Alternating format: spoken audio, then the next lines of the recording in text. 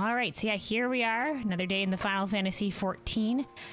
Today on the docket, for what we're going to be tackling today, we're going to be doing the second part of the Dawntrail Metalworking Role Quest. So we've been working on finishing up on doing the crafting role quests, the crafting and gathering role quests here in Dawntrail. We did the first big chunk of the metalworking role quest last week, and so today we're gonna be finishing it. I didn't quite. One of the reasons why I was a little bit late today is I was doing some last minute grinding because I was just a couple levels shy on getting some of these to 100, and we're like one level, we're a little bit off on armor and then like one level on Goldsmith, but we'll get a little bit of experience from it and hopefully that'll be enough. And otherwise, having Blacksmith at 100 will mean we'll be able to do the little finale part of it. So we'll be fine. So we'll be fine. But yeah, I was doing some last minute grinding and then I was like, oh shit, it's almost stream time. Then I'm like, oh shit, I also have to eat something. So that's why I was a little bit late. Poor timing as per usual. As in poor time management on my part. That's how it usually goes. That's how it usually goes. But yeah. So what we have left in the role quest is we have the last delivery. And then we have the finale to the storyline. So that is what we're gonna be. That is what we're gonna be doing. That is for what's first up on the docket for today. And then afterwards, we're probably gonna either do some party finding or some duty roulette to end the day. Oh, we also have to do. We also have to go continue the custom delivery storyline. We also have to go continue the custom delivery storyline out with Ameliance. So that is what when we're done that, we'll do the custom delivery storyline stuff, and then probably, I don't know, some look in the party finder maybe, or we'll do some duty roulette, something like that to end the day is probably what we'll end up on. And then next week we'll be starting in on the Leatherworker, Weaver, Carpenter role quest, which will be the last of the crafting and gathering role quests that we have to do. But for those who don't know, there was the live letter. There was the live letter early this morning for me. earlier today, there was the second live letter that was going over some of the stuff that we're going to be expecting in 7.1. And 7.1 is launching on the 12th, on the November 12th. So next weekend is going to be the last time we have before 7.1 launches, and we're going to be doing the 7.1 stuff. We're going to be doing the main story. We're going to be doing the Alliance raid. There's a whole bunch of other stuff. Yeah, real quick here before we continue, let's talk about that a little bit. We'll let's just watch. We'll watch the trailer, watch the trailer here, and then talk about it a little bit, and then we'll start in on that metalworking role quest stuff. But real quick, let me hold on mute here again, and then let me pull up the 7.1 trailer.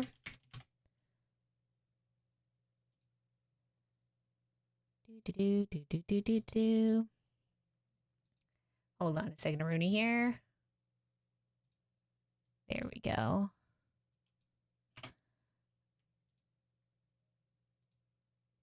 And then, boop, get this over here. There we are.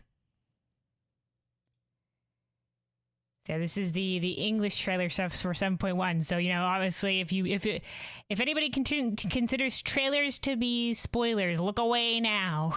Look away now, because this is going to be spoilers for 7.1 stuff. But, let's do a little watch through this trailer first.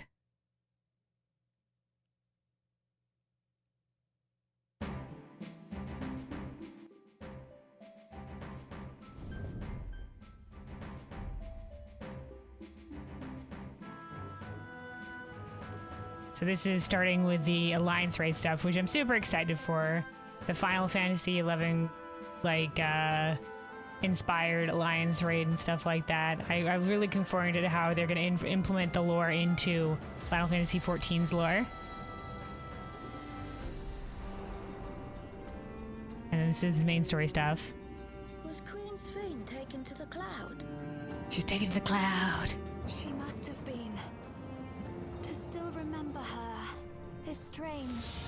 This sounds like Green's voice actor. Even though I remember her, I'll never see her again. It seems that's what it means to die. So this is, those are some shots of the dungeon that we're going to. It's a very spooky dungeon. This is probably some research facility of preservation. The scientists from Alexandria. Strange.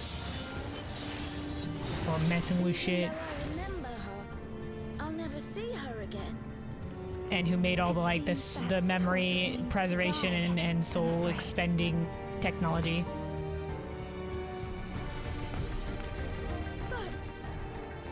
But what will happen? Then this is just they're reworking, they're implementing duty support for Haltali. What do you desire? Something that I had accepted I would never have in Tuliyolan. That I believed would forever be beyond me. That it was foolish to covet. Okay. So that was interesting. Oh, hey, Bizmaker. Hello, welcome. Have you seen the trailer yet? Yeah, I was watching it earlier. We're doing a rewatch of it now. Hold on a second. But yeah, I was awake. I was awake for the live letter earlier, so I watched the whole live letter. But yeah, so this was interesting in the fact that this seems to be freaking Galulja's mom.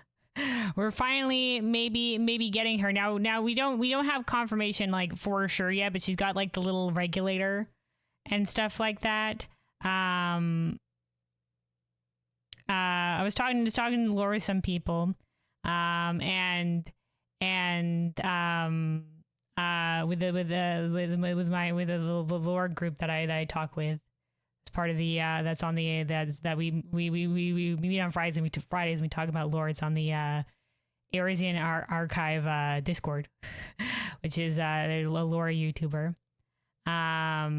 It's a lot of fun. I enjoy having people to talk lore with. But anyway, so there was some speculating because she says the line here. I would never. What do you desire? Something that I had accepted I would never have in Tuliyolan. That I believed would forever be beyond me. That it was foolish to covet. So something that she thought she'd never have in Tuliyolan, something that would be forever beyond me, something that was foolish to covet. Now, it seems like that's in response to Zoologia's line of what you desire, but I don't know. They could switch up lines from the trailer or whatever. So I've seen some people being like some people's opinion is that, okay, Galulja is a clone of Zoologia that was raised in this, that was made in this facility that we're going to. And this Mamulja lady was wanted to raise him or something like that, or worked at the facility or found the facility or something like that and like took pity on him.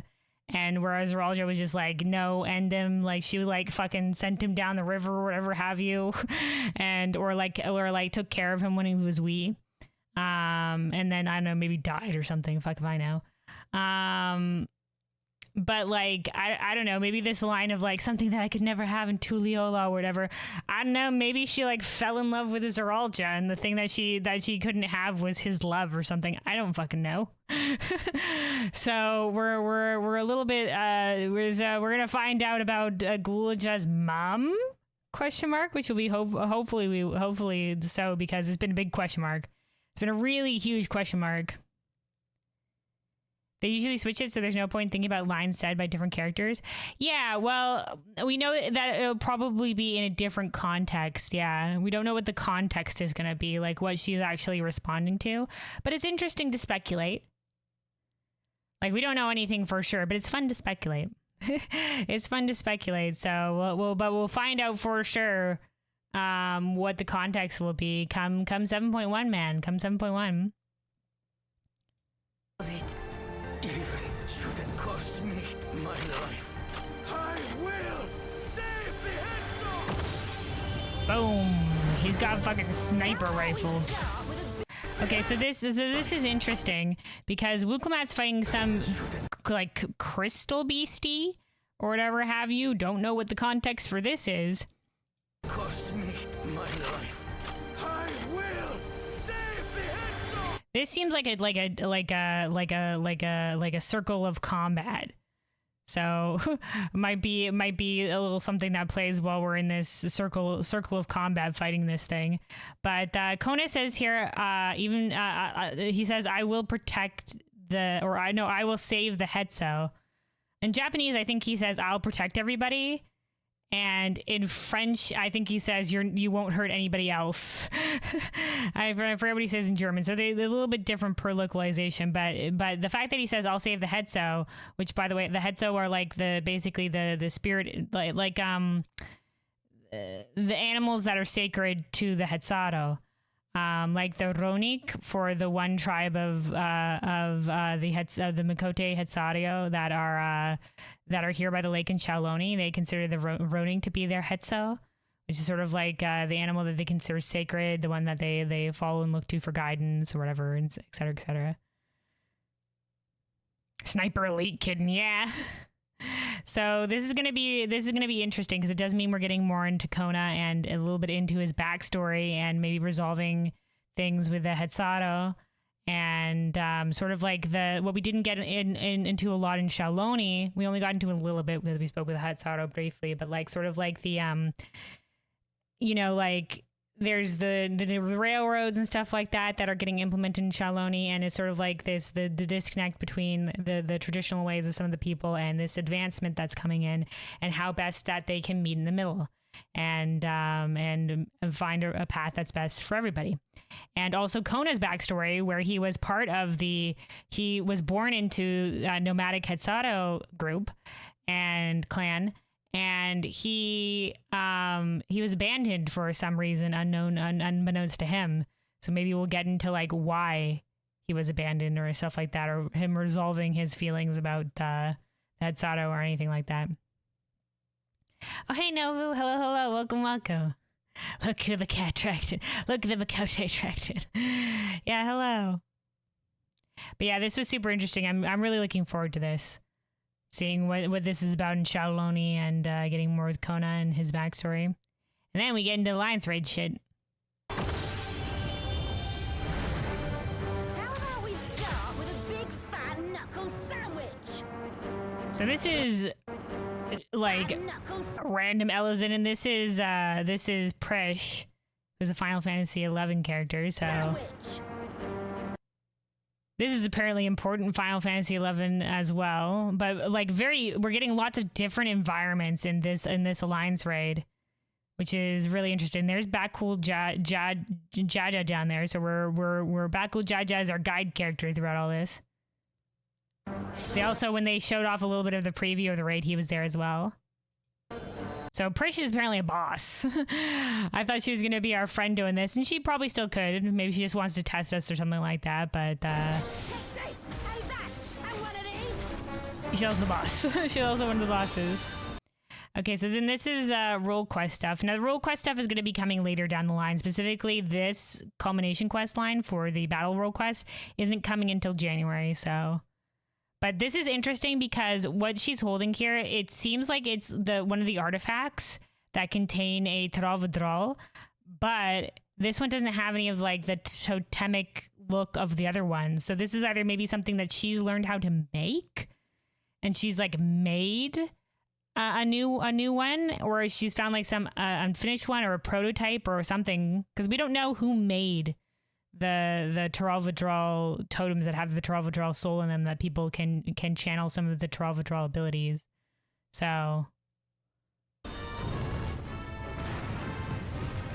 it's very interesting, and she's in the desert by Ul'dah for reasons.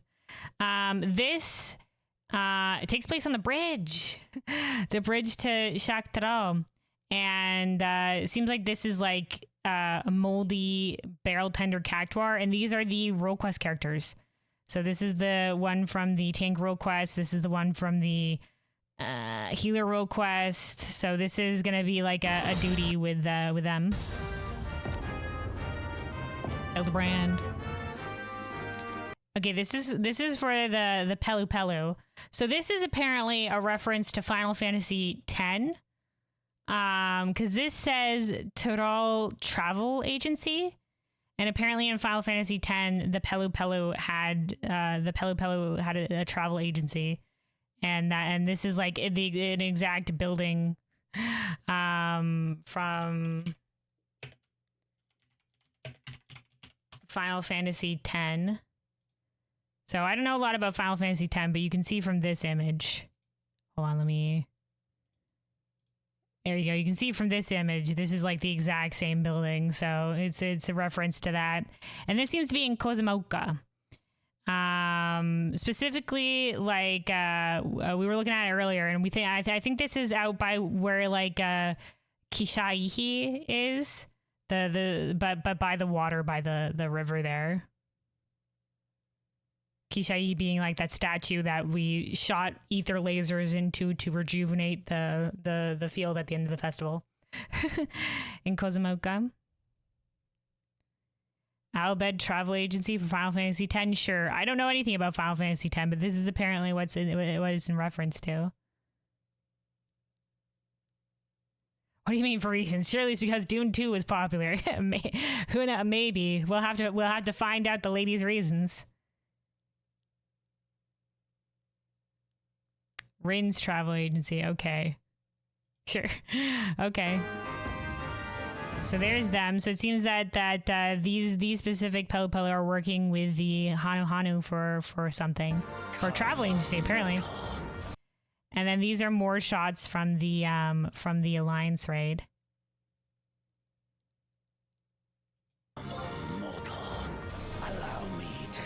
So those are like Zil arcs. I don't know much about the Final Fantasy XI lore, but maybe like a council fight? The depths of my hatred. Fafnir. I love the foresty background. So Shade of Gul Jaja is back for reasons. So we, assumingly it's the shade that the Autarch of Mamuk summoned to test us. He's there. So either that magic is running rampant, or is being used by someone for some reason. We don't know what is happening with this. But we know that this rando Ellison is here, and so is Prish.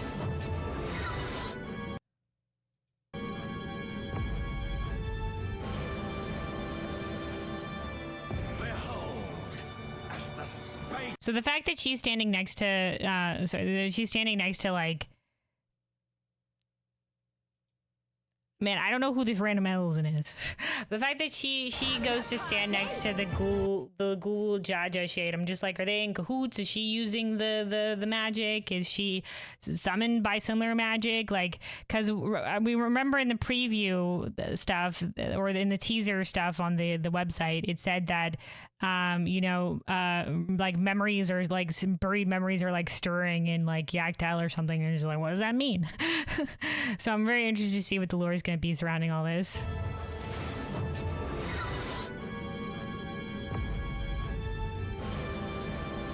The Shadow Lord. Behold, as the spate of my rage. And then also like Kirak Alliance raid stuff. Of your trivial existence. I cannot die. Not until I have eradicated you and your kind. One of the friends that I was talking lore with said that they like to refer to the Chaotic Alliance raid as CAR. And I find that like shortened, abbreviated to CAR, and I find that particularly funny because like, get in the car, get in the car, Lucy, we're going Alliance raiding. Your kind from this world.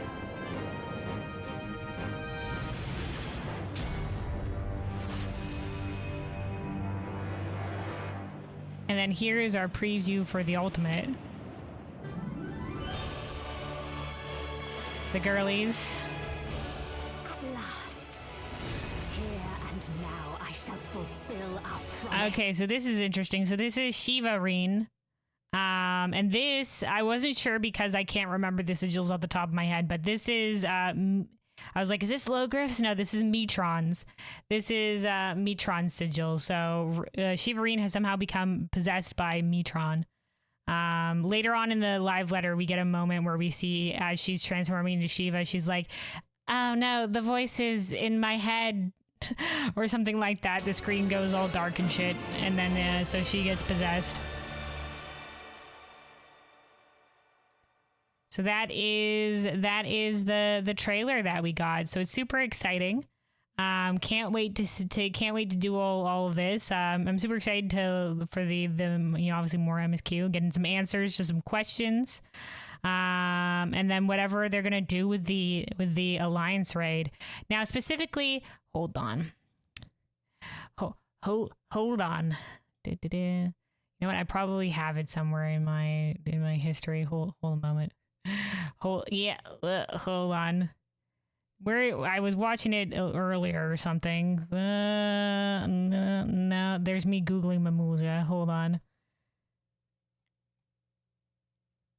I swear I was watching it at some point. Maybe it was earlier. No, it was probably earlier in the day because... Oh, here we go.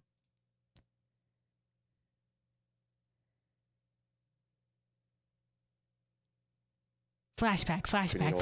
中に育てていきたいという思い Okay, so, flashbang? Oh. Because of the white? Yeah, sorry about that. Anyway, right, I was wanting to look up something specific that they were right, here we go. This is where we're seeing what's gonna be launching when. Hold on, did they put this all in a very easy to look at thing? Hold on. Nope. Earlier.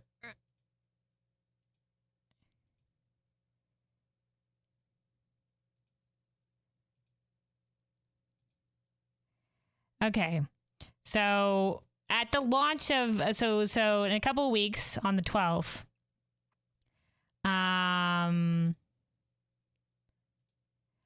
we're getting the main scenario stuff.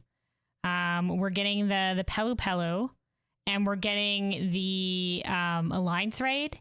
So that's what's going to be on the base launch. And then in the 7.5 patch, which I think is launching in December, so like a month later, that's where we're going to be getting these deliveries and the Wachu Meki Meki quests and the Hildebrand adventures.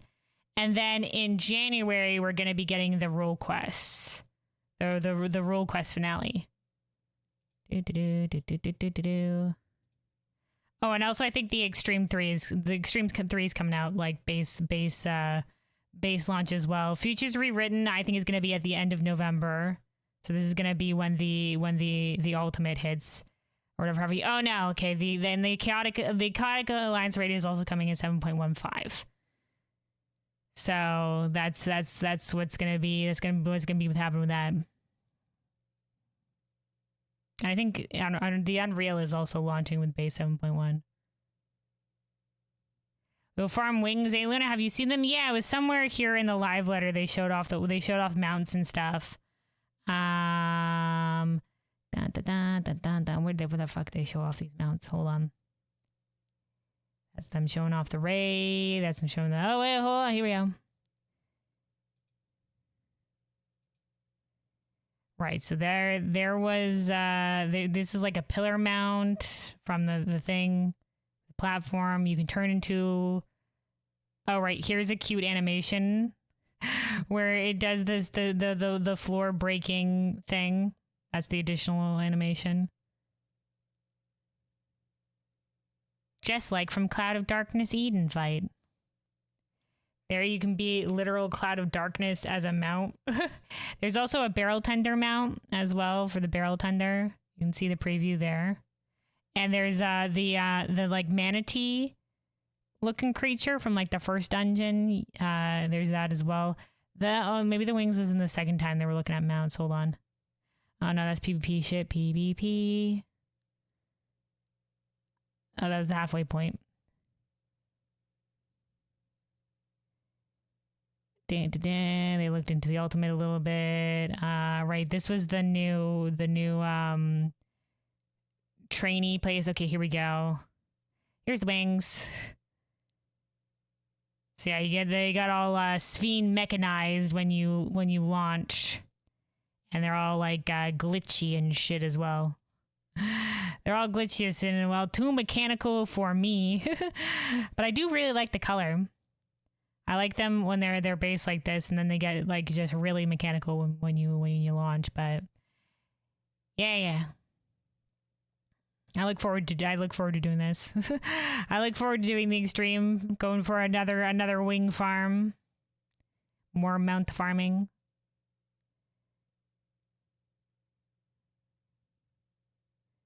Yeah, very mechanical.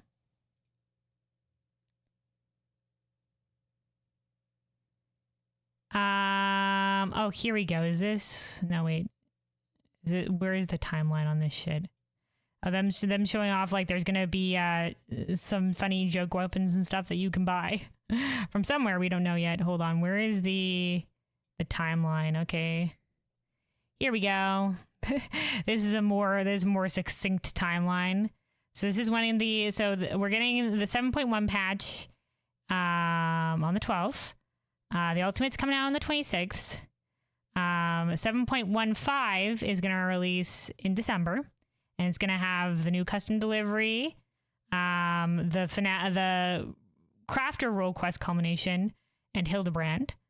And then Christmas Eve, we're gonna have the Chaotic Alliance raid, so a gift for Christmas.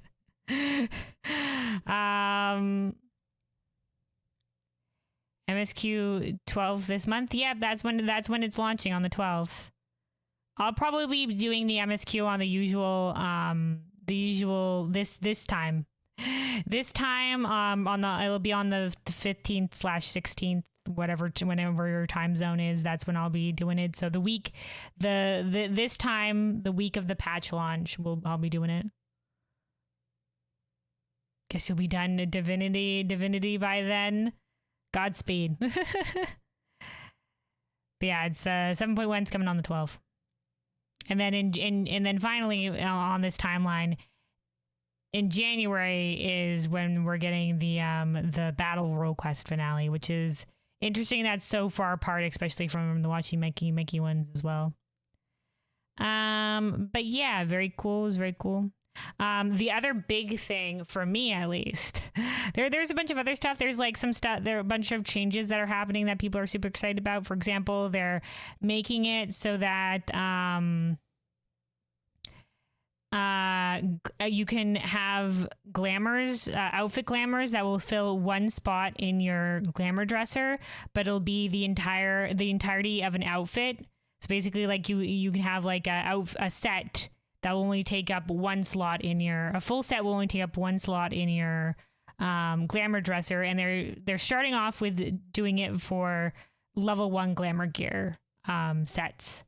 So that's going to be great for glamour dresser storage or whatever have you. There was a bunch of other stuff that they talked about as well. Feel free to look at the live letter for the joke weapons, for example. Like this is for ninja, etc. Some collab stuff, some little collab stuff, camping gear for reasons. There's some stuff about like G posing and specific controls involving that and something like that people liked. Yeah, the novice hall stuff is going to be super great. This is going to be great to teach people, because I think it really could have, the novice hall really needed an update because it was kind of old and what it taught is very basic. I'm really hoping the healer one will teach Sprouts how to Asuna, because the Asuna mechanic is a little bit like weird. And it took me a while to figure out, like, in terms of, like, what can and can't be Asuna'd. Like, I didn't know, like, the little blue bar above something, a debuff, meant that it can be Asuna'd until much later on. I also hope they teach them that the doom mechanic, because the doom mechanic works so differently across different dungeons and shit like that. Like sometimes doom is the person like in Crystal Tower, when you look at the eyes, sometimes the person has to go cleanse doom themselves. Sometimes somebody has to cleanse doom themselves. There's nothing you can do as a healer. They got to go do something to cleanse doom. Sometimes you have to cleanse doom. Sometimes it's a cleansable thing. You cleanse them before they die. And then sometimes doom is you heal them to full. You have to heal them to full to cleanse doom. And the way that you can tell this is, I don't know, who cares? I don't know, you have to know the fight. Except for if it has the blue bar above the head, then you know that it has to be cleansed. But otherwise, sometimes it's just like, do they have to do something? Or do I have to heal them to full? Who knows? Heal them to full just in case he's... But like, so that it might be great to tell people that, to have a way to convey that information. At this point, people want weird version of glams not added. Like a rework of the glam system, you mean? Yeah, for sure. But I think they're just trying like to entirely rework the glam system. I think the reason that they're doing it this way is that it'd be exceptionally difficult to do. But until they can either figure out how to fucking revamp the whole thing, they can at least freaking keep patching it until it's better. I don't know. I'm not the dev team. Luna, you need to do this guides too. Oh, the novice hall, you mean? Well, I feel like I've got a good grasp of the basics now, but I'll definitely be doing them just to see what they contain. Don't act like you understand all mechanics. I'm pretty sure I do. I mean, don't get me wrong. Like sometimes sometimes in this game, there's so many different shit. You learn something new every day. And there's definitely some rare mechanics that they fucking toss at you. And there's sometimes where you're like, yeah, I understand what's happening here. And then you're just like, oh, but there's actually a little bit more going on with a mechanic that you did that on the back end that don't actually think about. Like, oh yeah, I know how to resolve this mechanic, but then there's also this little niche part of it that you didn't know about, etc. But I think this covers the basics. Like they were going over it, and it shows like the different symbols that come up, like tank buster symbol, line tank buster symbol, stack marker, runaway marker, little AoE around your feet marker, etc. So that's going to be great. They also have a menu as well that they were showing off as well, that you can this menu, where you can see like the different abilities that mobs can do. So if you're ever confused about what does this mean, they're gonna have this now, which I think is great. It's almost like a dungeon journal, the dungeon journal in World of Warcraft, but like obviously more general overview. So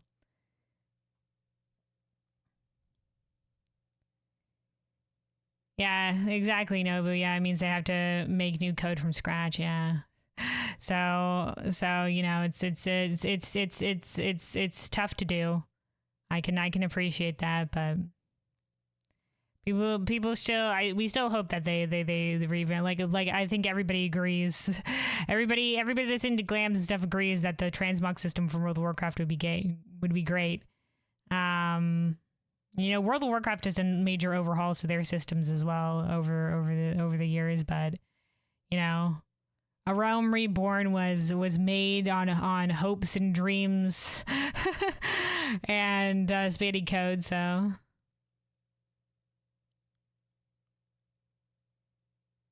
you laugh at them if they toss the PlayStation markers or light/dark matches from Alex in the Hall of Novice. Yeah, we'll have to see.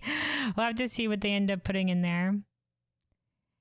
But yeah, it's nice that the Hall of Novice is getting an update to contain all this, and there's going to be this menu, etc. as well. So yeah, but that was the basic overview of the live letter. The other thing, I think it was only mentioned briefly. I think Yoshi P talked about it, and the translator later team talked about it, but it's not in the thing anywhere. But they are doing in 7.1. There's going to be an epilogue quest, like an additional quest for Pandemonium. like a little, probably like a little yellow quest or whatever, where we're gonna get a little bit more like pandemonium. We're gonna get more from pandemonium NPCs apparently. Yeah, but my guess it'll probably be with Claudian. But hype, hype, I guess, man. Apparently they wanted to tell a little bit more about pandemonium, maybe to like wrap up any loose ends or whatever, or clarify shit, or stuff like that. So I'm hyped for that. I'm gonna be doing that at some point. It's gonna be interesting. We'll see how I want to spread out when I'm doing the things, but I kind of, you know, because I probably the week after. Because MSQ is probably going to take up like the entire stream, and then at some point I'd also like to do the Alliance raid stuff, and then, man, at some point we're going to go and tackle that, do the Pandemonium quest. It probably won't be too long, but you know.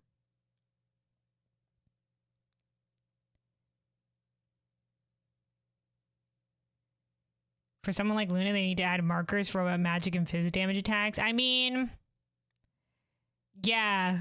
I mean, one of the only, the only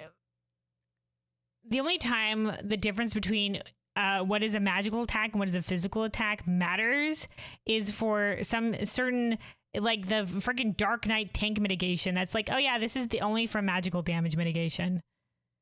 That's like the only time it matters, because damage is damage, and I think it's pretty rare that there is abilities that mitigate or like deal with one and not the other.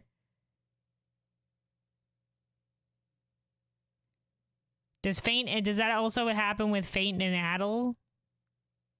I see. What? Yes? I don't deep yes. I just heal. I do mids.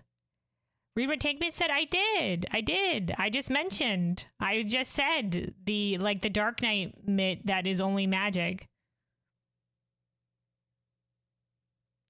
Feint is 10% physical damage and 5% magic. Addle is the other way around. Ah, I see.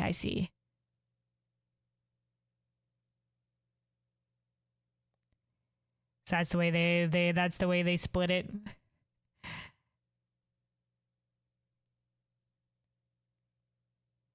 There's damagement and then there's physical damagement. Okay, hold on.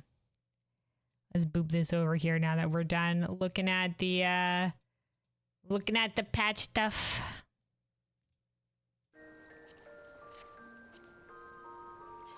Do.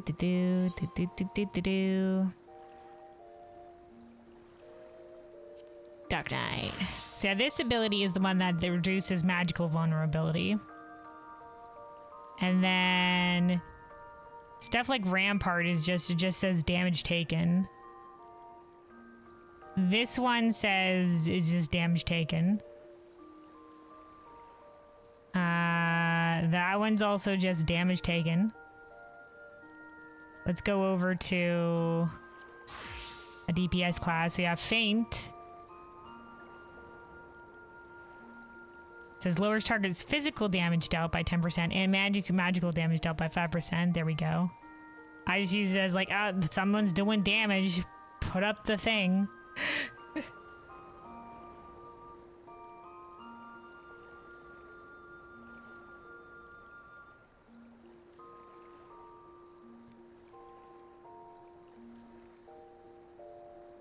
Yeah, I know there's Dark Knight. We're talking about Dark Knight.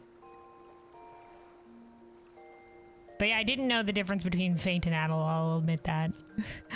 I'll admit that one. Reversies. But yeah, most of the mid stuff is just like straight damage taken. Gunbreaker also has one that's like that. Okay, hold on.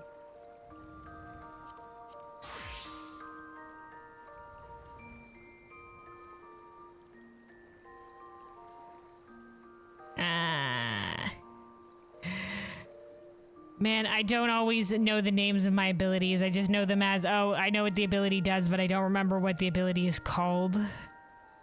Is it this? Heart of Conundrum? Did Heart of Late? No, wait, this one. Reduces magical damage taken by self and nearby party members. Oh, so this one's pure magic. I just use this as, this is like my only group-wide mitt as Gunbreaker. So if there's a group-wide thing, it's usually magic damage. Very rare that group-wide is physical damage, I would think. But it's not like these things aren't indicated anywhere, are they? Like when a boss casts something, it's just like, best guess, good luck, you know? I think it's pretty rare that something like is indicated to be specifically magic or physical or not. It's just like, you know, read the room kind of thing. There's a myth for Astral Illusion, if I recall, this magic damage. I see. It's indicated by what? There is an indicator for physical and magical damage? Okay, how?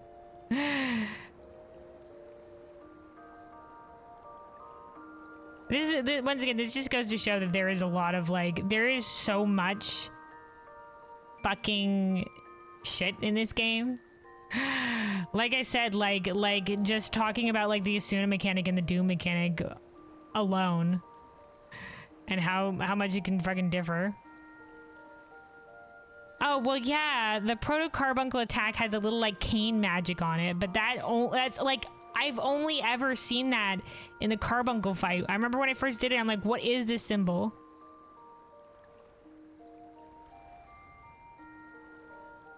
Oh, well, yeah, when an attack goes off, it'll be like, boom, magic damage. But, you know, I'm talking about, like, when it's being cast. Like, obviously, after it's been cast, you'll know what kind of damage it did to you. Yeah, that was one fight. That was the one fight bit. The one fight that showed that. Otherwise, that's never come up again.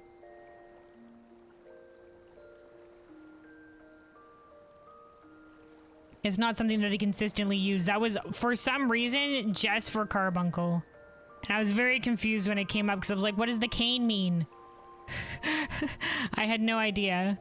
Because that was the one time I was convinced to go in blind, and I immediately regretted it, and that's why I watch guides always, and will not be convinced otherwise. Because I know some of you like going in blind on fights, but I don't. And I remember, I think Bizmaker, you specifically were just like, nah, it's a fine fight to go in blind on. I think that was not a fine fight to go in blind on because it presents new mechanics with the mirrors and the other shit. So I now will never be convinced to be like, no, don't watch a guide. Check Discord? Okay, hold on. Hold on.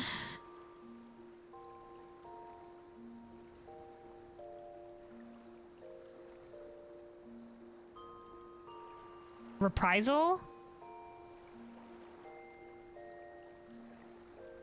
As the one additional team mitt? Though technically reprisal, like, it goes in the boss and whatever.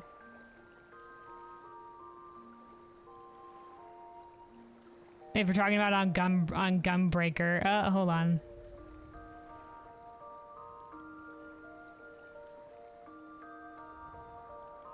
Yeah. So yeah, when the damage goes out, it'll show you, it'll have the little indicator, like the sword is physical damage, the wand is magic damage. So when you see the damage numbers come up, it'll have those indicators so that you know, but that's only after the damage has gone out.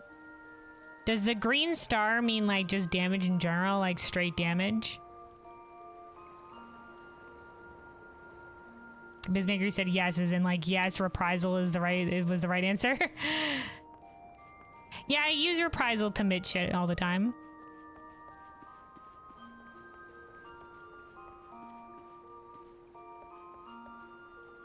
Oh, and magic and unique. Okay, unique damage. Okay, yeah, sorry, I missed you saying that. Okay. So does unique damage, like, not, is it unmittable, or is it just, like, act as both, or, like, gets mitted by both, or whatever?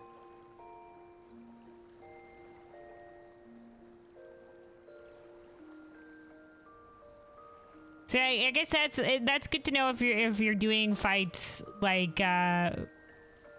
when you're doing fights and be like, hey, I wonder if this attack is, for like, oh, for next time I know that this is a magical attack, or for next time I know that this is a physical attack after the damage has gone out.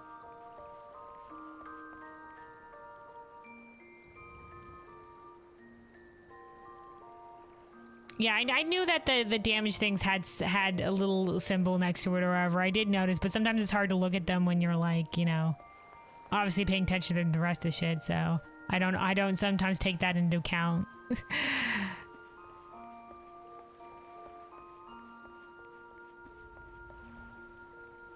Uniquest cannot be mitted, like math attack in raid. I forgot the name of the raid. You mean the Evilies? With the Ridorana Lighthouse? The math boss in that one? The robot? I forget the robot's name, but it was, the Ridorana Lighthouse. It was the raid.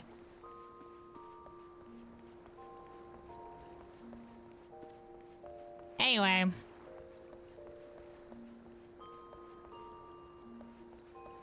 Like I said, sometimes it can definitely be a little bit more obscure, and there's a lot to learn in this game. There is obviously a lot to learn in this game, and this is sort of an example, but also something that like I said, I do read my abilities, just like for the most part. For the most part, the vast majority of the abilities are just like straight damage mids, and there are a few where it does differentiate between magic and physical.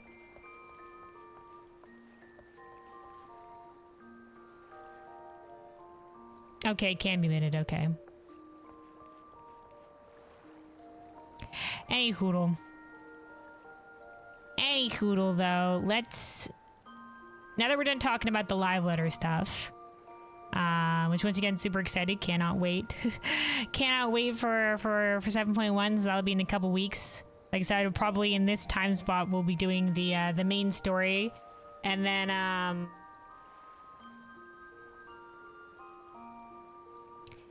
man, I still would want to get to the. I'll have to figure out when I want to do the raid, because I don't want to wait an entire week to do the raid or whatever have you. So maybe like if we're gonna be raiding on the weekend or whatever, maybe it would be raid with the fellows, and then instead of doing duty roulettes, go do the first wing of the Alliance raid, and something like that. I have a couple weeks to think on it.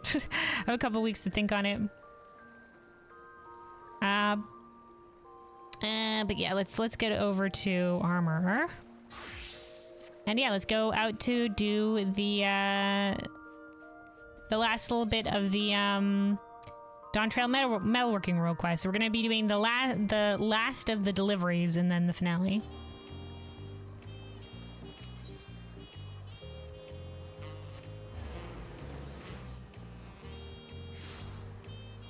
Also, unique bypasses the res protection. It does? Oh, okay. And bypasses stuff like hallowed ground. That's the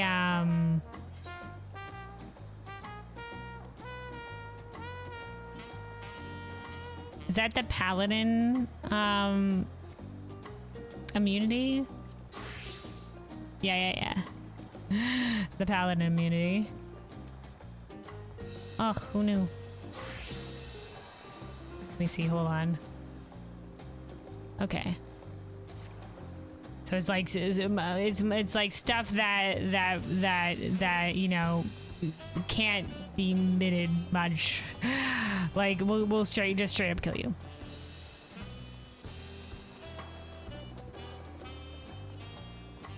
Well, yeah, Bizmaker, but do I need to know its unique damage when it's just an instant kill you mechanic? No. It could be any damage under the sun. That doesn't like, oh, you died to unique damage, Luna. You should have known it was unique damage. Bitch, it's an instant kill mechanic. Does it matter? It could be fucking fairies and fucking starlight damage, and it doesn't matter. Dead is dead.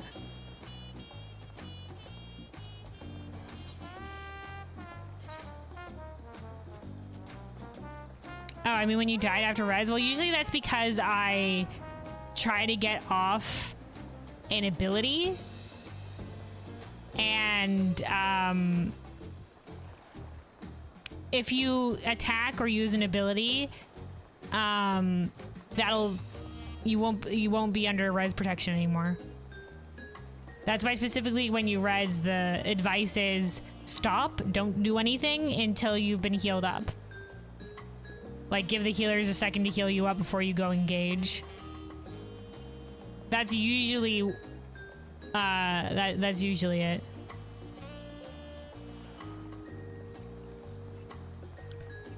But there's definitely sometimes probably as well where it's been to an unmitigatable thing. Where I've just gotten straight murdered. But to be fair, like early on when I was doing the MSQ, I didn't know about res protection. I was just like, all right, I'm up, get back into the fight, you know? And then that's one of the other things, like I said, so many fucking mechanics and little things to think about in this game. Only later on did I realize, oh, okay, there's you get like a grace period where you won't get, you know, murdered as long as you haven't done an action, because doing an action will cancel your little bit of res protection. But yeah, there's probably also been some times when I've gotten hit by unique damage and it doesn't matter, it goes through res protection or whatever. Alright, any hoodle though. Let me take a sip of water here and then we'll do a little bit of a story recap for the Metalworking Role Quest so far, and we'll get into this. But yeah, stay hydrated, everybody, stay hydrated.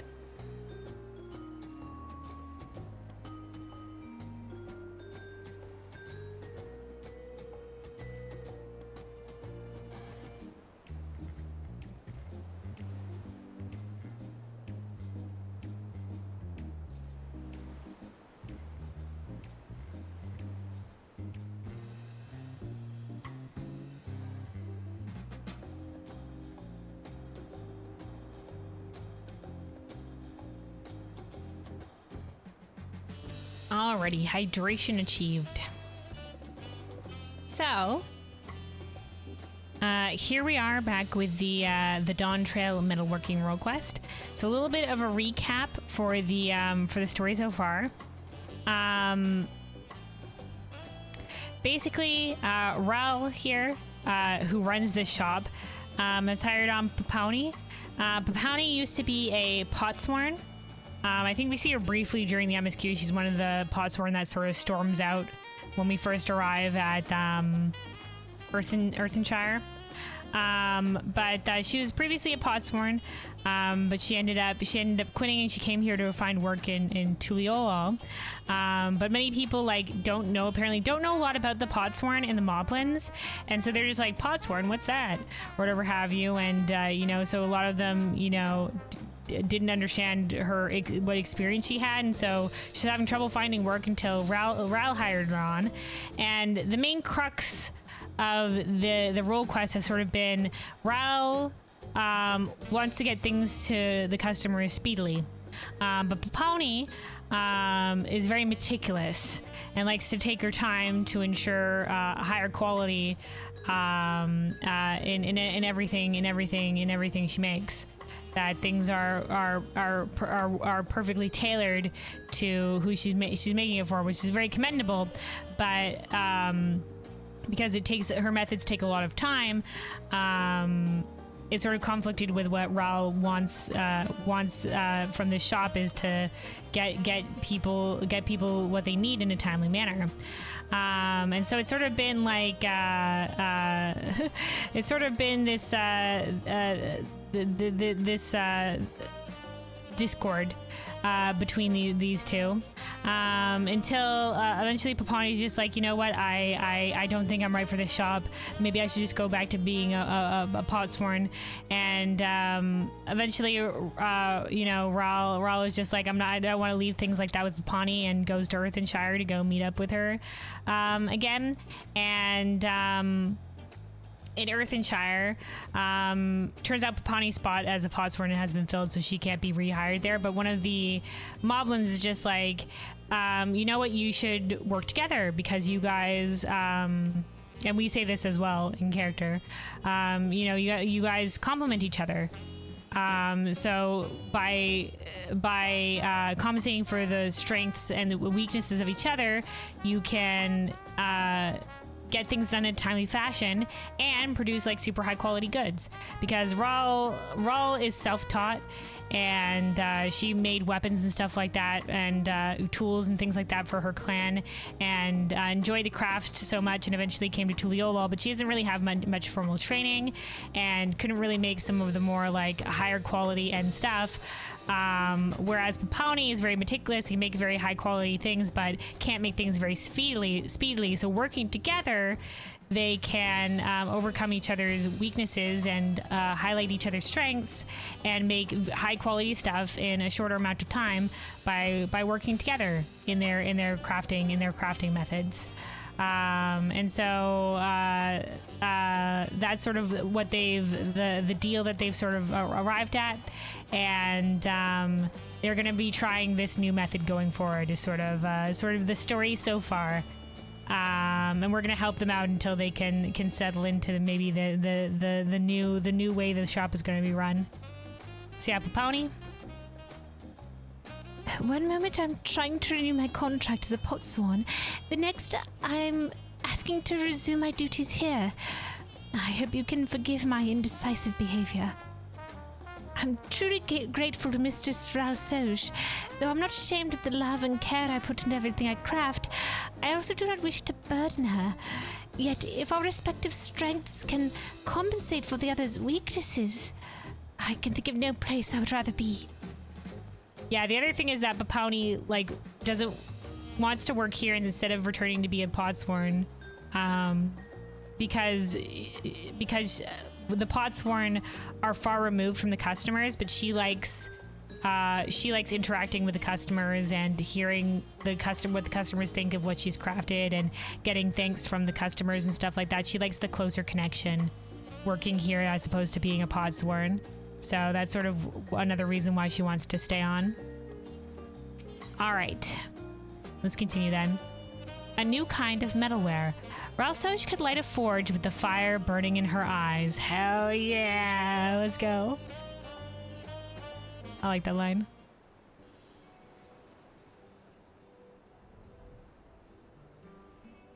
Good to see you, Cohen. Bonnie and I have finished discussing how we might go about using our strengths to complement each other. We came to the conclusion that together we can craft first-rate metalwares, the sort of which I never would have considered crafting in the past. As a result, I decided to accept a special order. I heard through an old acquaintance that a palace seer was looking for an artisan to craft a censer for their ceremonial practices. Told him I'd be happy to oblige. Okay, a palace seer. We don't really know a lot about the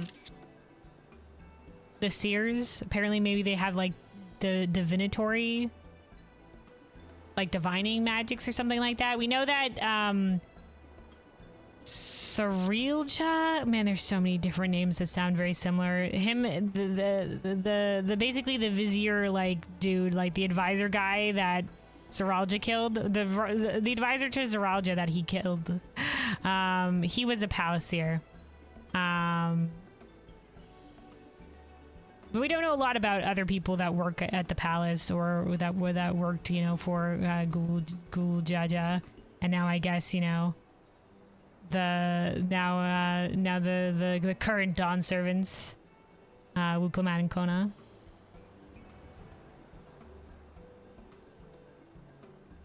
I think it's Cerilja. There's like Cerilja and there's like Zerilja. Like him and the Autarch, the advisor and the Autarch or Mamuk, Bakul Jaja's father, have like nearly identical names. Like they're one letter off, so it's very confusing. Hard to remember which one's which. All right, any hoodalo, special order. It'd be a trifle trifle to craft were a simple sensor, but seeing as it's for ritual use, I believe it will require delicate and precise ornamentation. Which is why Mistress Ralph Soj and I have decided to split up the task thus. She will repair the molds, while I oversee the sensor's decoration and finishing touches. And there we go, working together, working together. That said, we're still getting used to this whole dance tandem crafting. Bound to step on each other's toes till we find a sense of harmony. Well, we'd like you to make a number of sensors to ensure that no matter what happens, we meet our deadline. And by number of sensors, I mean like 6, a delivery. The design of the sensors where you're from may look different from those in the palace, but a quality work is a quality work. I'm confident the seal will be happy to use any that an artisan of your talent can make. Alright, alright. So it wouldn't be Tuliolan sensor, but we can make like Agorisian or like Far Eastern or something like that sensor.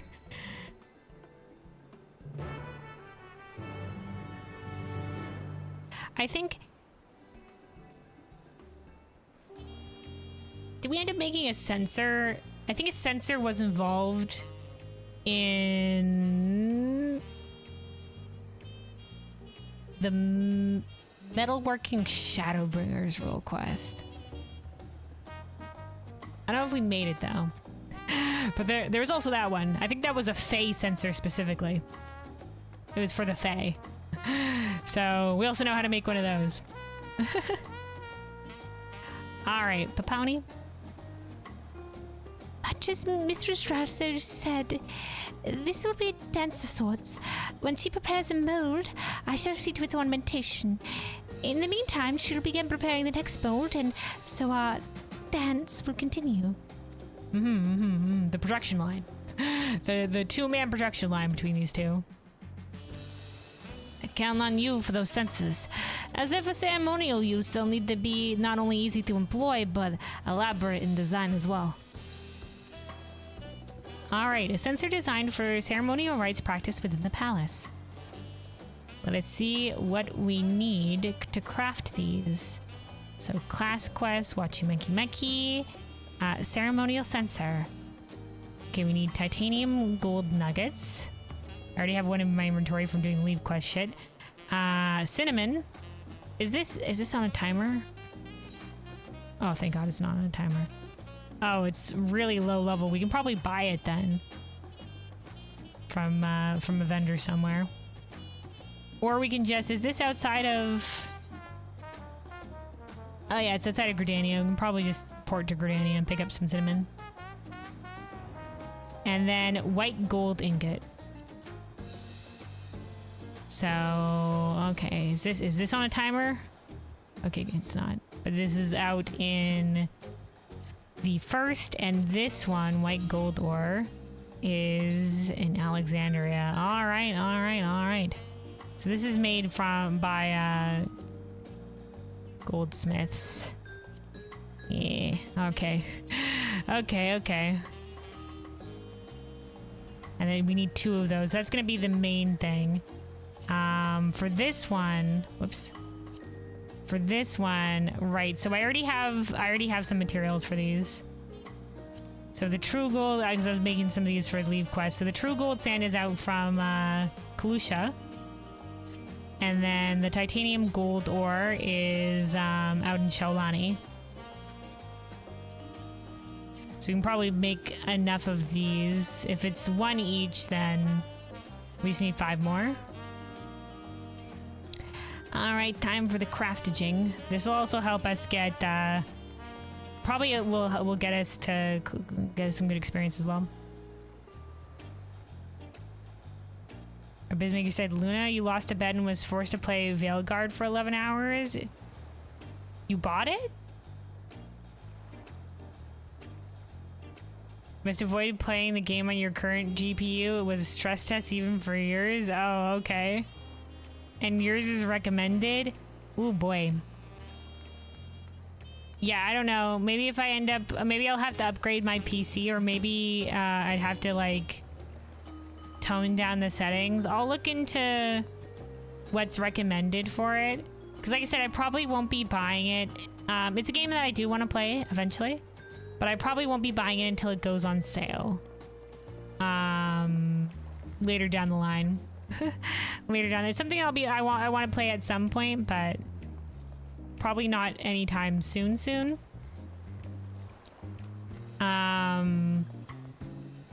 Like probably like sometime next year maybe.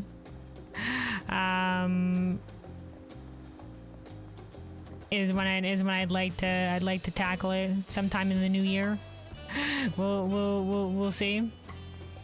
But if it's gonna be, you know, because if I'm gonna be streaming it, and it's gonna be like chugging on the old computer, you know, maybe it's finally time I get a couple upgrades in couple upgrades for my computer, because it's been a hot second since I upgraded her. She's still a good computer. Like, my computer's still good. It's just we're no longer like top of the line. Could probably use maybe an upgrade here or there.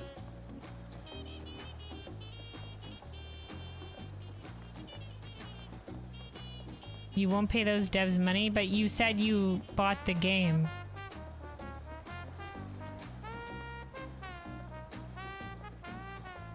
Wait, you stole the game?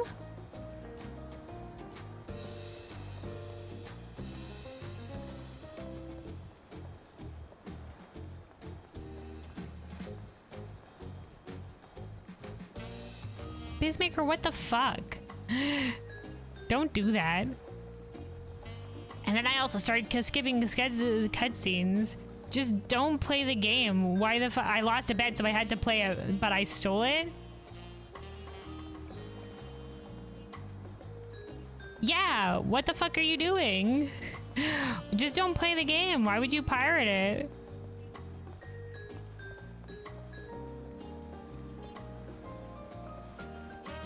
Torrent is technically not stolen. Why? Because somebody else bought the game? I don't know what you mean. I thought Torrent was just straight piracy.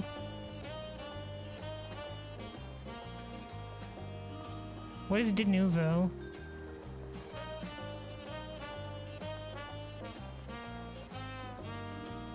I won't pay the devs money, but I will play their game. Just don't play it.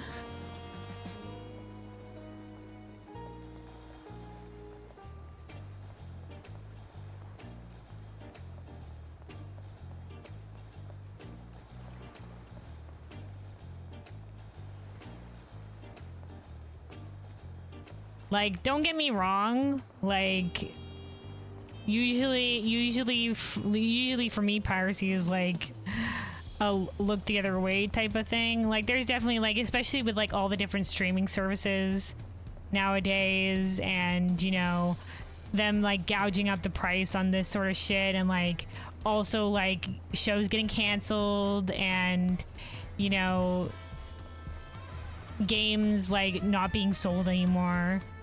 Like, you know, there's definitely situations where it's just like, okay, you know, look the other way, it's fine. But, you know, in a situation where in a situation like this, it's just like, man, then just don't play. You know?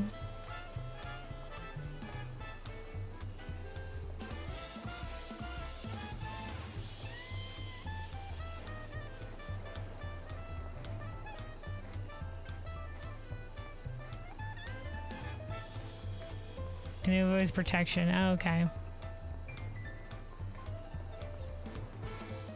Yeah, but like, just make a good product. I'll pay for a good product. Then why the fuck are you playing it? You know, there's a difference between like I'm gonna speak with my wallet. You know, make a good game and I'll pay for it and I will play that game, and as opposed to, nah, game's shit, so I'm just gonna steal it. You know, like, you know, it'd be like if somebody's selling bread at a stall and then you're like, your bread's shit, and then you steal the bread and eat the bread. Like, I'm just like,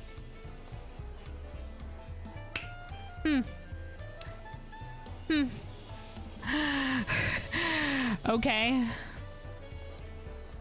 Because I lost a bet I just told you? For what? In which case, just tell them you're not gonna buy the game.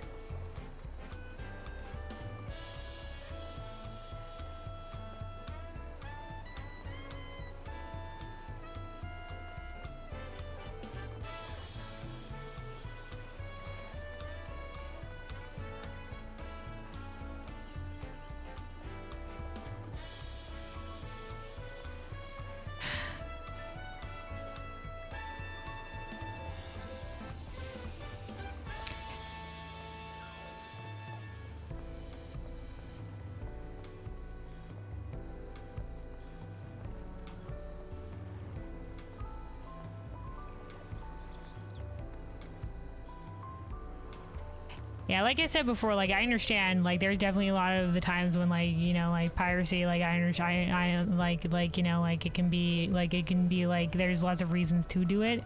This is not an instance. This is not an instance where I think, you know, like it's justified in any way. So, I think you're wrong to pirate the game. Just don't play the game. That's my opinion. Obviously, I can't stop you. Obviously, I can't stop you, but like, I don't understand you either.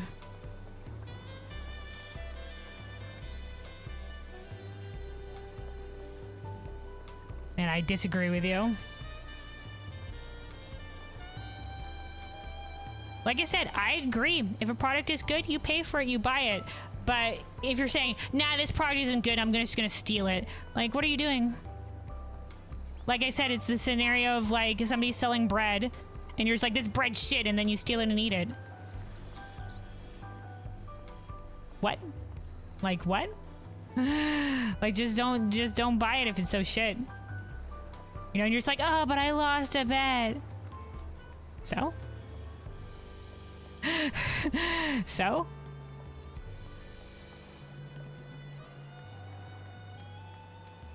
Yeah, but once again, if the game's so shit, if they don't want to pay, but they want to play, they have to pirate it.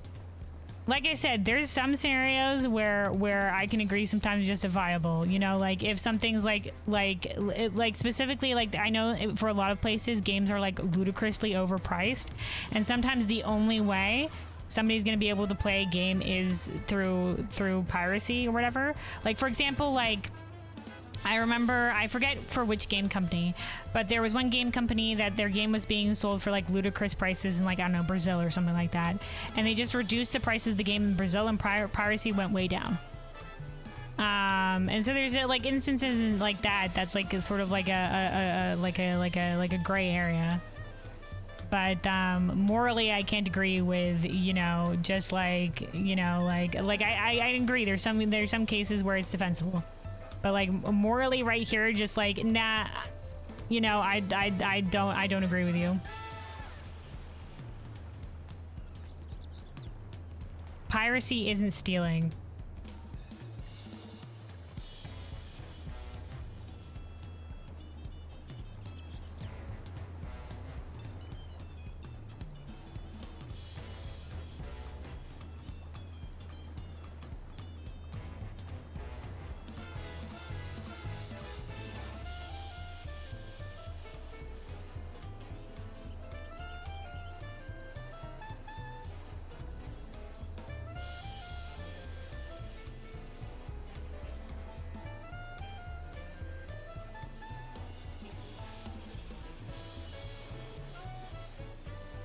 I guess in terms of like digital goods, I understand where you're coming from, that you're not like stealing it out of the hands of somebody else.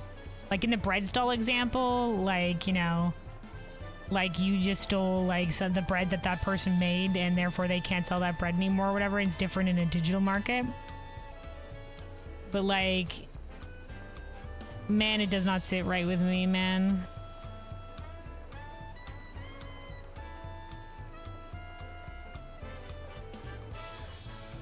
Especially if you're playing the game and enjoying it in any way, you know,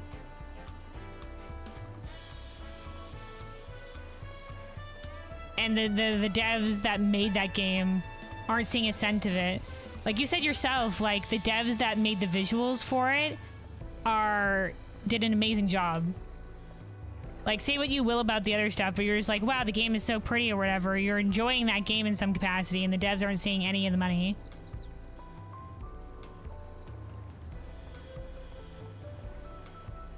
Even the ones that you admit did a good job.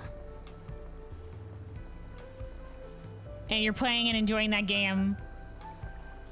And you're just like, nah, I don't want to give these devs money though. I'm just like, what?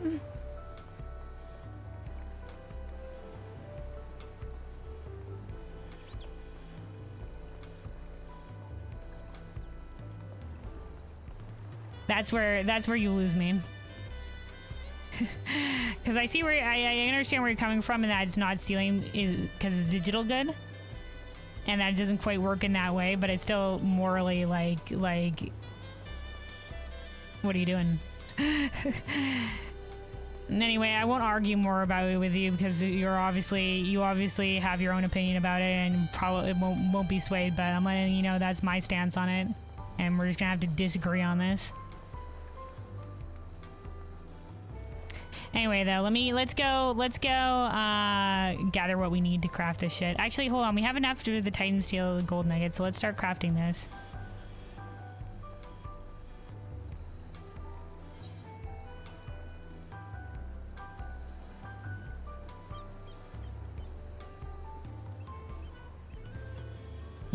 Hold on, crafting log. Oh, well, so we should probably eat some crafting food.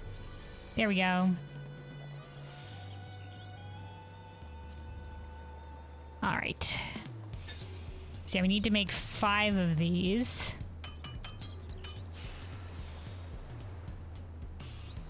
So I already have one in my inventory already.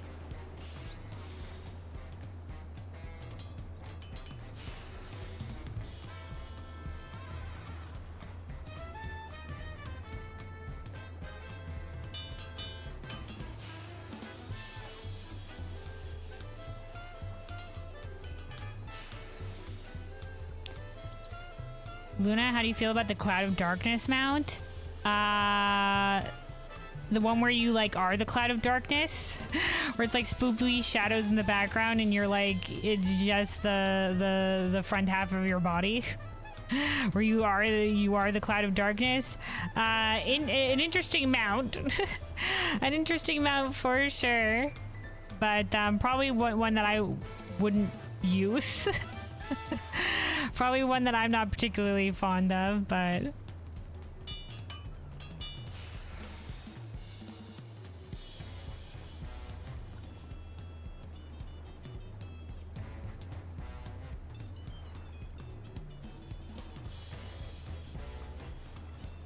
you know, that's for a lot of mounts in the game. Like I said, for me, I particularly I like more like fantasy-esque mount, like riding on a fantastical creature. Those are the kind of mounts that I like. Or like I actually really like the wings mounts as well. But I'm a sucker for like birds and wings and stuff like that. So I like the Valley Garmanda wings. But for the most part, I like the beasties. That's why I also don't like the mechanical mounts and stuff.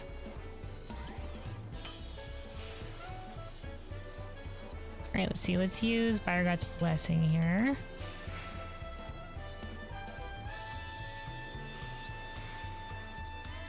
And then we'll start working on progress. Yeah, definitely an interesting concept for mount. Well, Final Fantasy XIV has like some really crazy mounts. There's some really crazy mounts that they have. Like you can be freaking wandering around and there's like you're on a Mandragora, or wandering around and you're on a motorcycle. Suddenly it's sci-fi on this biznatch. A flying elephant if you wanted. A giant orb. Why not? A giant whale or whatever whatever have you. So the mounts in this game definitely go crazy. Be carried with a fairy. Be carried by a fairy who had a gun at some point. Here's the car from Final Fantasy 15. Be carried around by a bunch of little Namazu. Why not? Be carried around, or ride on a robot. Be carried around by a mechanical hand. Ride in a tank. Be carried around UFO style. There's a pink rhinoceros from Fall Guys.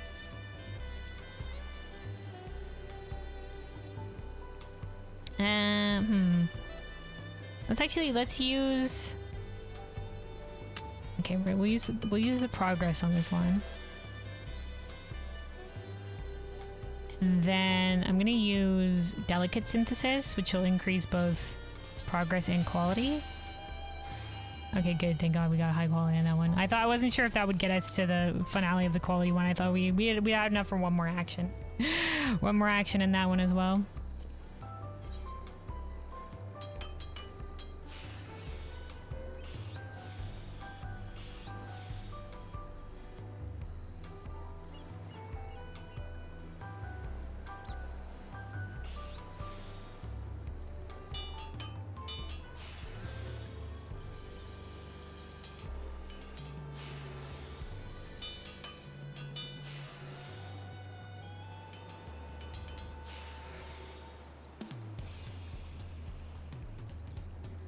Okay, let's do train finesse.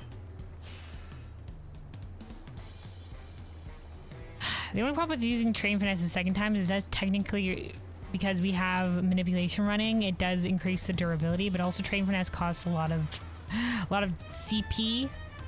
Let's just go straight for Biogod's Blessing here.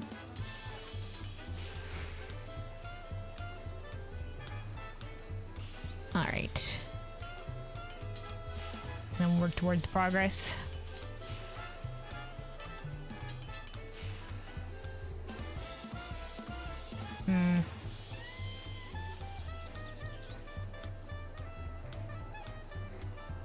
All right, let's do a prudent touch to increase the quality a little bit.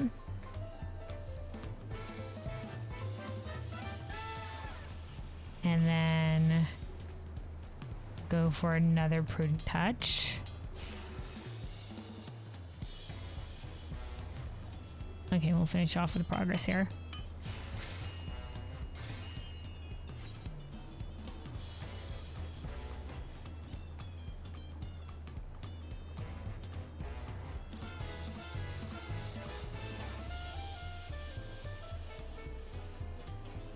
Oh, hey, Squidden. Oh, welcome, welcome. How about we talk what Luna is doing when she's showing a discussion? Oh, yeah. I don't mind if you guys want to talk about your own thing in the chat or whatever have you, if you want to keep going. I've disengaged from this conversation. I think we've come to an end point about where we are in this argument, and that we're gonna have to disagree on this matter. But yeah, if you guys want to keep talking about it, your game too. But I'm not arguing in this anymore.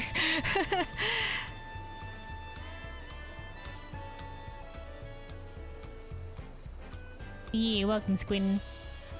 All right, we need 2 more of these.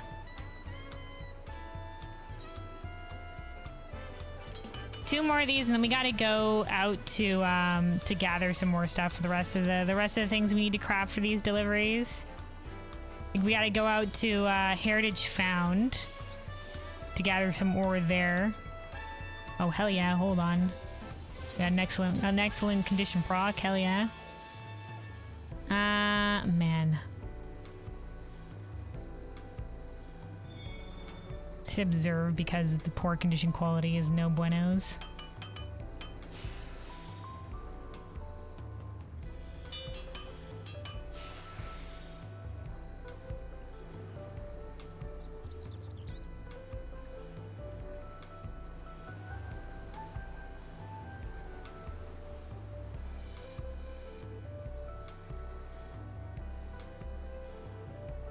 We need you to do EX2 for your wings? Yeah. I was... at some point. At some point. My main goals for today is finishing up the Metalworking Role Quest, and I'm gonna do custom delivery stuff. But I was thinking maybe I would do some extreme 2 for today. I make no guarantees. But definitely at some point I need to do more of that fight to try for those wings.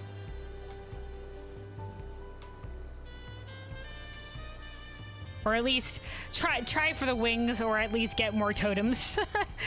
Especially with EX3 coming out, you know?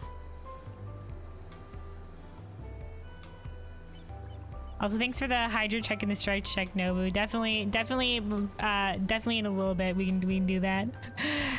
Anybody else that's maybe been sitting for a while now, maybe a good time, you know, stand up yourself.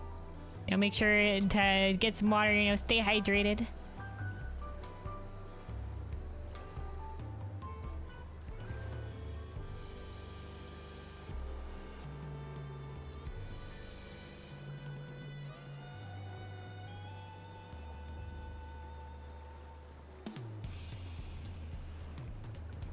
All right, hold on.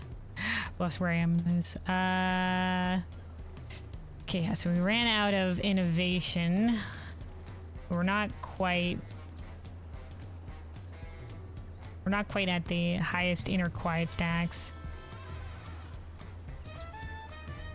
All right, let's just do another preparatory touch.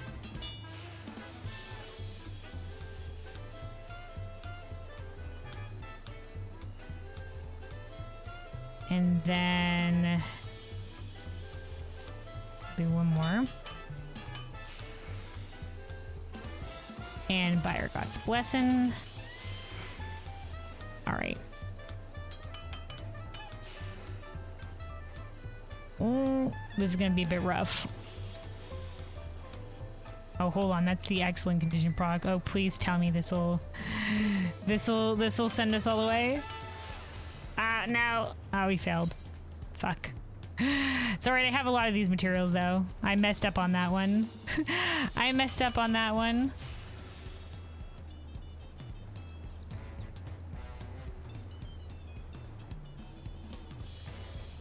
Poor condition, you'd say skip it by using patience. There's observe. Which one is patience? Man, I do not know all the abilities in this one.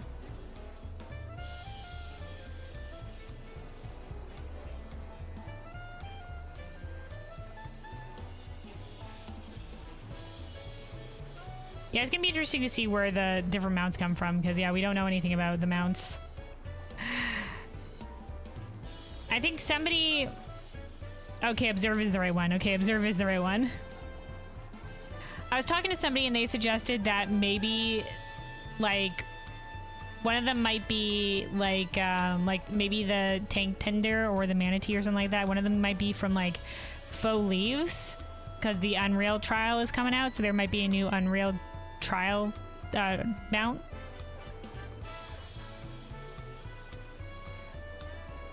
Okay, hold on, we got a proc here.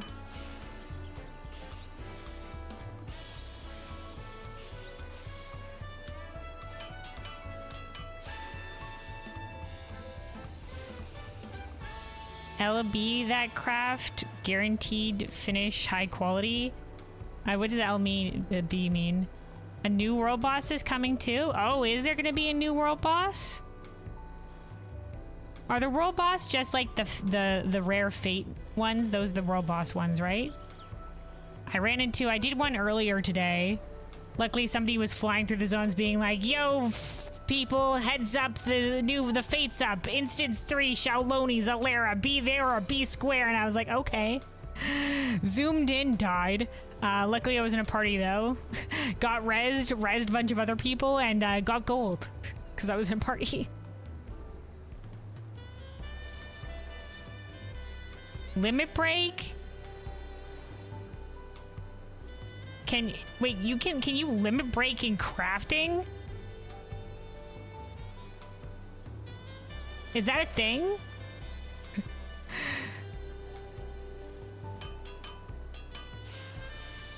Dude, I do not. I need to watch a crafting guide. I keep saying this to myself as I'm just winging it on the fly, but I've never been told anything like that. That's a thing?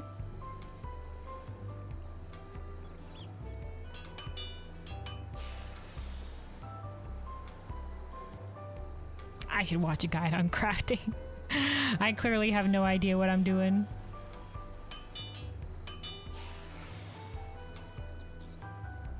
Yeah, I've like I said, occasionally some people will come yelling through the city streets and being like, "This thing has happened." I'm like, "Okay," and then I'll run out and go do it. So I have like some shit from some of that, some of the ones from Endwalker, and then I think there's the chipmunk one that's out in Living Memory, where you can get the that's how you get the chipmunk mascot outfit.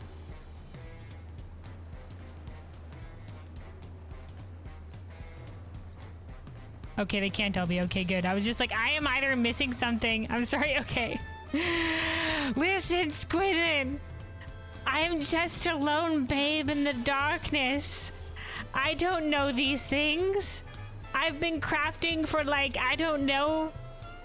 Well, actually, I've been crafting for a freaking while, but I don't have a long history of crafting. You could tell me something, I'm just like, wow, is that another facet of crafting I just don't know about? I'm just a wee crafting babe.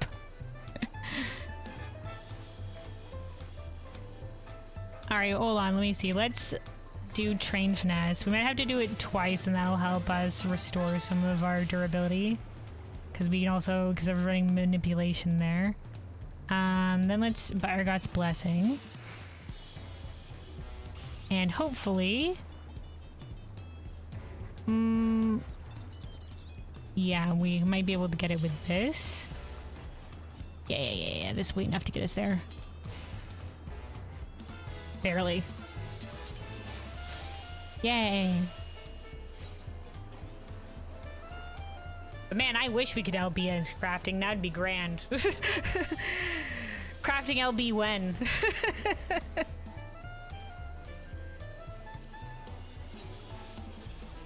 I should probably still watch a guide on crafting, because like I said, I'm winging it on based on like, oh, I think this works well, but like I'm probably doing it all wrong. I'm not being optimal. I'm not doing the correct opener for crafting.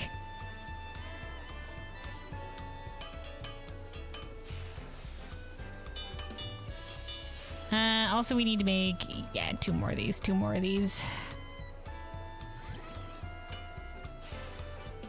I think, yeah, using the Train Finesse while manipulation up to increase durability is probably the right way to go, because we have so low durability with this. But it's also managing the CP as well, because we have like, we run low on that one as well.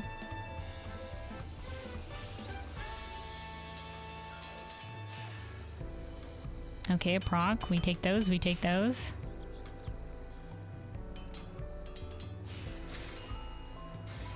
All right, boom shakalaka. One more. One more.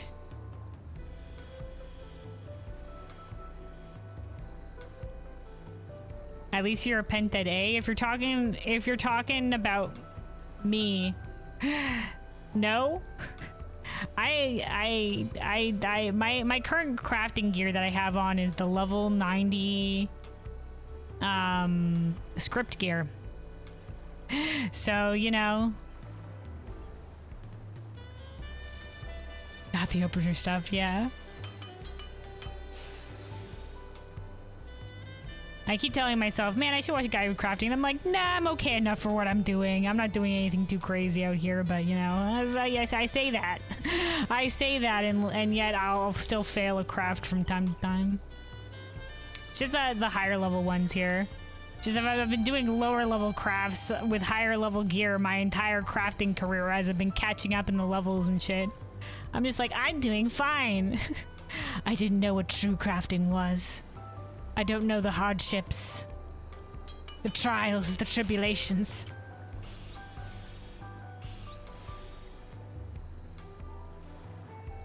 Let's do this one for progress again. Just because we get such diddly progress in the quality unless we're running innovation with the procs.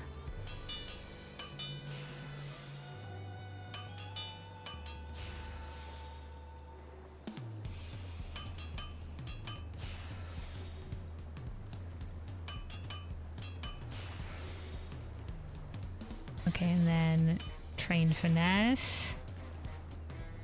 Fire God's Blessing.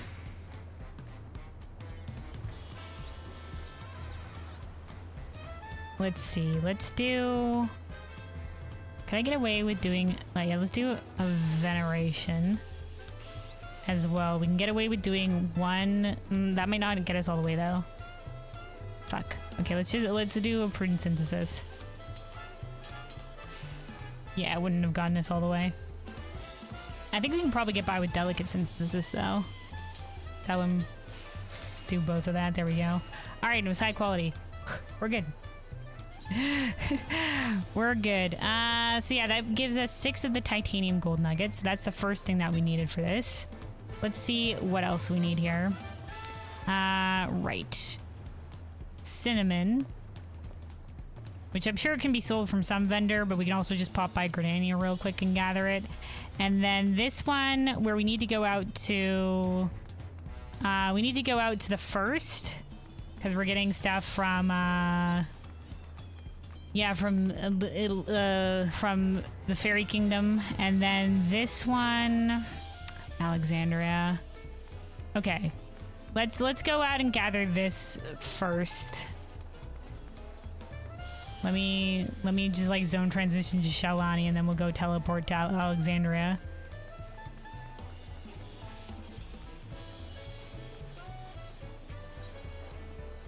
Yoink those materials real quick.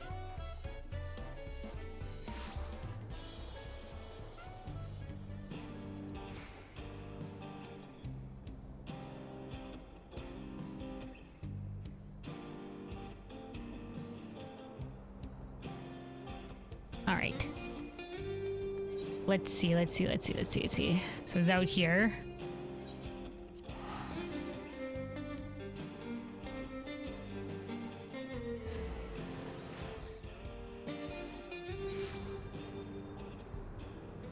Let me hold on.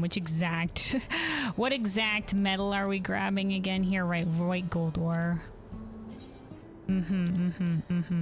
Okay, so yeah, it's right here. It's right here, and I think that was 5 per.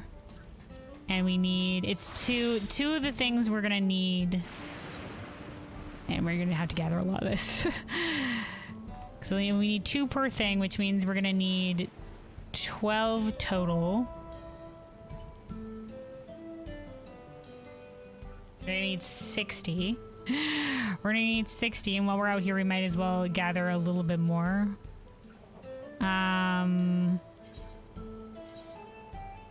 Okay. Okay, time for mining.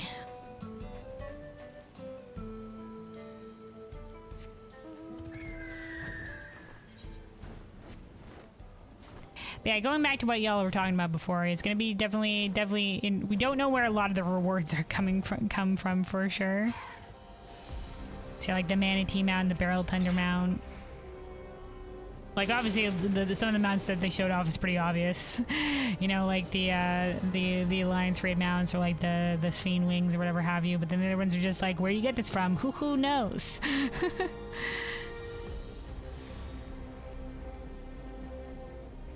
But I know a lot of people are excited for the for some of the mounts. Like the Barrel Thunder Boy. I think the Manatee one looks very cute.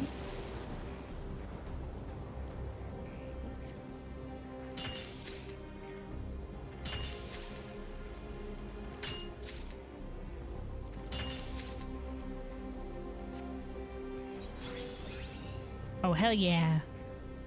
We got the node refresh, which means that we get try 2 electric boogaloo, and our GP gets fully restored as well.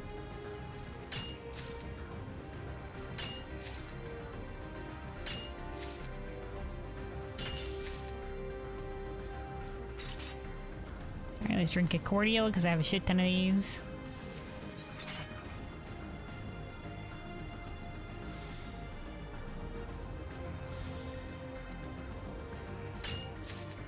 I wish the cordials didn't have a cooldown. But they do, so we can't just drink them back. We can't just like pop cordials like it's going out of style. Unfortunately, we have to wait. Can't just chug the cordial energy drinks.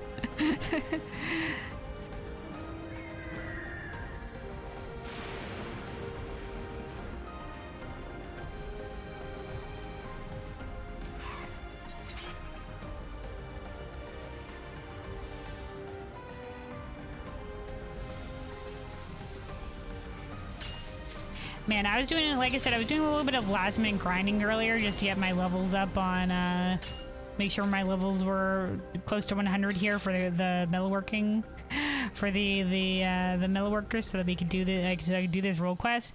And I was doing some gathering out here, and there we had like, it was 90, like I was doing this where it was like 94% chance on a node or whatever have you, and I lost the like.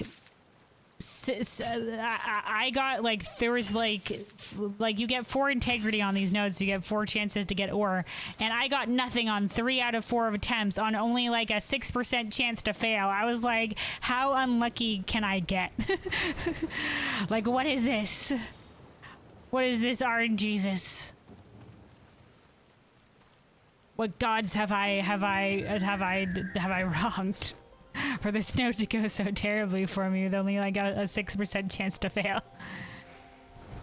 That's why in the crafting and stuff like that, people are just like, if it's not 100%, it might as well not exist, because you'll that, like, the small percent chance to fail will get you sometimes, man. It'll get you.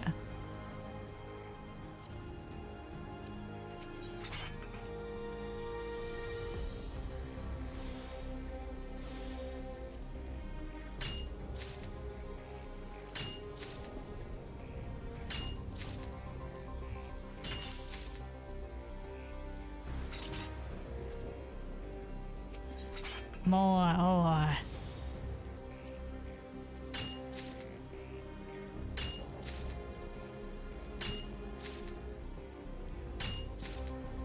Then you want to know a funny statistic about players who played Divinity... Oh, Divinity Original Sin 1. Yeah, sure. What's the stat?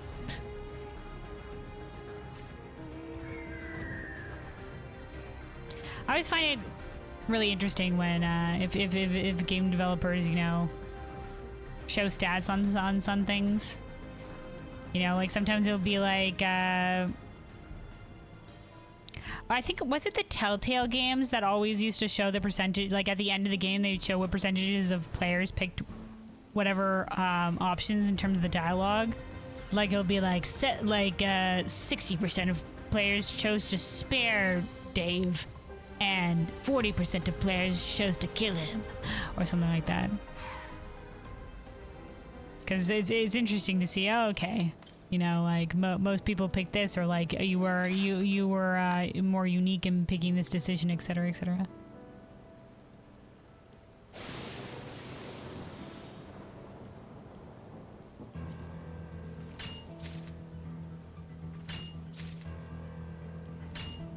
Do you have all your craft/gather at max? No, not yet. We're working towards it. That's why we're doing the role quest, but we're getting there. Obviously my metal workers here, practically at 100. As I've been going through the role quest is when I've been leveling them. So after these guys, we're just gonna have the carpenter, leatherworker, and weaver role quest to work towards. So those are the next ones that I'm gonna be hoping to level.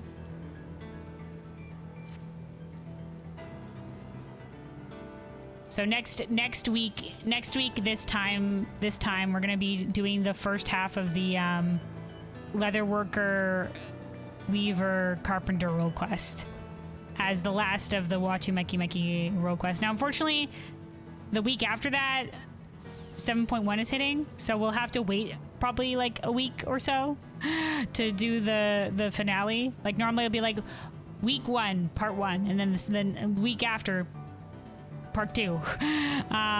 Because especially leveling 3 classes all at once, I'm not gonna do it 90 to 100. I'll get them to like that, so we'll do like the first half of the role quest, and then I'll do more leveling, and we'll do the second half. We're doing the first half and then 7.1 stuff, and then eventually we'll end up doing the finale.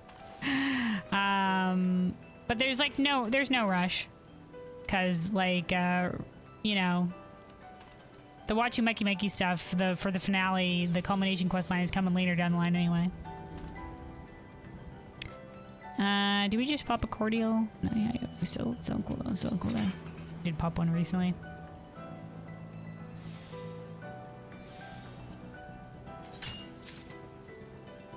All right, that gets us to 60, which is what we needed for the baseline. We'll collect a little bit more just for backup. Just for backup. Have some backup materials. So we don't have to come back out here again. But this is our last delivery, so we don't have to worry about like getting sent out for more stuff. Because it'll be this and then the finale, which will just be like, here, takes this, craft something with it.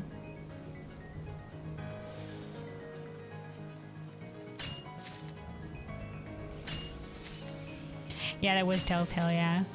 I don't think I ever played a Telltale game, but I do know that's how that one worked. My younger brother played some Telltale. So he told me about the games a little bit as well. Specifically, anytime we reference like dialogue choices, me and my brother lament sometimes that dialogue choices nowadays in games, a lot of the times it'll just be like, if your character is voiced, it'll be like a brief there'll be a brief descriptor of what you're gonna say, but it won't be the entirety of what you're gonna say. So for example, your options will be like thank him, or say no, or something like that. And if you pick the thank him option, your character will actually say like a longer dialogue line. Like instead of just being like thank you, it'll be like that was very gracious of you. You did very well. That was excellent and stuff like that. Thank you. You have my thanks, or whatever, something like that. So it'll be like the general idea of what the lines say, but you won't know exactly what your character is going to say until you select the dialogue option. So that can be kind of frustrating because sometimes you don't know what the tone of something is, what the tone of a specific dialogue thing is going to be, or sometimes you think you have an idea of what it means, but it's not. Or sometimes it'll come out more aggressive than you thought the dialogue option was going to be. So it's kind of unfortunate. That's why when I played Dragon Age Inquisition, I was a quick saving, reloading all the time. I'd be like, let me try that dialogue again. Let me try the different dialogue options. Like if I ever get around to playing Dragon Age Veilguard on stream, like you guys don't know what you're in for. I will not be stopped. I will be going over like an inane conversation like 3 times. Like you don't understand. I always come back to this when I'm ever letting people know, like, yeah, I play RPGs in a very like interesting way. In terms of I want to get the dialogue options just right. In Dragon Age Inquisition, there was a fight where you fight a fear demon. And then right after this big fear demon fight finale, there are 3 major decisions back to back to back to back. And there's no time to save. And so I wanted to get things exactly right during that. So the only time I could save was before the fear fight. So I did the fear fight maybe 4 times, 3 to 4 times. So I was just like, no, I have to go back and do that again. Well, I guess we're fighting the fear demon again. And it was a big boss too. But man, did I get good at fighting that fear demon.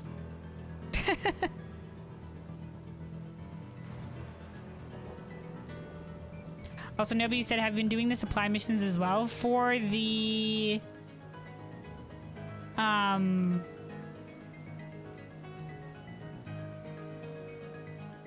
the Grain Company.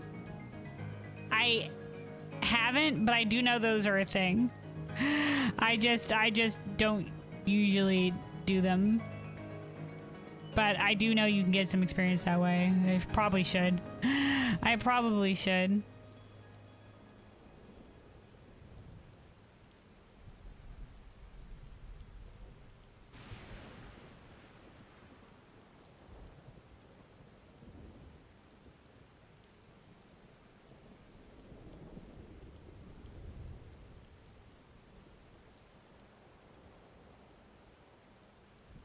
Oh, Bismaker, you're talking for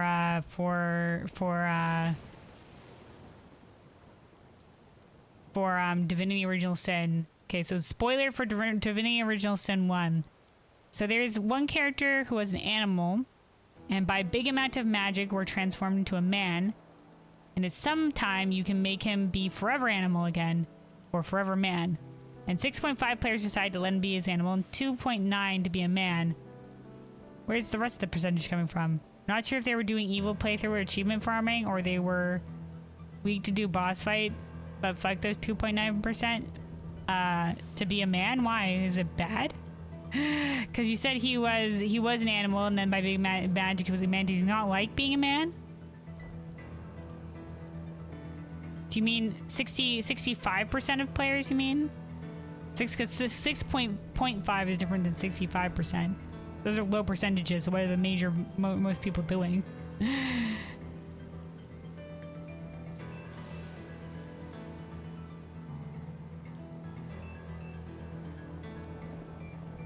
Just find out how desired are company tabards in Final Fantasy XIV. Oh, tabards, man. World of Warcraft has tabards, which is basically just like, you know, like a...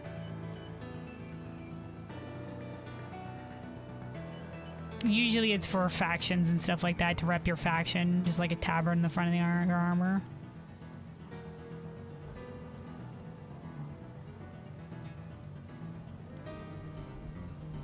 How much order do we have right now? We'll get a little bit more. We'll get a little bit more while we're here, and then we'll keep on keeping on.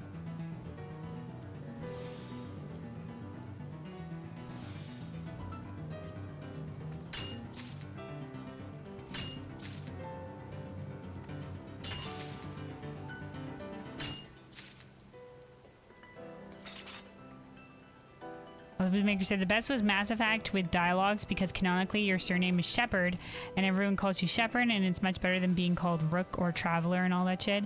Is Rook not the name of the character?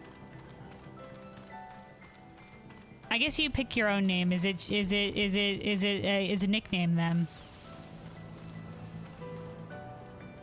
I thought they were going that way for Shepard with Rook. If I ever make it my character, I'll probably just call them Rook, so it's like they're calling the character by their name. is my kind of vibe.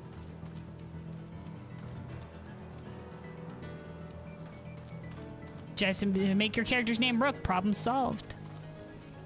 But yeah, a lot of the times to get around like your character being named for something specific, they will just do a generic name like in Guild Wars 2, it's Commander. Obviously, in this one, we're Champion or Warrior of Light or you there.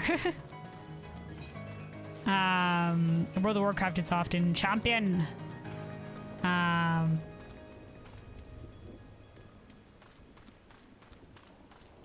yeah, yeah. Sometimes the player character just has a title that they're always perpetually referred to, or sometimes it'll just be like generic stuff like Traveler, Stranger, Champion.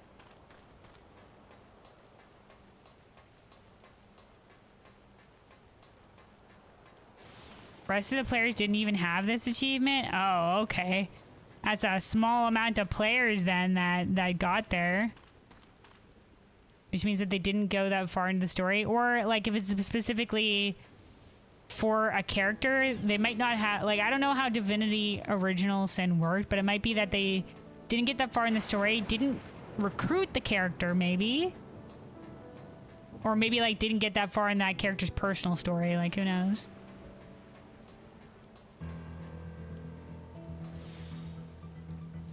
Also, nobody said, listen to this, Luna. Company tabards go for 1.4 mil a piece in the market board. Holy crap. I didn't. Okay, all right. When you said that you just found out how desired they were, I thought you meant like people wanted tabards in the game. I didn't realize there were tabards. Are they not? Are they like? Because when I think of tabards, I think of World of Warcraft tabards, which is something you put on your armor. Is that what tabards are in Final Fantasy XIV? Like, you know, a tabard that goes in front of your armor to rep a certain faction. It has like the sigil on them. the sigil of the faction.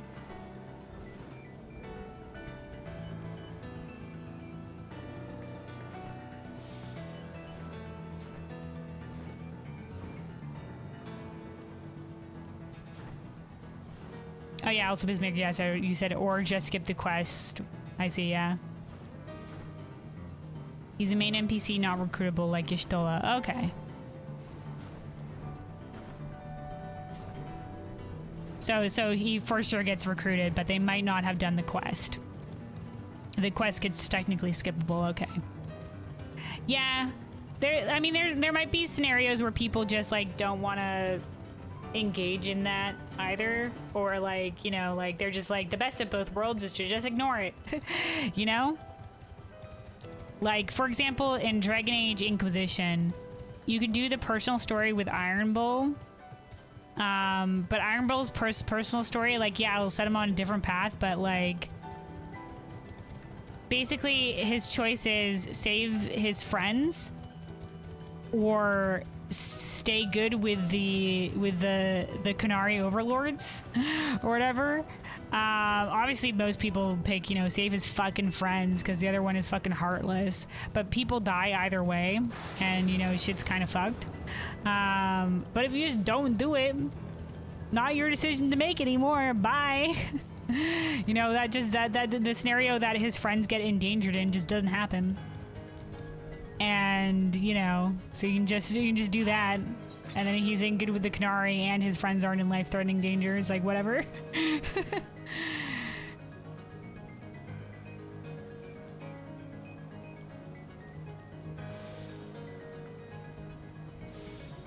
but you know, you get a little bit less into like character growth for Iron Bull and like setting him on a different path if you don't do that quest either. In terms of like the epilogue and shit. But you know, who knows, you know, if that ever will come into play. Because sometimes it does in the Dragon Age games, but sometimes it doesn't. Sometimes it's just like, yeah, this is just for you and your imagination of where the character is right now. But sometimes they'll either, you know, sometimes it'll get brought up though.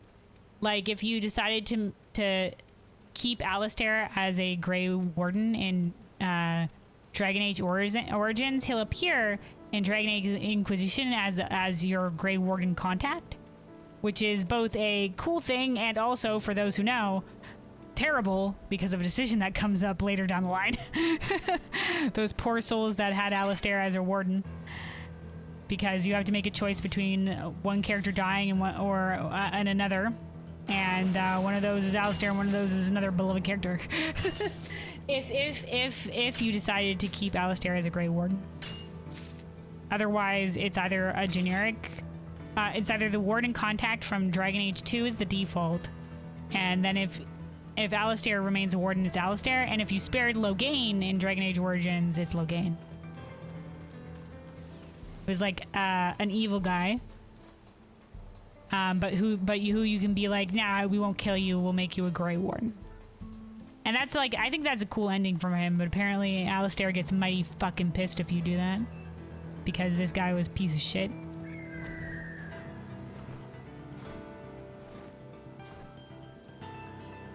Not an armor tabard, more like a coat. Oh, okay. Got it. Also, sorry, I miss you. I'm friggin' mining and reading and stuff like that. I miss Vivian. Hi, Vivian. Welcome. Hello. All right. We have enough ore. I think what we need now. Dun, dun, dun.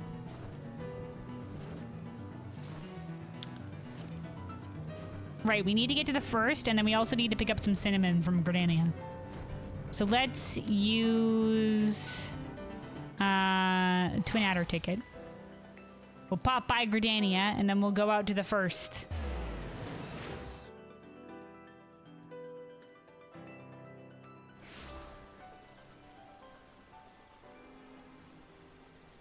For that matter, you were about to mention Terra and Loghain, I see. Yeah, I haven't... haven't played Dragon Age Origins myself. I played like I bought the game at some point, and I played like the intro, and then I kind of dropped it because I was like, man, this game is old. Man, this game is old. I just wasn't vibing with it that much. And then eventually I ended up getting Inquisition when it came out, and then I just played Inquisition. But I remember I bought it on based on somebody's recommendation, and the story of the game is really good, but just the gameplay is very old. The gameplay and visuals are old, so that's why I didn't end up vibing with it too much.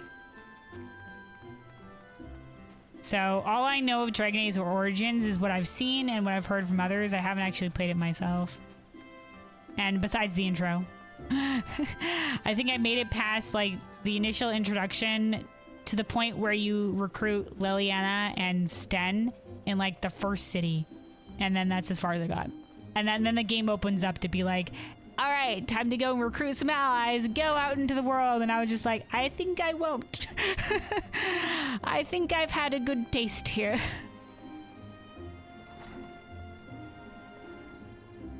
Why is Luna on Zalera? Because this is my home server. Yeah, this is where my home server is.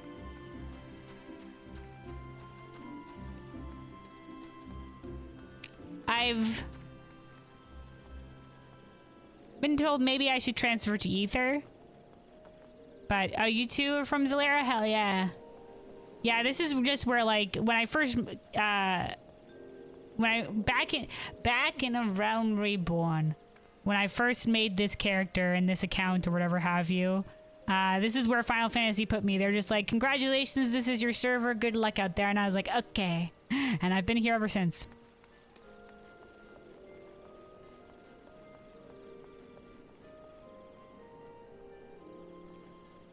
All right, hold on. Where are we? Right, I think it's North Shroud where we can get cinnamon. We can probably also buy it. But we might as well just, while we're here in Gridania, we can just pop out real quick and botany some cinnamon. Because apparently that's needed. That's needed for the sensors. For the scent of cinnamon, I guess. Is this... no, there's no cinnamon here. Where the fuck is our cinnamon? Maybe it's a little bit further. Okay,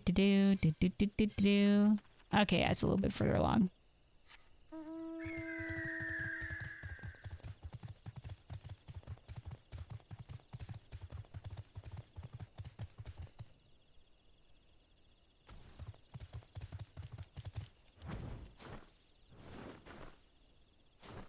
Also, nobody said, right, Luna?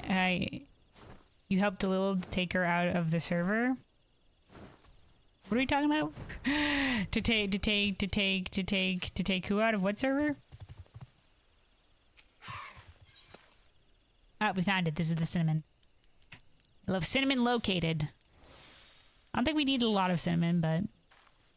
is it 1 cinnamon per sensor? Yeah. So we definitely don't need a lot of cinnamon. But we'll just gather this and there we go. Good enough. Bunch of extra cinnamon.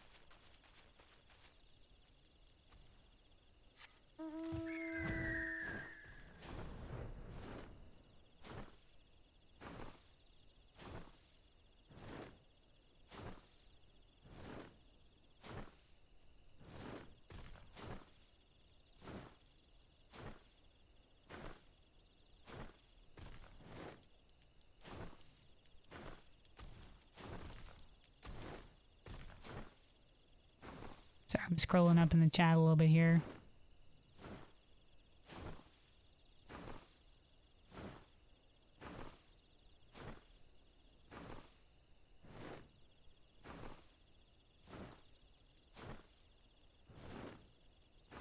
Basemaker, you said before you were taught by video games not to skip quests and live with the consequences. If you must make a decision, make the one that you won't regret later. Yeah. Now, that's a fine motto. But for the most part, yeah, like you do what quests are available. For me, sometimes, you know, sometimes if I want things to go a certain way, sometimes it'll be better just to like, you know, for me, I'm just like, yeah, you know what, we can just not engage in the quest. In terms of like Dragon Age, like they account for everything in terms of like the epilogue.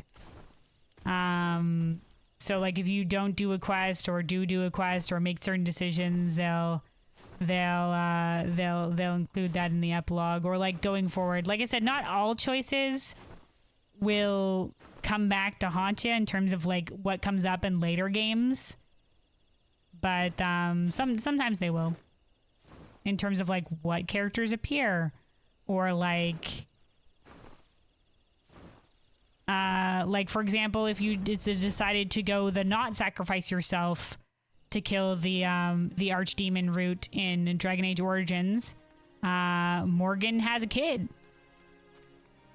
who's like possessed by a dragon, archdemon spirity thing that freaking Flemeth yoinks away to who knows where. But you know, like there's that entire facet of the character of Morgan being a mother that's just like, you know, not a thing if other choices were made.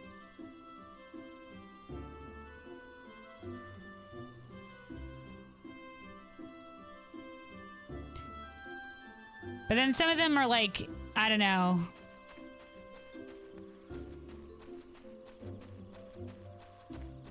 Like they probably affect like what state a character is in if they show back up again. Like they're in terms of decisions that you can make for characters.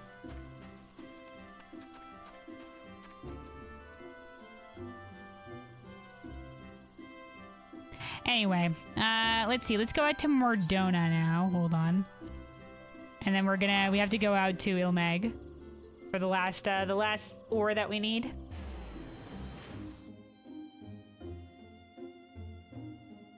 Also, hold on. Nobody said how you originally...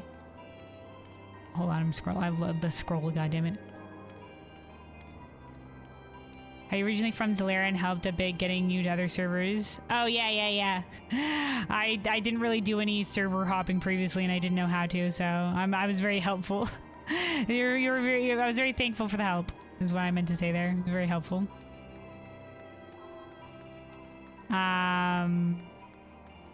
Yeah, especially being able to play with y'all across server.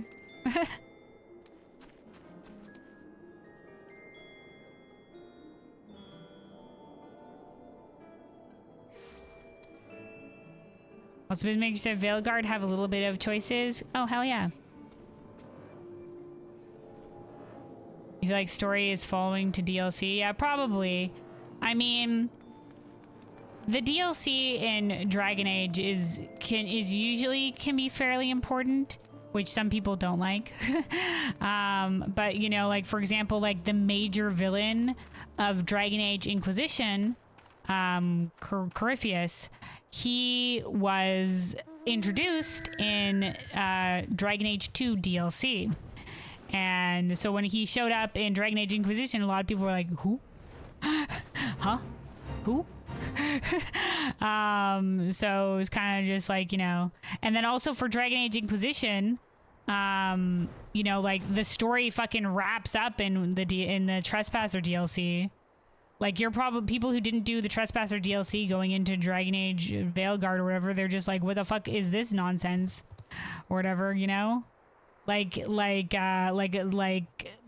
finale of the Inquisition, and like you see that Solus is the Dreadwolf at the end of the Dragon Age Inquisition. I suppose. But you know, like I don't know if there's spoilers at this point, but you know, that is a reveal that happens. But your character only learns about it, and you make, as the Inquisitor, you make the decision of what you want to do about it, sort of, for your character going forward in the Trespasser DLC. It also like concludes like what happens with the Inquisition as like a force. Like, do you disband it, or do you basically like merge your forces into the forces of the Chantry, is what it comes down to.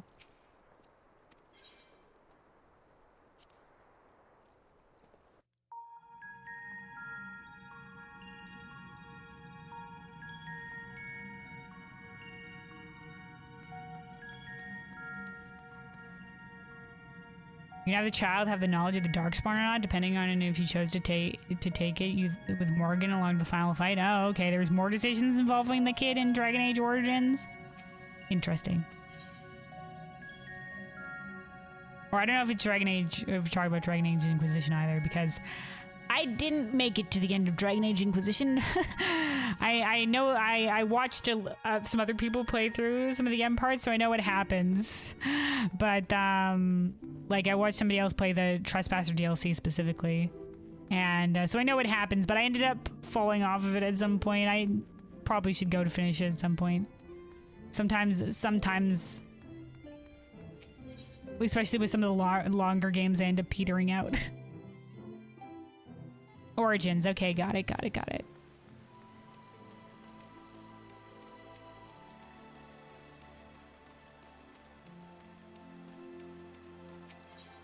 Yeah, well, if you play Veilguard, like the fact that, and honestly, if you watched any promotional material for Dragon Age Veilguard, like the fact that Solus is the Dreadwolf is you know, pretty front and center, and I'm pretty sure he's explained to you within like the opening act of Veilguard as well. Like, yep, this is him.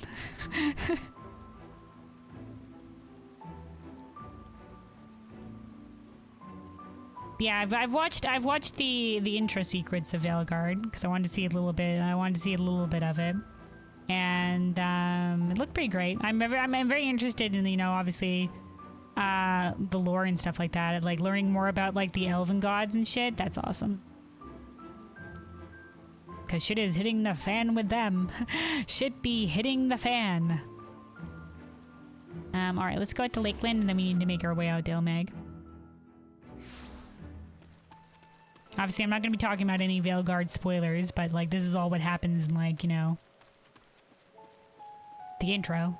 It all happens in, like, the intro stuff, so very, very early on.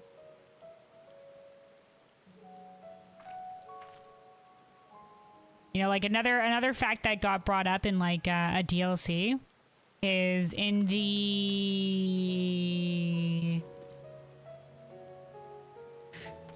Dragon Age Inquisition DLC with the Underdark, not the Underdark, that's D&D. The Deep Roads. Like there's at the very end of it, at the very end of that DLC, there's some interesting lore shit that gets dropped there in regards to like dwarves and like lyrium and like the potential for magic casting, and that's also something that gets brought up I think pretty early on in Veilguard. So there's like shit's happening with the elves, shit's happening with the dwarves. You know, like shit be happening. We're into winter. We've got all these different factions. You know, it seems very interesting. Hold on. Going to Ilmag.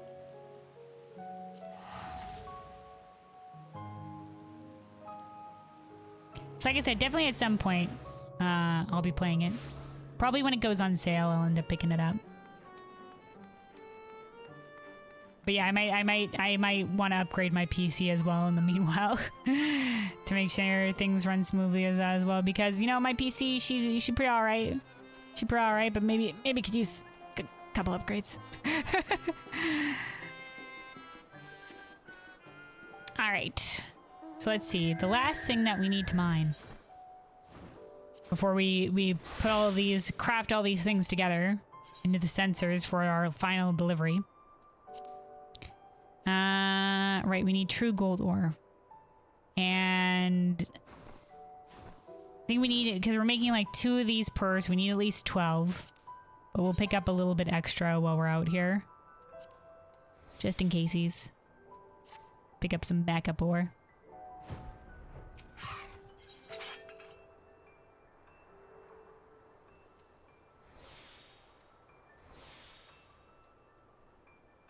Yeah, I think Dragon Age has some really cool lore to it. That's what I really liked about the game, is that the world felt very engaging. There's obviously like a lot of mystery to it and a lot of like threads to potentially be pulled on, and a lot of places like we haven't been to yet but we hear a lot about. And we're getting to some of them in Dragon Age Veilguard, like Tevinter, which is the northern like kingdom that's like ruled by mages and stuff like that. Because previously, in the Dragon Age games, like the Dragon Age Origins takes place in Ferelden, which is a country to the south, and then Dragon Age 2 takes place a little bit in, well, like the intro's like in Ferelden, but then it's mostly in Kirkwall, which is in I think it's like in the Free Marches, which is like across the bay. There's like a bay. It's like across the bay from Ferelden. There's like I think it's an area of like loosely connected, like a alliance of loosely connected like city-states kind of vibe. I think I can't remember the exact lore surrounding the Free Marches. But besides like Kirkwall, I don't think we've been anywhere else in the Free Marches. If you pick a human character in Dragon Age Inquisition, your character is like a noble from the Free Marches. That's your human character origin for Dragon Age Inquisition. Is your backstory. But like besides that connection, like I don't think we've ever been there yet.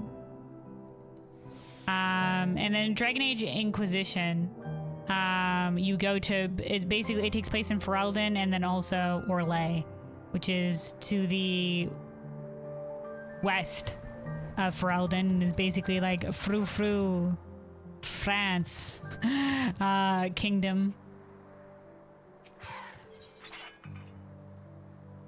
that neighbors Ferelden, and that they haven't vibed with each other.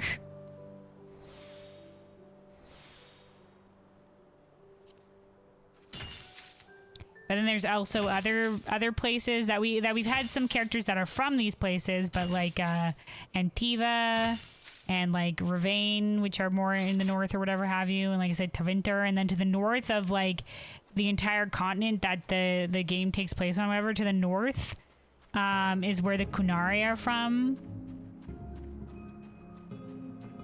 And the Qunari being like, you can play them as a playable character now, but it's like the big characters with the horns. The Qunari specifically is the name of the of like the followers of the Qun are the Qunari. So it's not like what the people are called, it's just like what the kingdom is basically called. I don't know if they have a word for themselves specifically, but we do know that those who don't follow the Qun are called Talvashoth.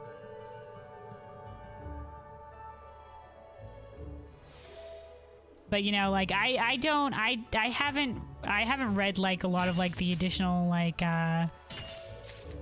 any books or comics or shows or anything like that. I haven't read or watched anything like that, and I, like I said, didn't play through Dragon Age Origins and anything like that. So basically all I know of the lore is what I've learned from Dragon Age Inquisition, and then stuff that I've looked up. stuff that I've looked up for myself. So I'm no lore expert in terms of Dragon Age, but I do find it really interesting and cool lore to learn about. So there's a lot of probably what I said here, that there's probably we've learned more in a certain aspect of it that I just might not know about. Or like, yeah, it was mentioned here, and I'm just like, oh, I didn't, do that part of it. All right. I think we have more than enough. We have more than enough. Let's make our way back to Tuliolol. And let us craft all these things. Craft all these things and then hand in the delivery.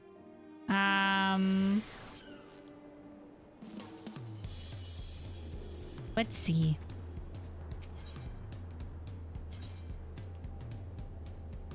Instead of vibing here to Tulio all jazz, you know what? Let's go out to Shalawani. We can listen to the Shalawani zone music instead.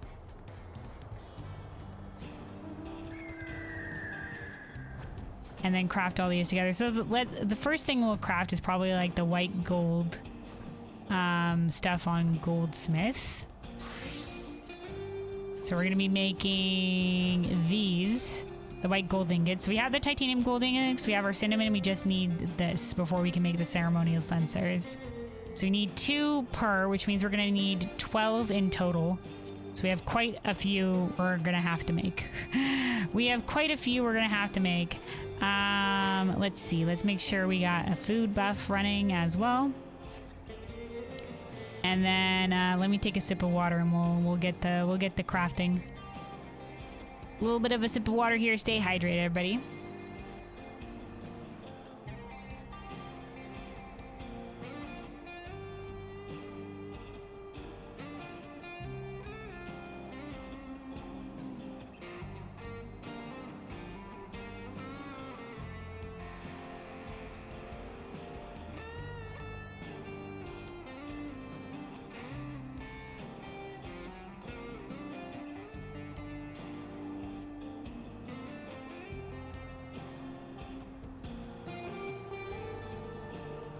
All right, hydration achieved. Let's go. Let's get started on this.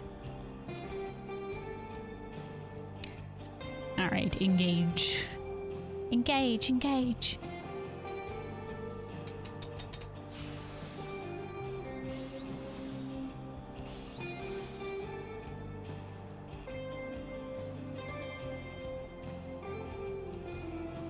All right. Oh, actually, probably I should have used the progress one on that one. Oh, well, here we go.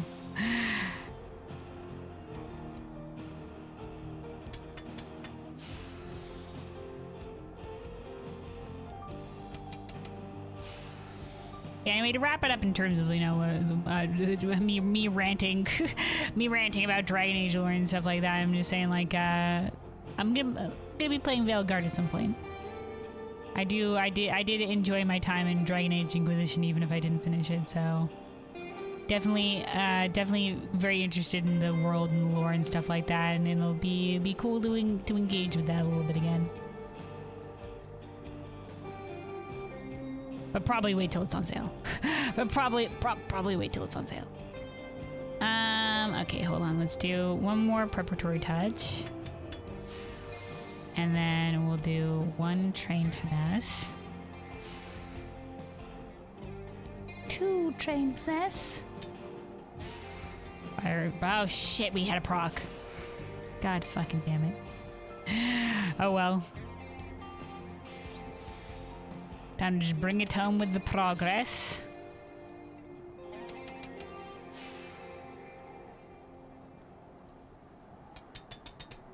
Okay, use the proc that time. There we go. Boom shakalaka, perfect.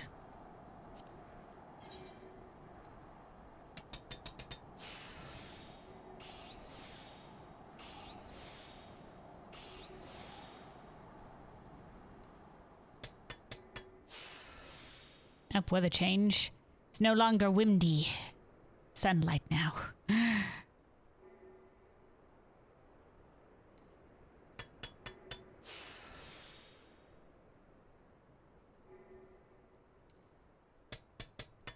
And I always gotta be so careful with the abilities that I use here. I'm like, don't miss a proc. Also, don't fuck up. Don't fuck up. When I don't do it. Ooh, excellent, an excellent condition proc. Let's use this for progress.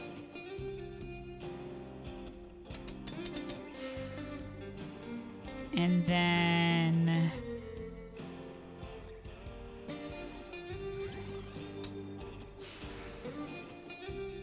we'll do that. Use Fire God's Blessing.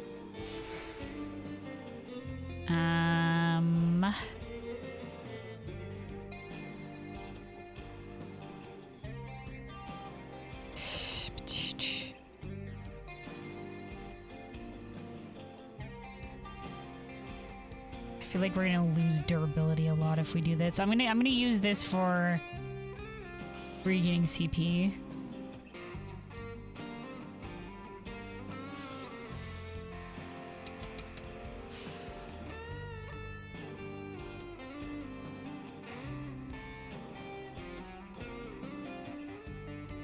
Sugar.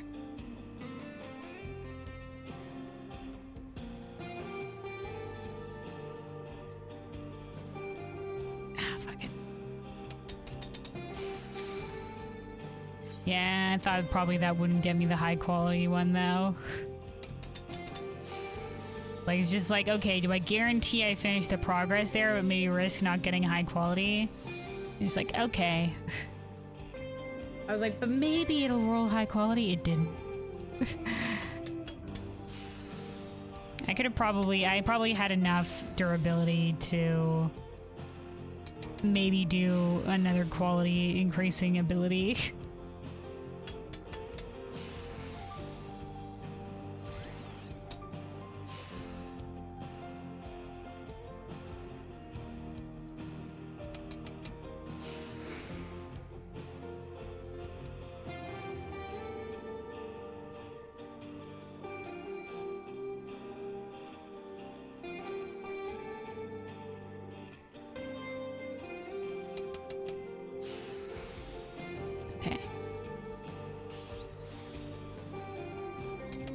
Start working towards the progress here. Okay, alright, okay.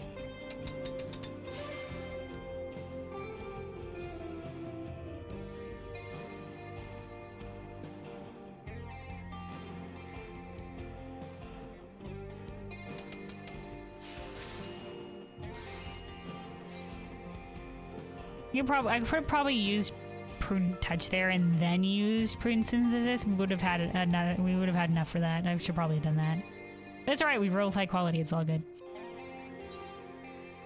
Highest quality.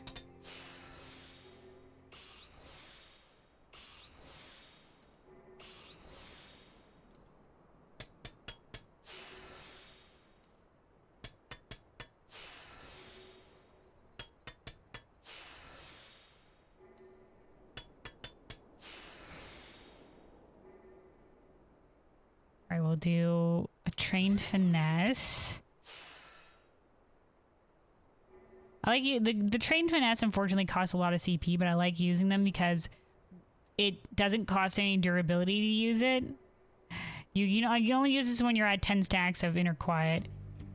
It doesn't cost any durability, and while I have manipulation running, it means that because it costs no durability, my durability will actually increase because I'm running with manipulation.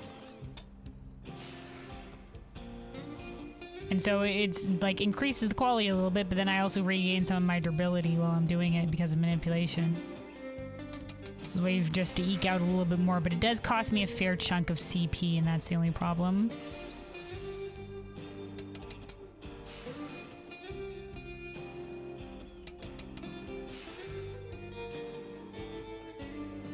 We just need enough to be able to get to the end of the progress bar. Okay. Which we are gonna have enough. Barely. Alright, there we go. There we go. It was fine, we weren't worried. Yeah, this is the balance of crafting this, like, more higher level stuff. Like, when I was leveling up this shit like that, I was just like, I can get to the max quality bar and max progress, easy peasy, no sweat. But now that we're at the higher levels and I haven't, you know, I'm in the level 90 gear or whatever have you. You know, it's kind of like finding the balance of getting as much quality as I can if I want to roll something in high quality, getting as high quality as I can while still having enough to be able to finish the progress bar. Still having enough both durability and CP to finish the progress bar. And sometimes I fuck up that balance. Sometimes things go sideways.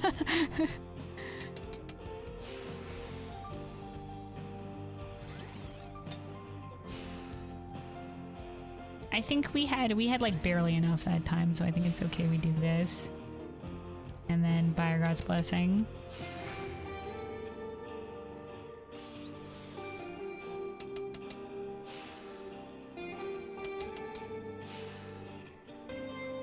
Out the proc. Alright, boom shakalaka.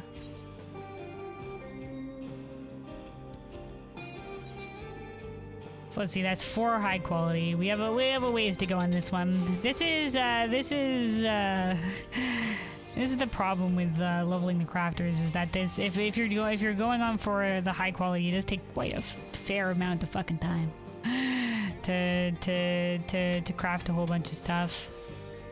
I know this is why people set up macros and shit, so they can just like leave their character going and just like the macros take over.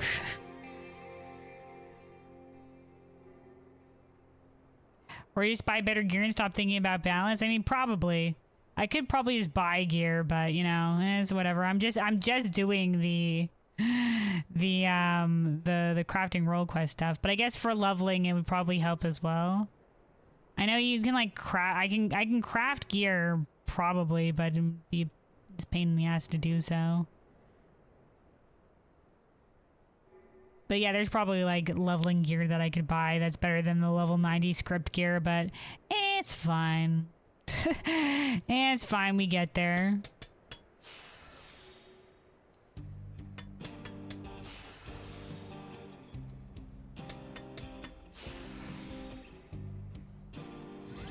And it's still a bunch of time regardless. This is why, you know, I take the freaking reputation quest for granted, man. I like leveled all my crafters and gatherers mostly through reputation quests. Though I guess for the gatherers it was a lot in the diadem too. But for the other ones, I just like pure reputation, just like going out and doing the reputations every day, and that was easy peasy for leveling. And now I'm doing like the leave quests and shit like that, and I'm just like, God help me. It's a much long, bigger time investment to craft all this shit. If I'm crafting it, I guess you can always just buy it. You can just always buy it to hand in. I bought a little bit. Like I was like low on a couple of things, so I'm just like, fuck it, I'm just gonna buy it a little bit. And but yeah, I'm usually committed to like, nah, I'll craft it myself. And sometimes I'm just like, man, maybe just buy it. Let somebody else do some of the work, but because it is a lot of time to craft all this shit. All right, now we work towards the progress. You'll be fine. You'll be fine. Yeah, we're fine, man. We're fine.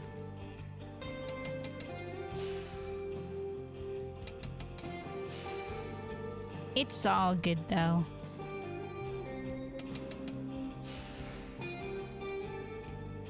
All right, and we're just gonna have enough. There we go.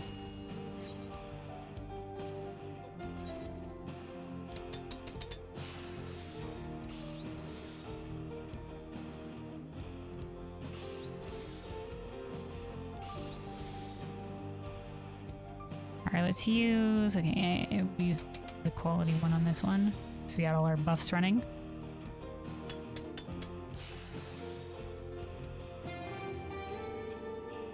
Just complaining about gear problems since you started your crafting journey? As in... You've been complaining about gear problems since I started your crafting journey? As in my gearing problems? I mean... Yeah... Everything can be solved with money. Well, certainly. There's definitely better gear that I could be buying.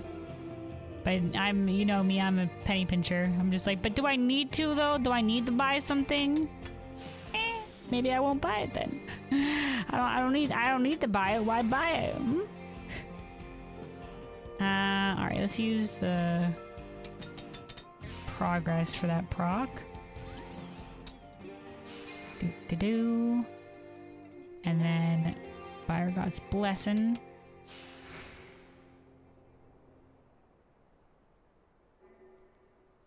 Use the progress.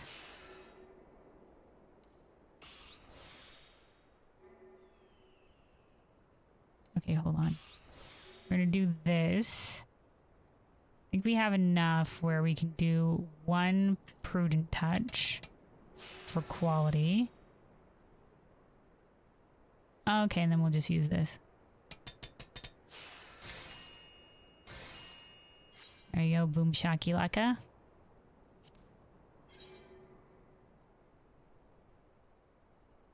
Just don't be broke easy. Well, I'm far from broke. I have like a bunch of gil. I have a bunch of gil. But probably, you know, not as much gil as like, you know, gil farm, like people out there actually, you know, playing the market board, or, you know, pro crafters selling shit or whatever have you, but I'm not hurting for gil either.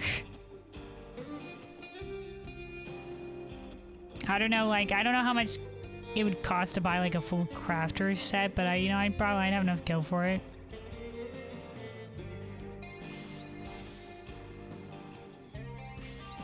But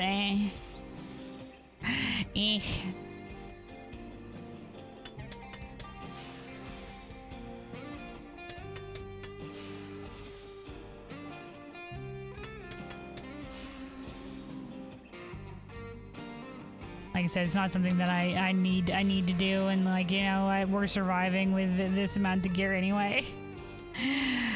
And maybe for like the max level, maybe level 100 gear, maybe I'll just buy it or whatever have you. But it is something that I can probably craft myself, or I can get like just like the scripts gear, and that'll be good enough. It depends on if how much crafting I want to do here at endgame. Like, maybe it'd be nice to craft my own like food and stuff like that instead of just buying the food, but I could just buy the food and not have to worry about it. Thank you, people who craft gear and then put it up on the friggin' market board, or sorry, craft food or other shop potions and everything.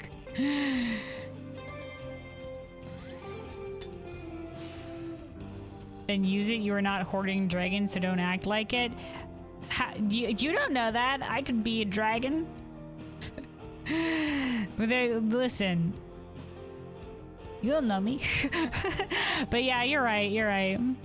In some capacity, you know, you might as well spend some stuff as well, but you know, sometimes it's nice to have, you know, you want to have your reserves, but at a certain point, you know, you don't want to, you know, there's a balance to be had. You know, I don't want to spend till I'm broke, but at the same time, you know, sometimes it's just easier to buy things, man. Sometimes it's not worth it, man. Sometimes just make your life easier, man. Just spend a little bit of gil. But in this scenario, like I said, like I don't think it matters that much. Like, yeah, the gear from like crafting gear for leveling here might make things a little bit easier, but we're still getting what we need to, and I don't think it would shorten the amount of time we're spent crafting, honestly. By that much.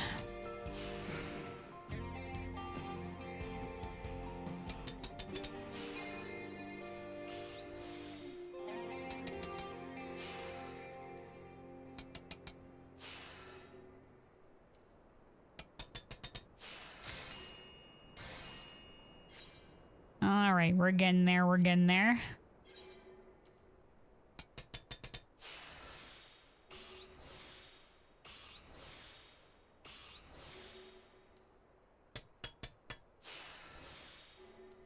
Like I said, we need 12 of these in total.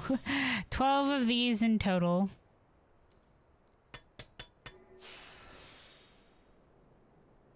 All right, we'll do one more.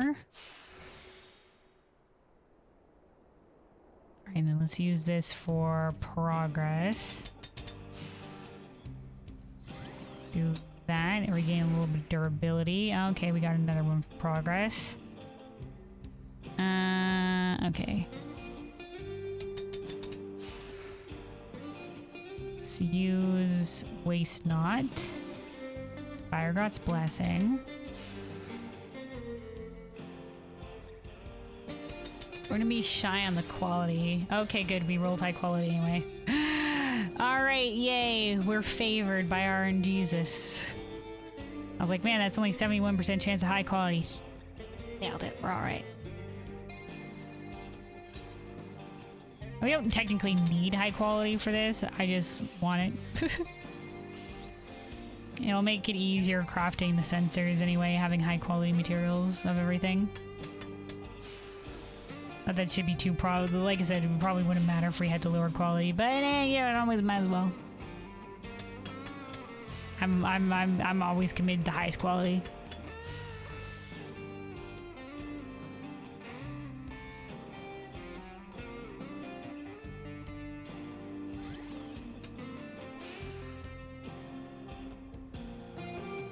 Do one more.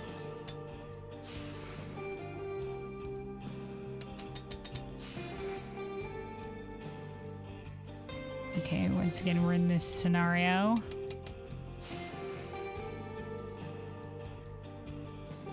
I don't think we're gonna have enough for veneration. So we'll do careful synthesis.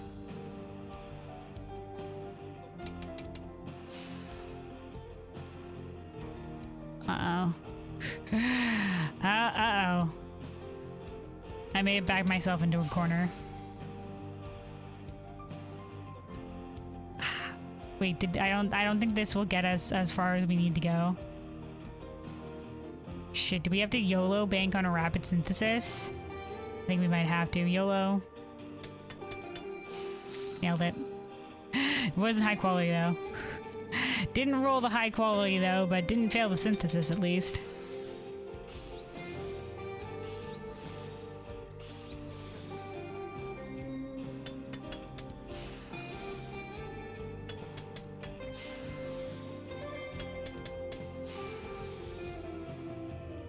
Alright, one more of those. We'll get ourselves a proc.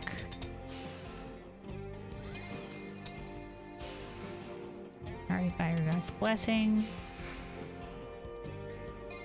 Alright, Boom Shakalaka, let's work towards progress.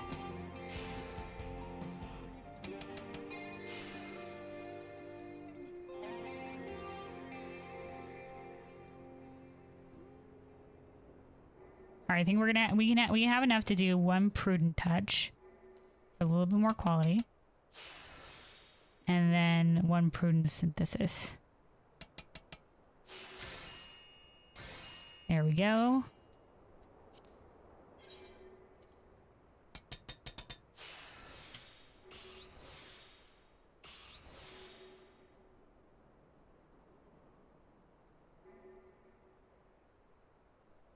Let's use it for progress because I don't have veneration running, so it wouldn't give us a lot of wouldn't give us a lot of the quality bar anyway.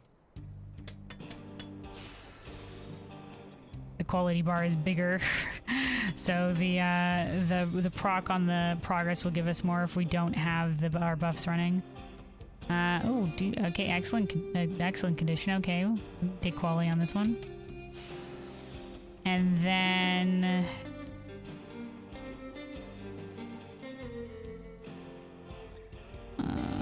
The poor quality. We'll observe, and then we'll use this.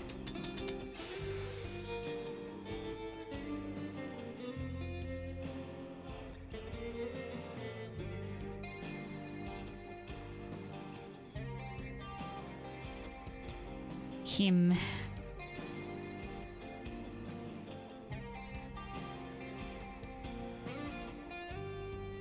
Do this.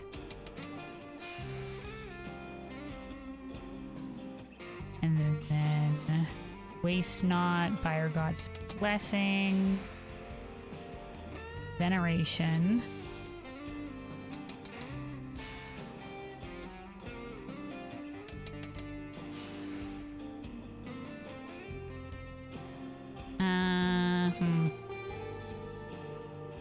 I think we can probably do a delicate synthesis. There we go. Boom shakalaka. Nailed it. We got it. Thanks to the excellent proc we got there, we got 100%. Or if we want full high quality, we can make two more of these. Two more of these at the highest quality.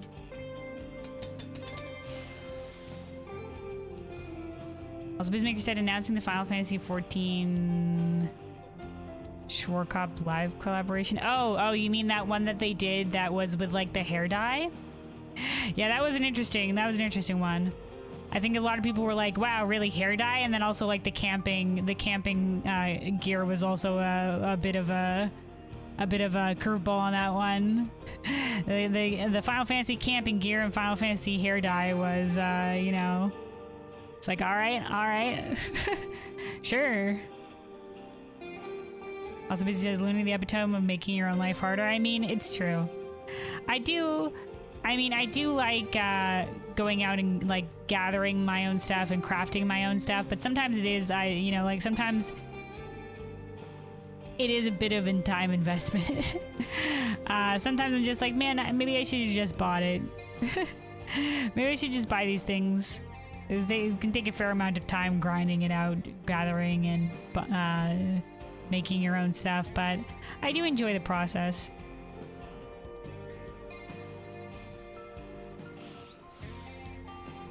And then in terms of like, you know, not getting the gear or whatever, not spending on crafting gear, it's like, hey, so, you know, it's not making my life that much harder.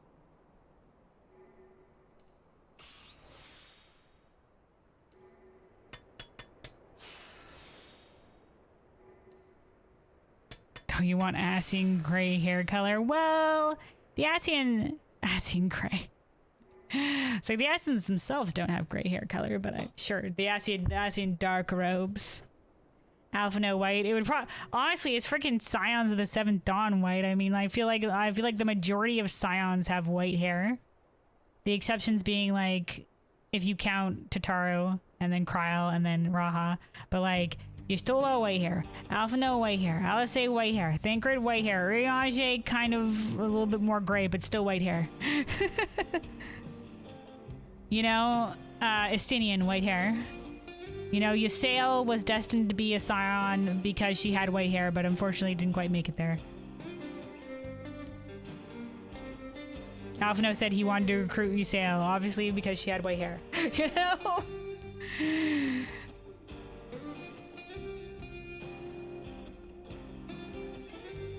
Okay, hold on. Let's do a couple more of the preparatory touches.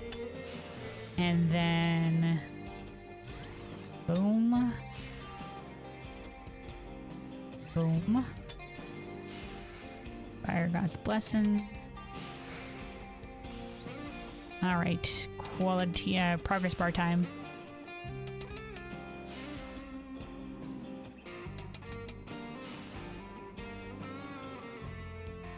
Alright, we're just gonna make it there. We're just gonna make it.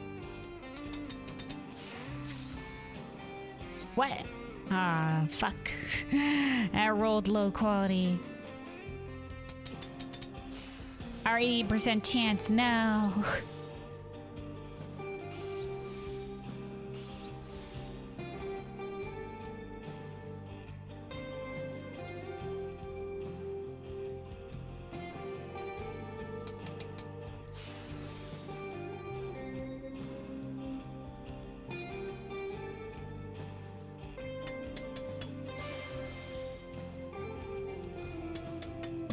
Accidentally double-clicked that action there. It's all fine. I just came up with error. You can't do this action yet. You're already doing them. Like, thank you. All right. It was like antsy, antsy there. Okay, let's use this for progress.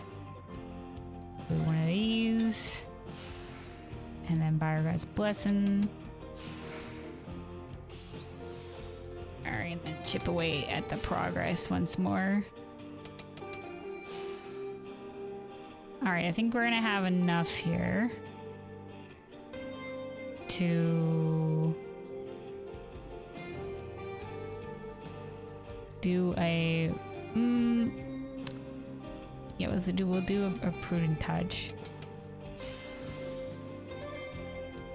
Alright then. There we go in terms of the progress. Alright, we'll try for one more at high quality. One more at high quality. This is why we bought extras. And then after this, we'll have enough, and then we'll be able to make the delivery thing, and we'll be good to continue the story.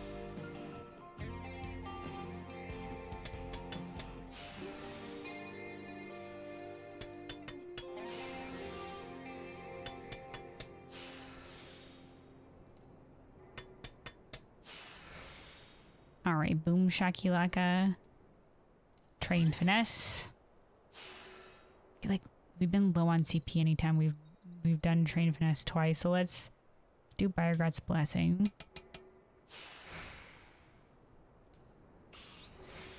And then straight into the progress bar.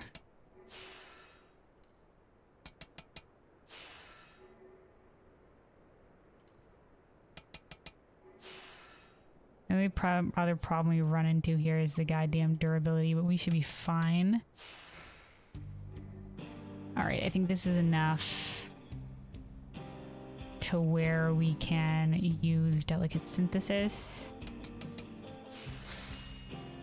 Alright, boom chocolate. We got lucky on that one. Alright, highest quality. Hold on, let me also... Our engineering manual buff ran out and our food buff ran out, so refresh both of those. Alright, and... yeah, now we can make our sensors. We need to make six of these for our delivery. Yeah, let's keep doing it on Goldsmith. I don't know how much experience this will get us, but you know, like, we're almost at max on armor. You know, maybe we could just do this armor and that'll get us enough, and then we'll do all of the hand-in on deliveries on Goldsmith, and that'll get us to, that'll for sure get us to 100. Look, we're so close. We're just a hair's breadth from 100 on armor. All right, put this shit together. We got 2 white gold ingots, 1 titanium gold nugget, and a cinnamon. And also a cinnamon. Oh, wait. Hold on. Gotta switch it over. There we go. Switch it over to the armors tab. I was like, what do you mean can't craft? I was like, okay, we're on the wrong tab. My bad. Here's the sweet buff and quality we got from having all the high quality materials.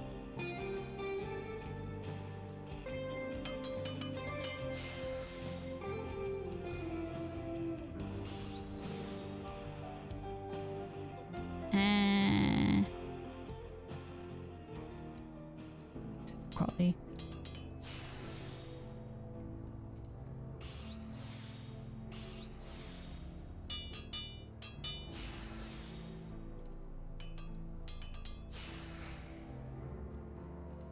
All right, there we go. Max out that one, and then we work on progress. I was just making sure you don't know why the original designers were obsessed with white colors. I mean, classic white-haired anime protagonist syndrome, but like all the scions. But many of the scions.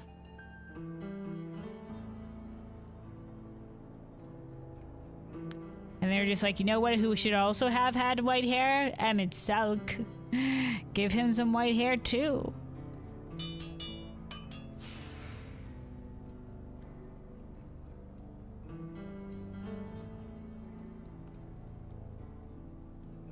No, it's a, you know, back in the day when he used to be on the council and everything was Gucci, you know, it's a symbol of being a good guy and everything like that. Well, the Scions have white hair. Let's give him white hair too. Give him the pretty boy white hair. Estinian White Special Edition.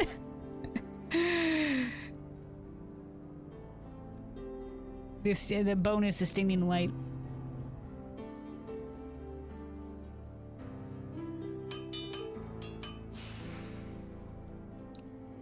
All right. Let's see. Let's finish out the progress bar here. Easy peasy. Boom shakalaka. Okay, we need a little bit more. Okay, but wait, a little bit more. I was barely shy there. All right, one sensor. We keep going. Luna Yabba's maker.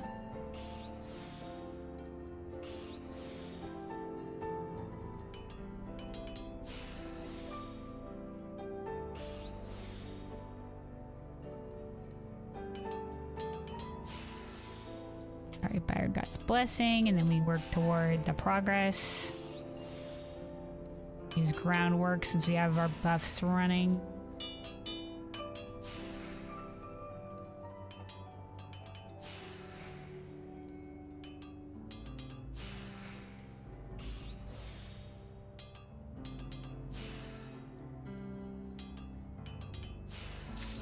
There we go. Yay!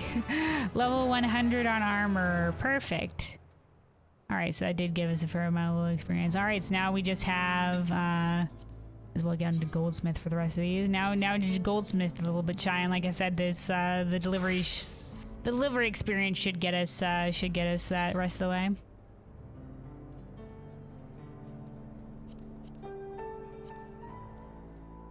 Alright, there we go. Have you checked Ogu? No, I haven't, but it's on my list of things that I've been meaning to get to watch. I'll be honest.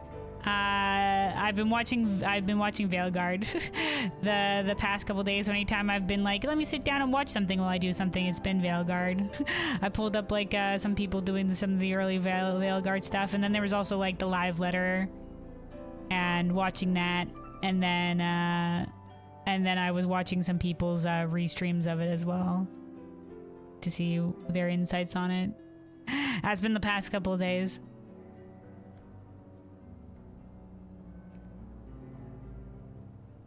Is this your chat so delayed or what? Am I responding late? I mean, it might be lagging a bit on my end. Might be lagging a bit on my end. I'm so sorry for any late replies, but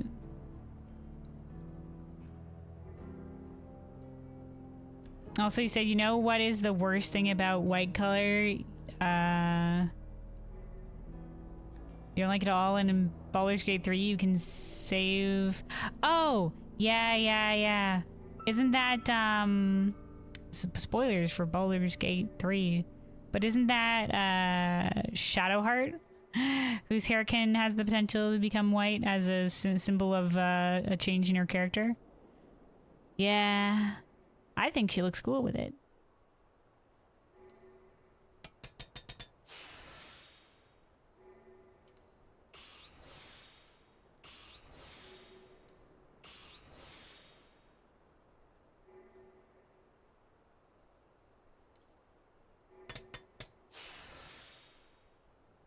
Usually you're fine like 1 minute, it's now in 10 minutes. Really?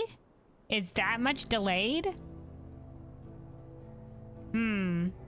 I know I was lagging. Like anytime I try to scroll up and chat, it like lags a lot. I don't know what's lagging me though. Hold on.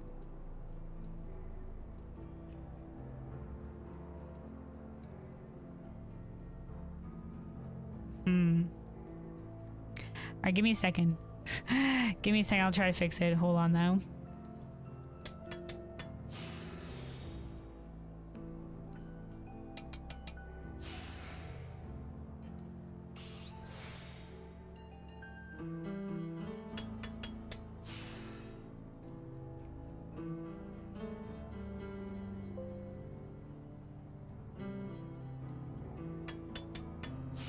Test.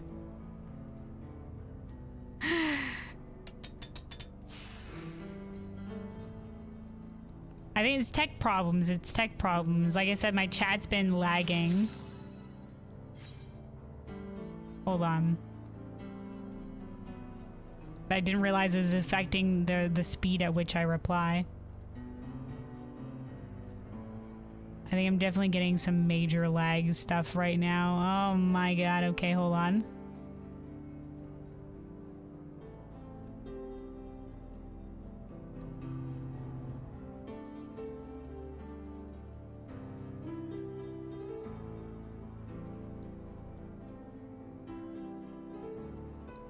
Yeah, this is no buenos. Okay, there we go. That's at least stopped loading there.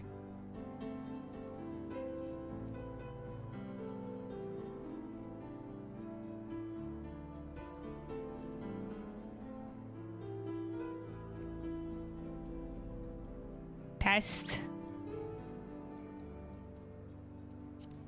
Okay, hold on. Let me figure this out. Cuz I'm getting some major lag in my end.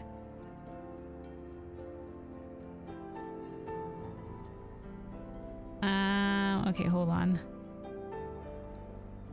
All right, what I'm gonna try to do, just for a second, I'm gonna log out. So let me move over to the thread because that will stop from the log. Then I'm gonna log out. I'm gonna relaunch. And I like probably doing a restart would fix it, but I don't want to end stream and then have the VOD broken up. But maybe it'll help reloading the game or whatever have you.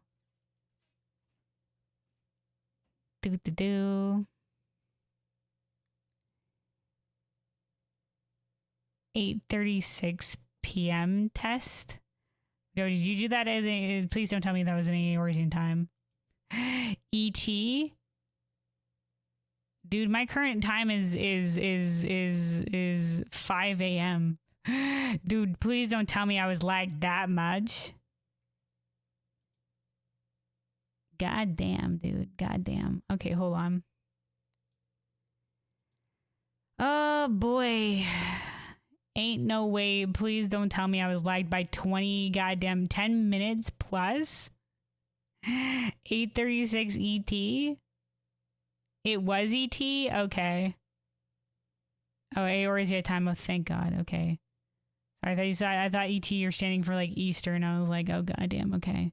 Not that much delayed. 1 minute delay right now? Okay. Let me try logging back in. Maybe that will fix it. Just like closing some shit and then relaunching the game. I guess it's fixed. Yeah, I don't know. I was just getting some major lag there, apparently.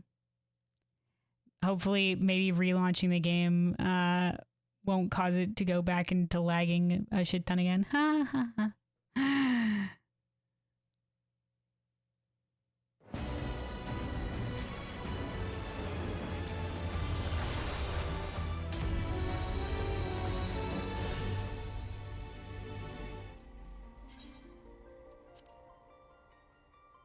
Ugh, look at the beautiful Shaolani concept art. I always forget about the concept art and the loading screens because I so often log off in the same spots. In the same spots. Alright, anyway, hopefully it won't be lagging as much there, but yeah, that was definitely on my, that was definitely on my end.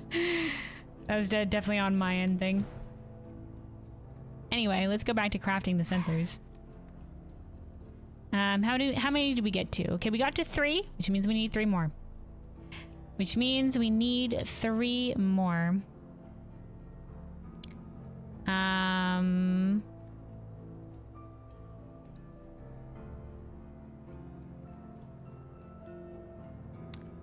You gotta bring up the class stuff again. Okay, there we go. 2 white gold ingot, 1 titanium, and then a cinnamon.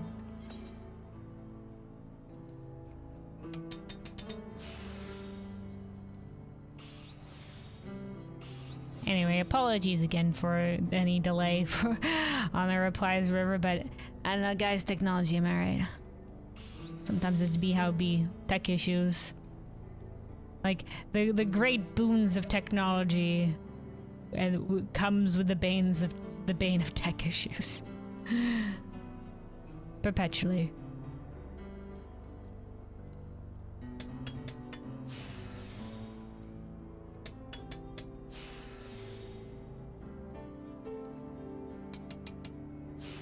Wonder what is the source of the problem?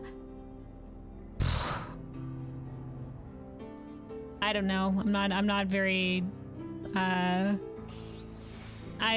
not very literate in terms of technology and tech stuff, so I couldn't guess exactly.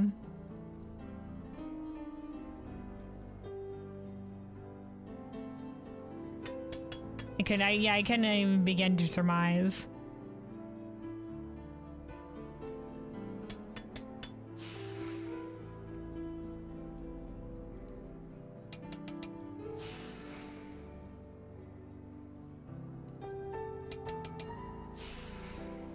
Yeah, I'm just glad, like, I closed out of Discord and then I reloaded the game, so I'm glad that worked and I didn't have to, like, I don't know.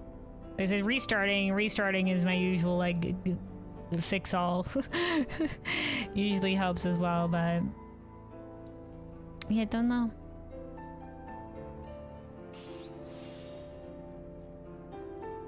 But I did notice earlier on when I was chatting with y'all while I was mining. I was probably delayed a lot then as well, but I was trying to scroll up and chat, and it was there was a bit of a delay there, a bit of a lag to it, and I was like, well, you know, hopefully this is just a my end thing, but if it was affecting my response time as well, then woof.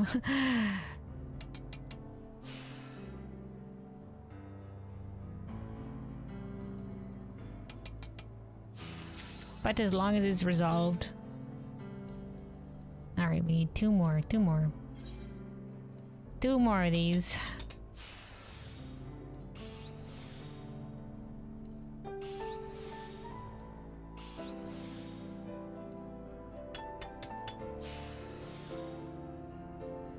Up the excellent condition proc. Alright, we take those.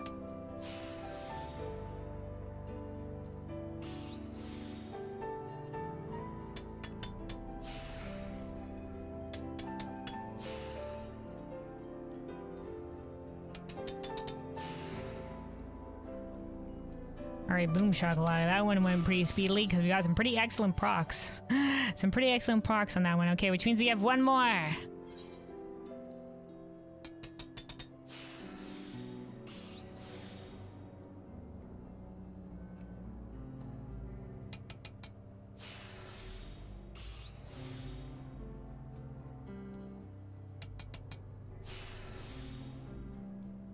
Probably just straight Fire God's Blessing with this one.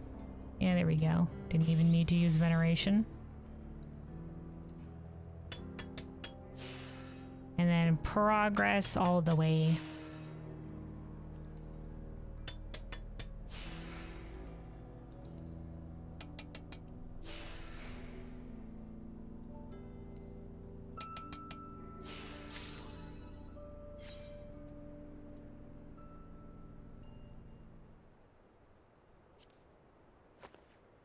All right, we're good. We have all 6. We have all 6, so let's make our way back to Tuliolol here, and then let's continue the story. 9:26 p.m. test for Eorzea time. Oh shit, dude. If it was a 9 whatever test, then are we delayed again?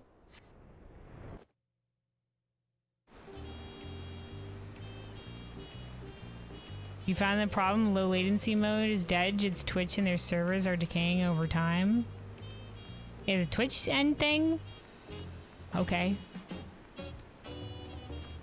Well, at least that makes me feel better. It's not my personal computer problems and my computer just being, you know, a bit old.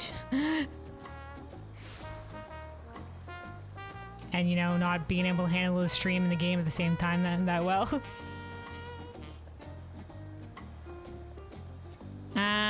Let's see. Okay, I put all these things over here. There we go. All right. Let me take a sip of water here, and then we will continue here with the Metalworking Role Quest now that we have what we need for the last delivery. But yeah, stay hydrated, everybody. Stay hydrated. Let me take a sip of water real quick.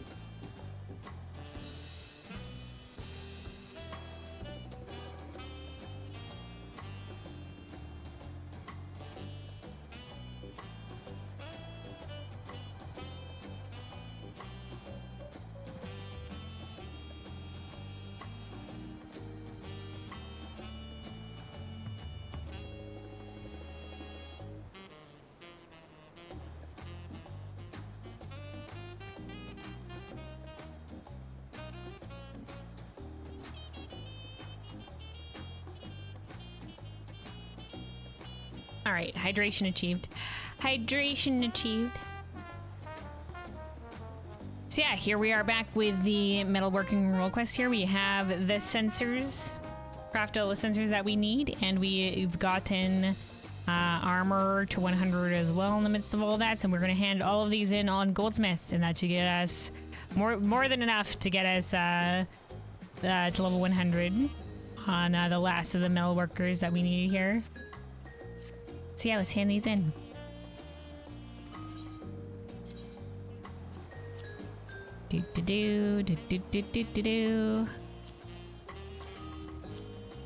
All in one go. Let's do it. Boom. There you go. Heart of Gold 10. Well, I'll be damned. This may be some of the finest work I've ever seen. It should be easy for the seers to use, and the ornamentation is flawless to boot. Hell yeah, man. You truly have done yourself, Gelwyn. Once again, our protagonist powers. We're so good at whatever we do. The quality of work sets an example any artisan would be a fool not to follow. Any artisan would be a fool not to follow. As always, I'm grateful for your help. For a blessing, but Bonnie and I were able to find our rhythm and prepared a few senses ourselves. Indeed. If we work together, I have no doubt we can fill any request that comes our way. Hell yeah. Working together to compensate one's strength, compensating for each other's weakness. The other's weakness. Hell yeah. Still, to think you were able to prepare so many on your own, I'm thoroughly impressed. We have a lot of experience under our belt, man. Y'all will get there. Y'all will get there. Like Papani, with more experience, will learn how to be a little bit more speedy over time. And you, with some training from Papani, might like some more formal training, you know, and from somebody who knows, who's had that more formal training or whatever, that will be able to, you'll be able to make finer quality stuff. Because you'll know the more like detailed approach.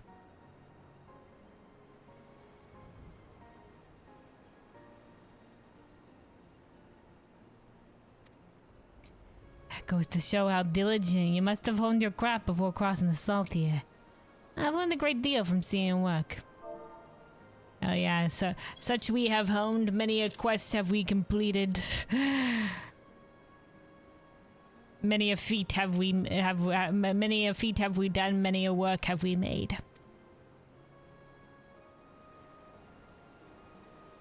Oh, the smile, man. He wrote, I'd best get these delivered, lest I tarnish the good name of my shop. I'd appreciate it if you both wait here. It shouldn't be long.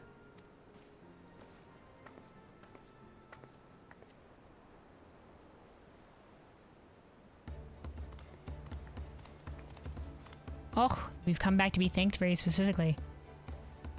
Good news, both of you. With us here is none other than the palace seer who made the order.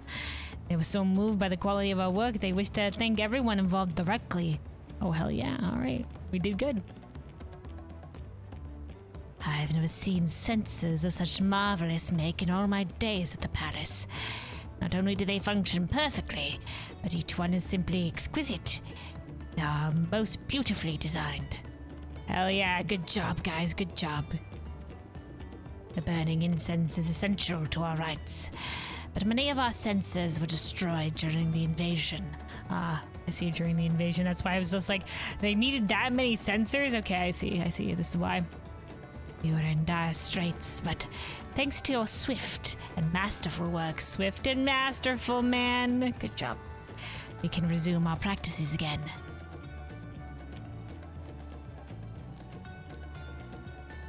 Swift and masterful. I'm glad we were able to be a help. Indeed. Work of such quality, I dare say, is fit for a queen. And with that said, I would ask you and your team to prepare something for the royal family, if such work would interest you.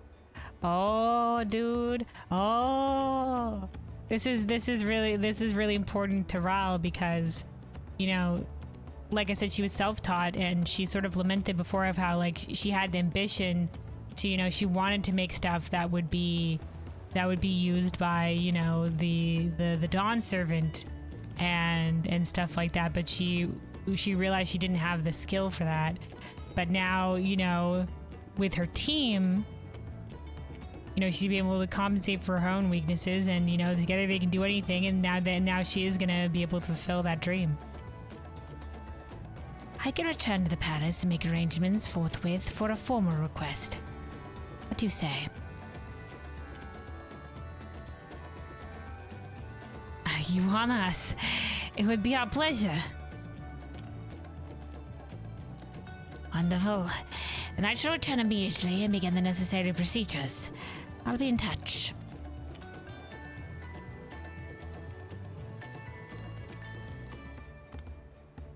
Hell yeah. You know, speaking about formal procedures and stuff like that in terms of the palace, like I said, we don't really know a lot about like the other people that work in the palace or like would work with the Dawn Servant or what it like the hierarchical setup is, because they obviously have like they have seers, maybe advisors and other people like that. I don't know what you know, like when Wuklamat first became Dawn Servant, she offered us a position in the government as well, and I'm curious as to what that position would have been. Like later she was just like, you know what, you know, traveling with you more or whatever, I realized, you know, I you know what, you wouldn't have ever accepted it because, you know, you're a free spirit. You know, you're off doing your own thing or whatever have you, and it's just like, damn right. Damn right, yeah, we couldn't accept this position. But what would the position have been? What position would she have had in mind? I would be curious. Because it was just like a general position. We didn't really get details. Anyway, though, Papani. If the royal family themselves use the metalwares we craft, wouldn't that make us purveyors to the royal court? That it would. I was surprised to receive a personal request from the seer in the first place, but to think we may soon craft metalwares used by the likes of Wuklamat and Valkona. Should they truly make a formal request, this will be our first appointment by the royal palace. I know full well this is a job Papali and I should tackle alone, but a request of this magnitude can affect the very fate of Shroud Soul's metalwares. I want to deliver nothing but the very best we have to offer. To do that, I need your help. Will you stick by us just for a little bit longer? Hell yeah, man. We'll help you see this one big feat accomplished.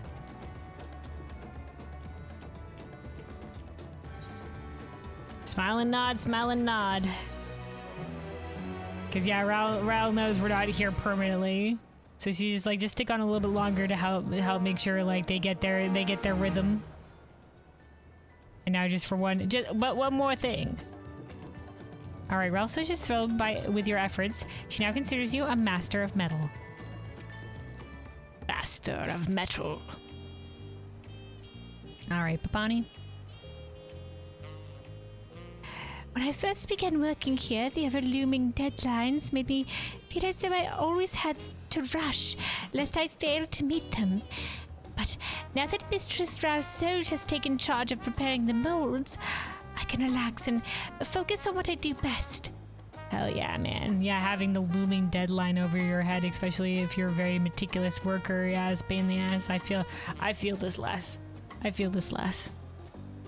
I can be a bit of a slow worker myself, so I have to make sure I set myself a good amount of time, or else, yeah, feeling rushed is never bueno. Oh, hey, Cheerleaf. Hello, welcome. All right. So yeah, this is gonna be the finale for the Metalworking Role Quest. Yeah, level 100. A dream come true. We're also just visibly nervous. Kelwin, Papani, I've received word from the seer. They wish for us to meet them near the palace, where they'll reveal the full details of their request. Papani and I will head there first. Once you're ready, join us at the arterial climb going. I forget that's what that place is called, the arterial climb. All right. I guess we'll just walk. I mean, there's but there's a lot of stairs to walk up. Would it be swifter to just teleport to the palace?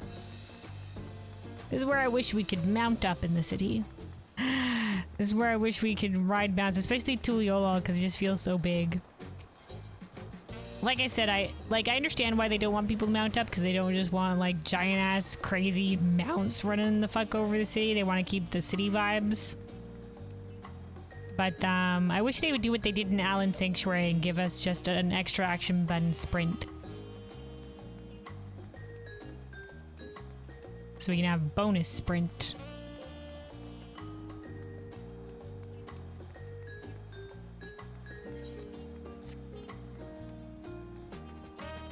All right, here we go. Yeah, probably faster to teleport to the palace it was. All right, Papani. I can only imagine what wonderful treasures and trinkets the palace holds.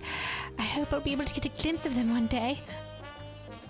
Well, at the summit of these steps lies Volokshunsa, the palace. Despite all my years in the city, I've never had the pleasure of visiting it myself. Looks even bigger up close. You didn't even get close for like the meetings or anything like that? Nah. You know, like there was the big... okay, there was the crowning of the Dawn Servant or whatever in the plaza or whatever. Nah, never been this close. Group gatherings ain't my thing, I'm alone. Alright, palace here.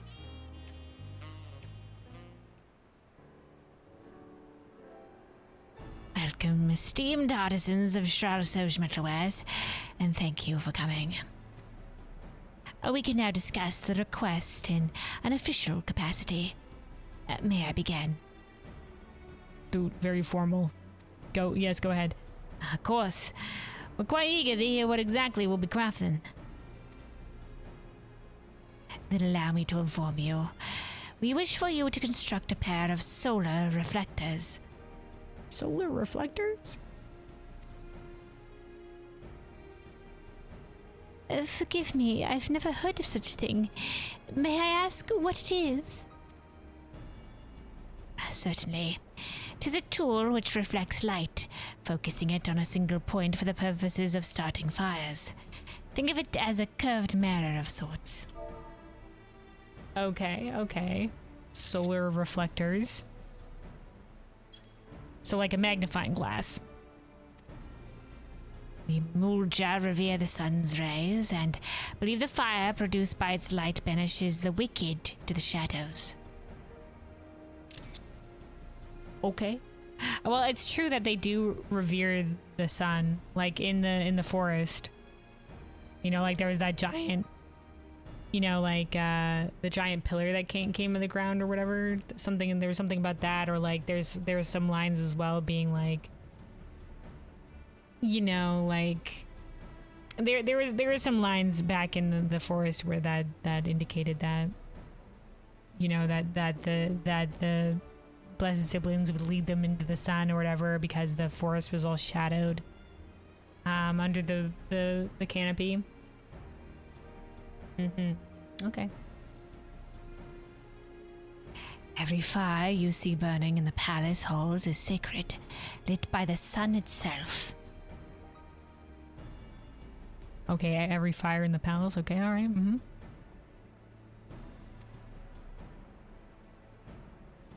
We're sitting here just be like, specific pan over, shot to us. Sun, Azim, blink, blink.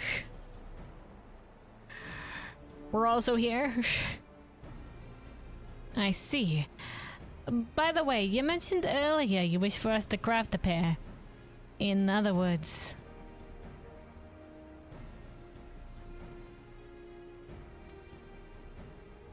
Yes, now that Vauklamat and Valkona have ascended the throne, it is paramount that they receive their own individual sun reflectors for ritual purposes as soon as possible. That said, they are fickle devices. Even the slightest imbalance or deformity in their construction can result in complete lack of functionality. What's more, cloudy weather extends the time it takes to produce a flame exponentially. Okay. So can we have one of yours to you know, like who crafted? First of all, who crafted them before? Why aren't you ordering from that crafter again? Maybe they're just like, because you produce better quality stuff. Can we at least get a template? Can we get a template though? Can we see your stuff? Your sun reflectors at least.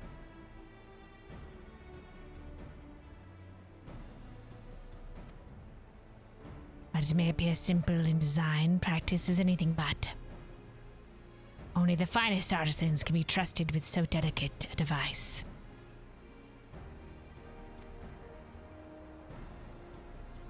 Will you accept our request? Do you have the confidence? I like our little squad here. We'll make the reflectors for you. We'll make the reflectors for you, all right. I stake my honor as a craftswoman on it. She's got the confidence, man. All right, we all got the confidence. Go team. Full glad am I to hear it. Then allow me to share with you a copy of the design plans. Oh, thank God. We are getting a template. Used for the antecedent ceremonial reflector. I was like, we're gonna have to wing it? Okay, we have a base plan. Yet, know that this is to be used as nothing more than a reference. For this reflector was made for the late Dawn servant Gurul Jaja. We expect an altogether different design from you. One befitting the new Dawn servants. Alright, right on.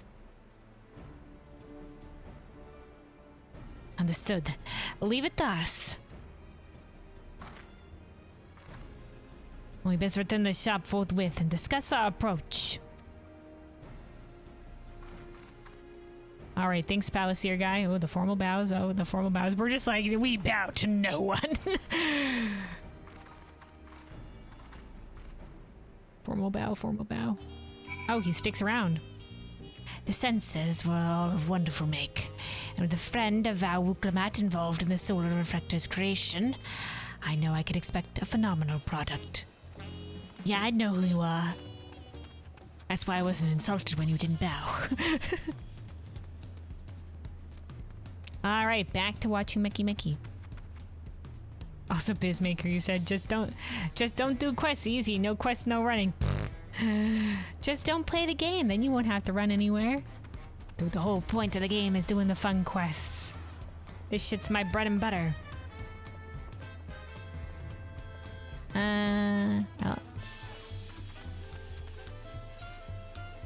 Oh yeah. There is no teleporter. There is no teleporter nearby. We're booking it. Now that we're going downhill, at least we can at least take the parkour detour. Should have just ran to the palace, but I started running down the steps and I was like, all right, here we go. Parkour detour time. Parkour. Whee! Broken ankles. All right.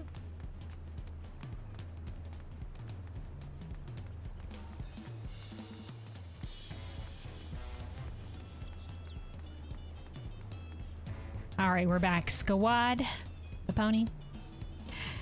The device's shape must be nothing less than perfect if it is to properly capture the sun's rays. Naturally, its surface must be polished to a shine, lest it be incapable of reflecting light at the required intensity. All the while, it should possess a quality of craftsmanship befitting the palace. She's already thinking of her detailed work. She's already in it. All right. The plans I received from the seer are far more elaborate than I expected. It makes me wonder if the person who drafted him was a potsworn. Because of how elaborate they were? Maybe. We'll need to build the base in such a way that the device can be rotated to capture the sun's rays. The concave reflective surface to focus the light. I haven't even started on the ornamentation. The pressure of making the device the vows themselves will use is something fierce. Fierce pressure. Don't doubt that the complexity of this device is unlike any I've ever crafted before. I dare say Babali and I will have our hands full preparing just a single one between us. But we'll make that thing our goddamn magnum opus. You best believe. As for the other one, you're the finest metalworker I know, Kelwin. I'm counting on you to make something beyond everyone's expectations. Alright. You guys take Kona, I take Wuklamat because I know Wuklamat pretty well. I mean, in other words, how you want to divvy this up? I'm sure Val Wuklamat and Valkona would be overjoyed to receive something made by your hands. Alright. Ceremonial magnifying glass sunlighter thing, basically.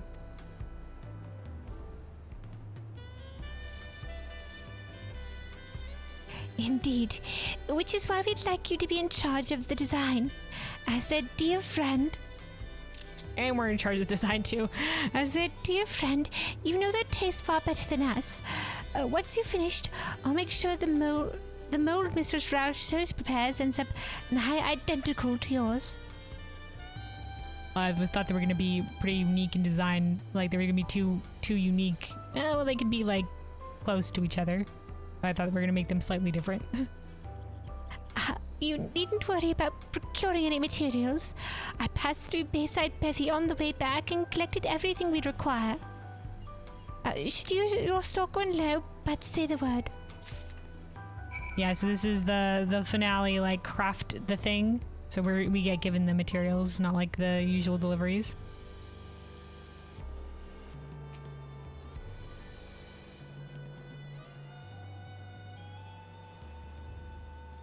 Let's create something fit for the palace, Is what she said there on top of I thought it was just like, yeah. All right, yep. Also, Busy says, please no Wuklamat stop out of your story. I like her. So... But, you know, teach their own, teach their own. The two-headed arbiter is much more interesting. Two-headed arbiter. Arbiter? Do you mean Bakul Jaja? I don't know what you mean by arbiter. Hold on.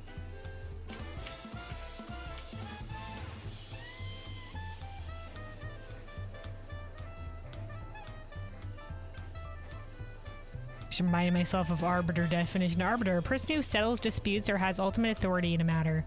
Oh, well, that definitely wouldn't be Bakul Jaja.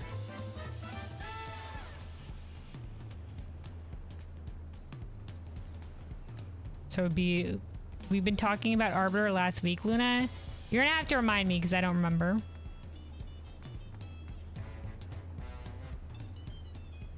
Anyway. Alright, let's craft these then. So this is there, here we go, the last one here is solar reflector. A complex device capable of reflecting sunlight at such intensity as to produce a flame. Yeah, it looks like a mirror from the little image here. Specifically designed for the vows. Alright, well, I may as well eat food for this.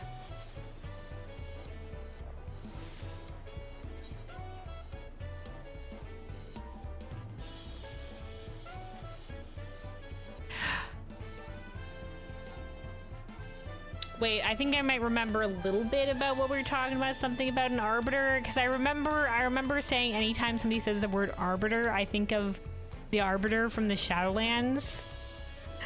I remember saying that. And once again, I'm thinking of the arbiter from the Shadowlands. But what was our reference to?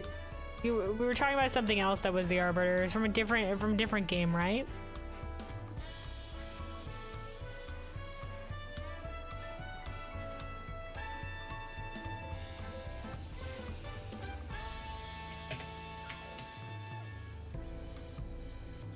Halo Arbiter. Oh, okay, I see what you mean. Hold on. I'll show you. Oh, wait, hold on. Oops. There you go. This guy. So, like, because he's a lizard and he's wearing armor, like, what, Zeralja? I could see it. Armor wearing lizard, 100%. But if he's two-headed, then you probably mean, so when you say two-headed arbiter, you mean Bakul Jaja.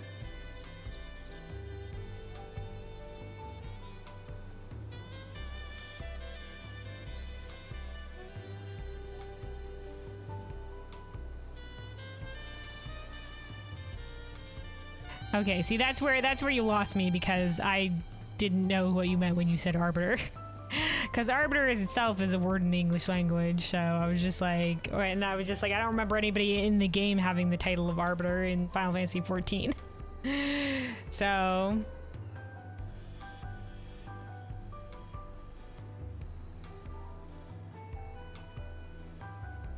anyway, let's craft this.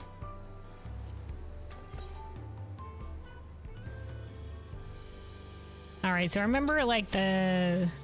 Okay, well, we got an excellent condition proc. We take those. We use that for progress.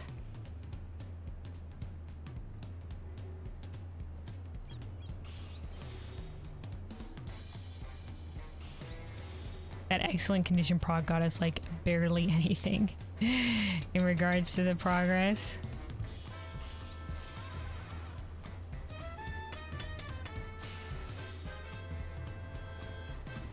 Right, we got another excellent condition proc. We take those.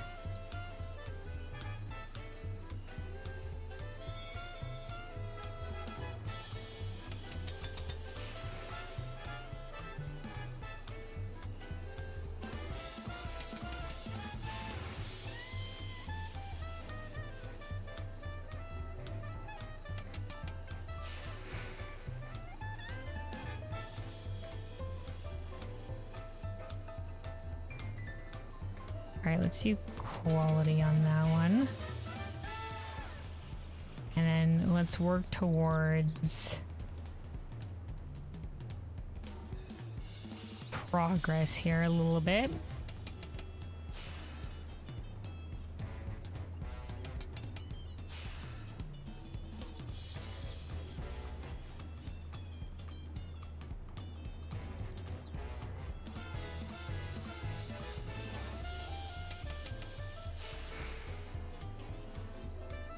Oof, yeah, the progress is gonna be a lot to complete on this one, okay.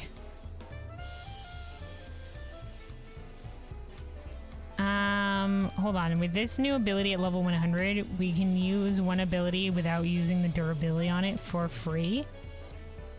Let's do that. And then let's use groundwork.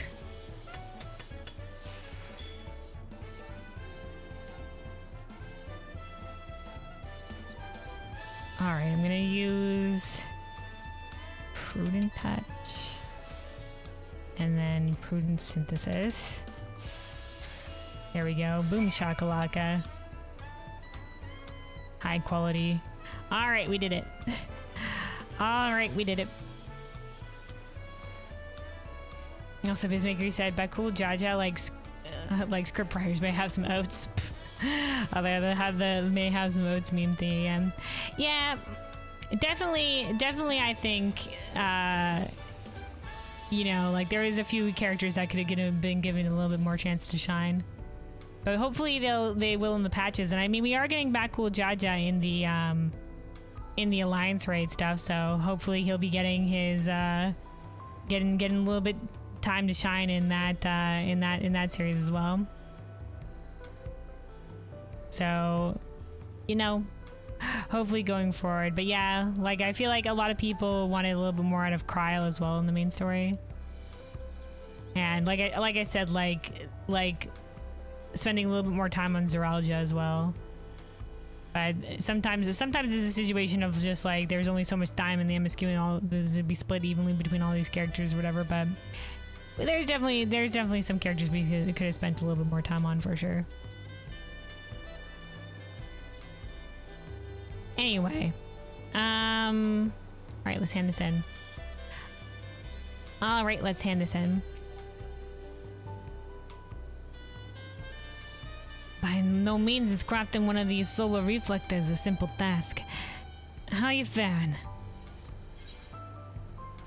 Boom shakalaka.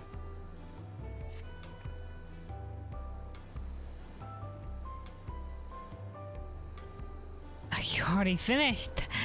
And the device has every ounce of the sort of quality I come to expect from you. Every ounce the kind of quality. Alright. It so happens I just finished into my portion of the reflector, but Bonnie's currently seeing to the more delicate touches. As soon as she's finished, we set off to the palace. Alright, I thought I was supposed to be like designing them. Okay, alright, we're going.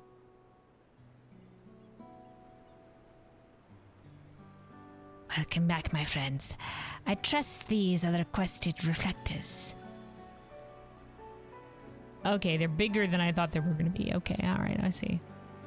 I see. It's kind of like, they look like kind of like if there were spotlights. I thought they were going to be like individual to the vows, but they seem to be more or less identical.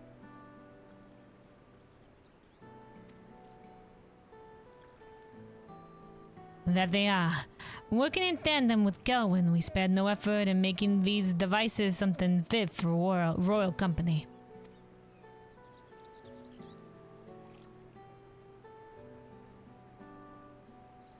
How seamless the surface. Not a blemish to be found. Indeed, these appear most worthy of the vows. Yet, appearances are not everything. Above all else, they must perform their function. Allow me to evaluate whether they do. Alright, they look great, but do they work well? Are we lighting the sticks? Like a torch?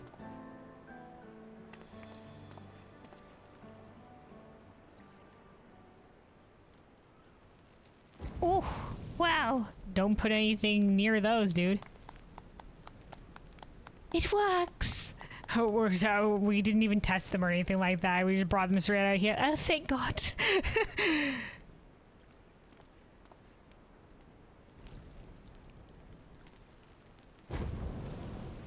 Nice. Smile and nod, damn straight, damn straight. To think they should both light a flame so swiftly. Oh, what astonishing craftsmanship. Alright. Also, I guess be exceptionally careful on these things, apparently. Like, don't put them out in direct sunlight lest a nearby anything get lit on fucking fire.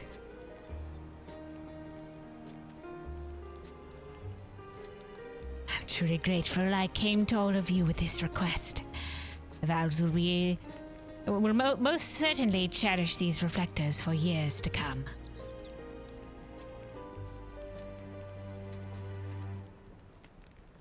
If it pleases you, I would secure your services in a more official capacity.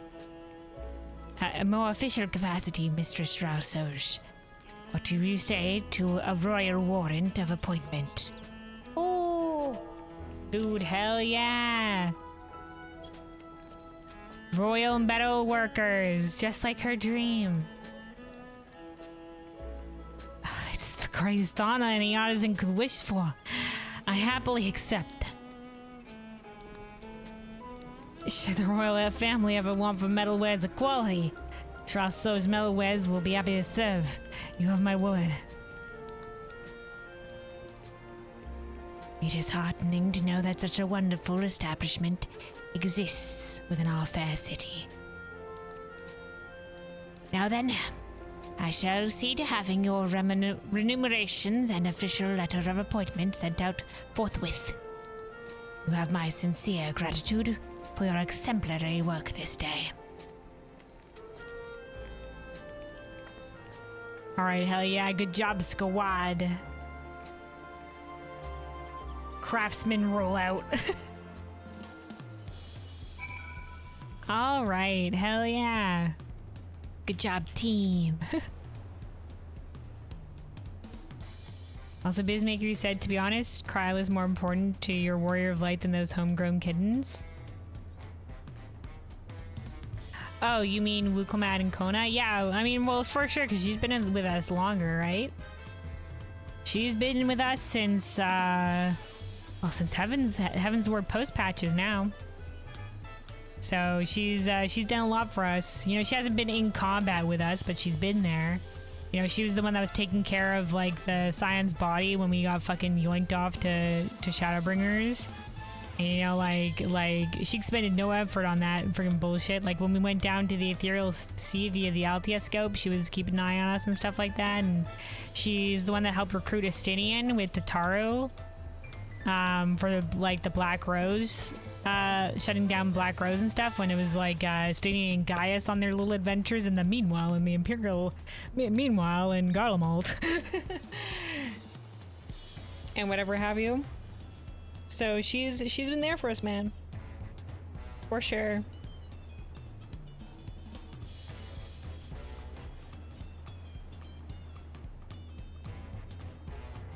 All right, though. Yeah, Papani, do you have anything to say? I've never felt more blessed to be an artisan than in this moment. The seer had such kind things to say. Thank goodness I returned to work at Mistress Rausoja's side. Hell yeah, lass. I'm glad you're finding your fulfillment here with crafting.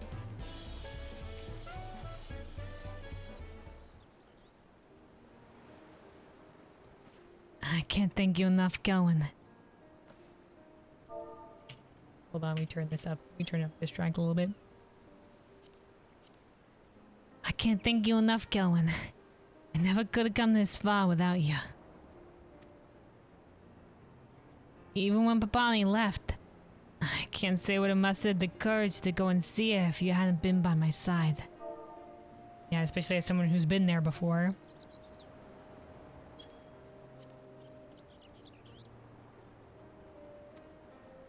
In my ignorance, I believe my main selling point was speed, and speed alone. But thanks to the both of you, Rausoja Metalwares will soon receive a royal warrant of appointment. Yeah, because now we're known for both quality and speed, not just like we'll get it to you soon, but the quality is going to be like, you know, middle of the road. You know, and now you're even making stuff fit for royalty. Oh, man. Like I said, it was a dream, man. I can't express to the both of you just how thankful I am. Oh, Mistress Rausoja.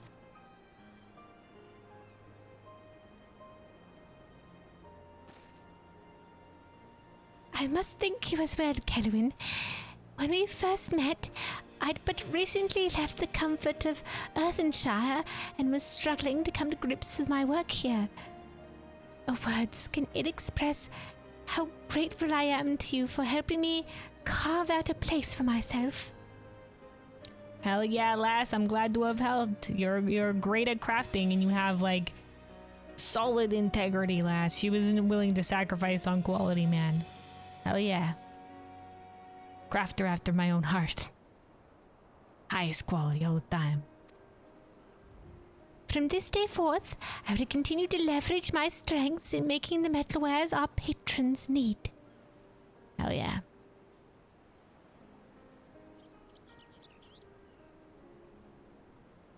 As will I. In other words, Cohen, I think we're finally ready to give this a go on our own. Rausoja Metalwares will become a shop that not only excels at delivering products to our customers with speed, but at a quality that they won't find anywhere else.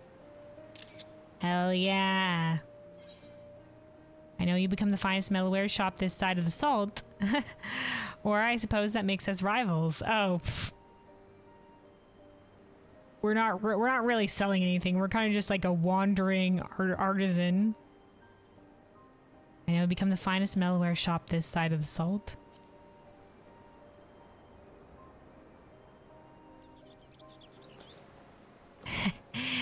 I appreciate the vote of confidence. But Bonnie and I aspire to become metalworkers like you.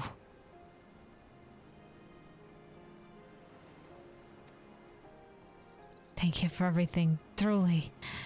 Know that you'll always be welcome at Charles' Metalwares.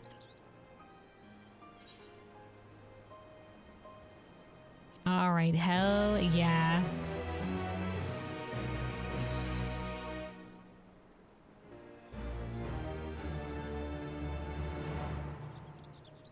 There we go. Ralsoch has reignited her passion for metalworking thanks to your efforts. She now considers you the most masterful of metalworkers. The alliteration continues. There are doubtless others in Wachimaki who would welcome the aid of an able artisan. Speak with the other merchants and see how you can help. Alright, bonds forged in fire. Hell yeah. And we get the title of Countless Alloys. Metal alloys. I guess kind of fitting, because alloys are usually like a mix of metals to make something different, or in this case maybe something stronger. So like a mix of these two makes an alloy that's stronger than the two metals alone. Metalworking metaphor. Alright, Papani. Welcome to Ralsoch Metalwares, Kevin. Have you come to purchase something, or perhaps see how we fare? Whenever you have a spare moment, I would love for you to teach me more about the metalworking skills you learned across the salt. I wish to do everything I can to get even an im closer to your level of expertise. She wants to learn a little bit more from us, alright. Also, hold on, we turned up the music a little bit. Turn it down, because the Tulio old jazz goes ham. I learned a great deal working with you. Most of all, to never give up on myself again. Yeah, man. Don't, you know what? If you have a dream, don't settle. From every day forward, I will strive to be the best artisan I can be. Yeah, not if you still have a fire for it. Alright. Do make sure to speak with Papani as well. You have no idea how much she respects you. Aww. Alright. There we go. So that's it for the Dawntrail Metalworking Role Quest. Hell yeah. It was a cute one. Also, yeah, Bizmaker said, yeah, she saved our friends. She sent the best boy to help us when the world was ending. Oh, right, yeah. Yeah, deal with the devil. It's true. She's the one that did make that decision to send him out there, and what a crazy decision that was, but it ended up working out. Sort of. And that, yeah, he helped us, but then, yeah, we almost died.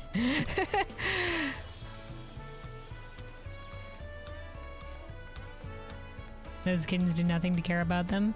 Well, I like I said, I really like Wukleman. I think Kona is really cool as well. But yeah, we definitely don't have the history for sure. But I like him. And we're all, and you know what? If anything, we're all about making new friends in the Final Fantasy XIV. New friends. But yeah, now that we're done with the metalworking role quest, all we have left in terms of the crafting and gathering role quest is this last over here, Pameka, and the carpenter, leatherworker, weaver role quest. So this time next week we'll be starting on this one. We'll be doing the first half.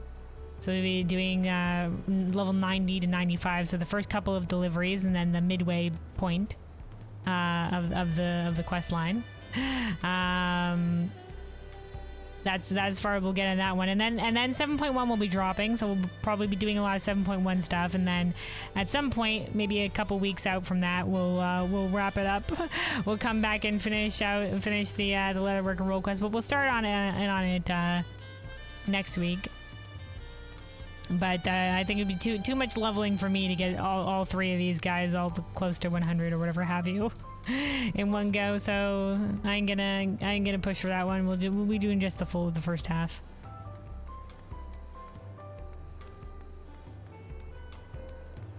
But yeah, now that we're done with that, the other thing that I want to make sure that we get to today is continuing our custom delivery stories. So the custom delivery story I'm currently working on is the first one of Endwalker.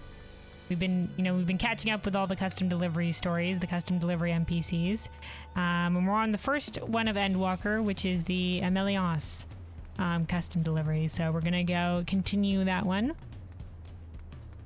So let's hoof it out to Charlene. Let's also good chance to get some experience here. Let's go on to Weaver.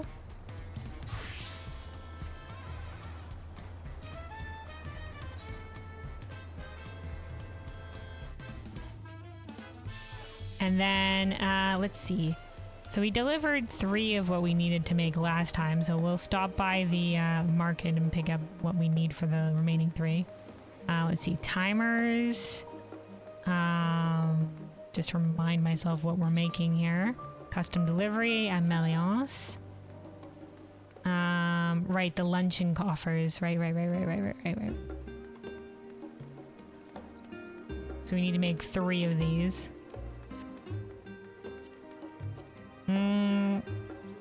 I think we'll probably be okay on scripts. We might have to go stop by the script vendor and spend some scripts real quick. Maybe we'll do that first. There is a script vendor here in Charlene, so just pop out there real quick just to make sure we don't overcap on scripts.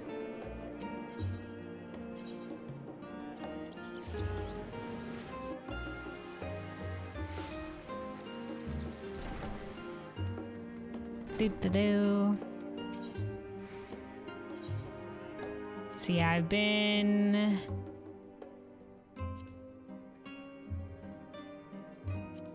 No, this is material. Because there's no real good gear that I can buy with the purple crafting scripts that I don't already have. Most of the higher level stuff is with the orange crafting, the orange scripts. I have most everything else that we have that I have here, so been buying stuff to sell, and the Mastercraft demi material here sells pretty well. There's probably stuff in some of the higher level categories that sells well as well, but this is what I found. I know this one, it sells for a little bit less, but this one is used, I think, in some of the job quests for crafters, so that one at least people are always buying. But this one does. This one might as well, but it sells for more, so I usually buy a couple of these.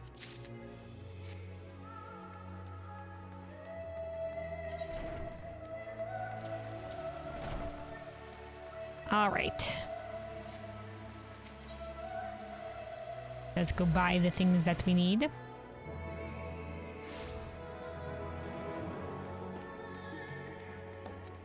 Let's see, crafting. Custom deliveries, luncheon coffer. So yeah, it's one to one. So it has been with the Endwalker ones here at least. We're buying it from the apothecary because that is the way of it. They just like toss it onto this vendor. Why not? All right. Yeah. Okay. We got our buffs and everything running and whatnot.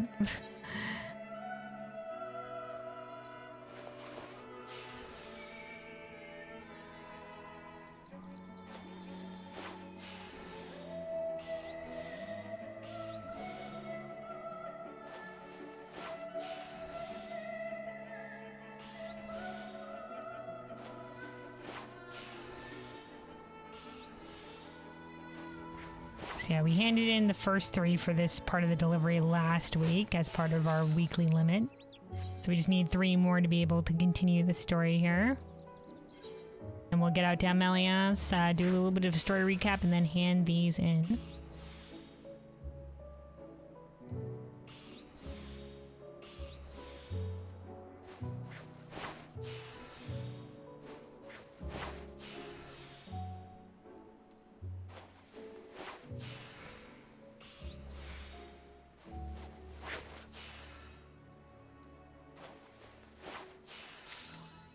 Alright, and then the last one is easy peasy compared to the Dawntrail Role Quest stuff we knew, the higher level shit we need to craft.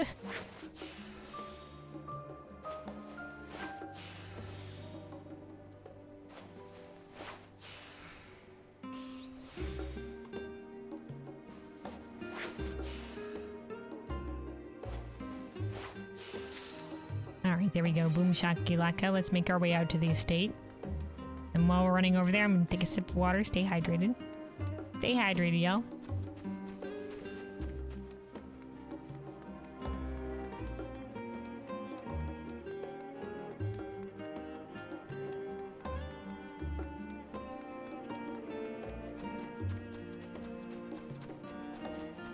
Alright.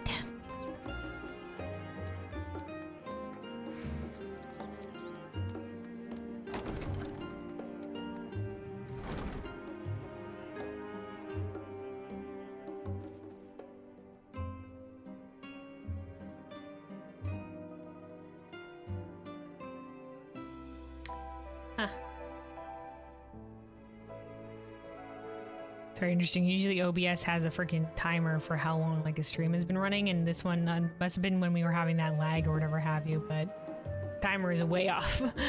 Way off for how long the stream has been going for. Let me see. Yeah. Like it's currently like saying we've been running for a shorter amount of time, but we've been going 4 hours here. Been going 4 hours, so I'll probably do this, and then we'll take our break. Yeah, 411. Yeah, I just pulled up the stream just to see. I was like, yeah, no, this counter is definitely off. Must have been because of the lag we had earlier. But yeah, we'll do this and then take a little bit of a break, and then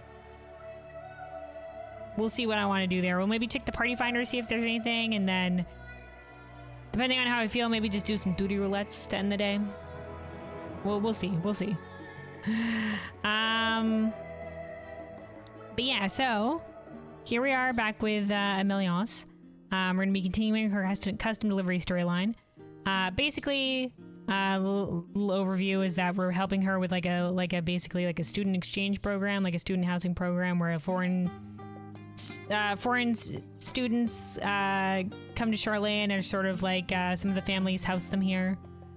Sort of like an exchange student program would, and we're basically helping make sure that this endeavor is a success, and helping with school supplies and other things like that. This recent delivery, we're delivering luncheon coffers, basically ways to basically like lunch boxes that are like little like magical lunch boxes for the kids that like keep the food cool with like crystals or whatever have you, crystal technology.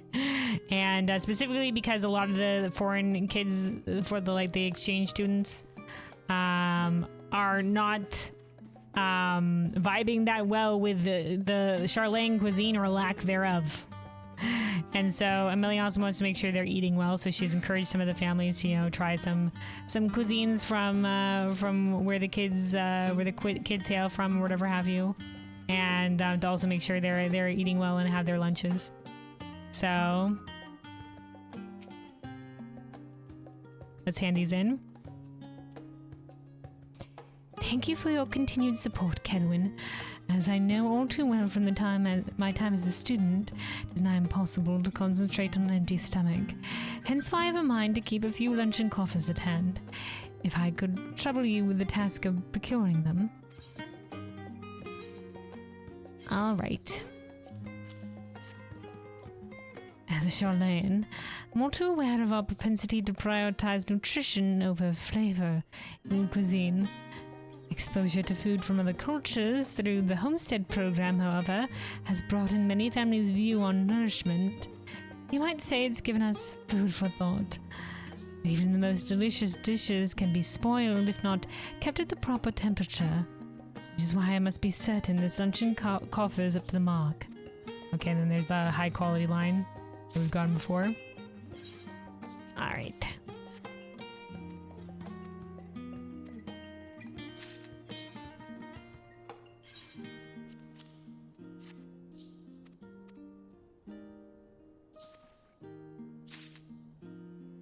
Ah, there's our master artisan. You'll be happy to hear students have been quite pleased with their meals of late, thanks in no small part to your luncheon coffers. When they attended the studium, Halizate would always request her meals be prepared, but Alphino was always quite happy to sate his appetite with Archon loaf each and every day. Alphino, known Archon loaf enjoyer. Get this man. A peculiar trait he inherited from his father. I think Ameliance said that she specifically, when they were students, would make lunches for Chanel, because otherwise he would just eat Archon loaf. Also, Bizmaker said, speaking of like, you watched someone playing Pokemon Purple or whatever. Oh, Pokemon Violet? Yeah. They spend on their own timer 4 hours of playing the game, and in-game timer showed 3 hours. Interesting. Quarter of the game is lag. Yeah. Definitely Scarlet and Violet, and a lot of people agree could have used a lot more polish. Just in general, obviously, like they've been pushing out the Pokemon games too swiftly, and the games have suffered for it. Which is hopefully a lesson they've learned, because they are taking more time between now and the next game, so people are just like, hopefully things will be, you know, the development team will give them be fucking time to breathe instead of being like freaking railroaded down, churning shit out as fast as possible.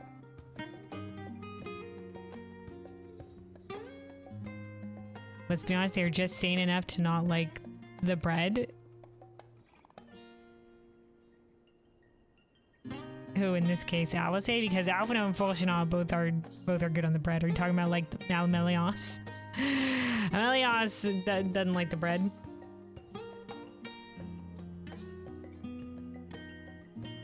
All right, though, let's continue here.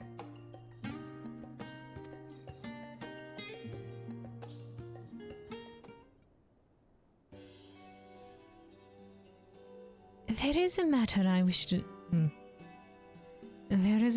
wish to discuss with you. I'm curious, Edil, what is it? It concerns Mira. Is the student she's housing here? I fear she may be having difficulty with spellcraft. It is a complex art that cannot be learned quickly, nor through pure effort. One must have an aptitude for it. You gotta, you know, like, look at the Garleans who can't channel magic.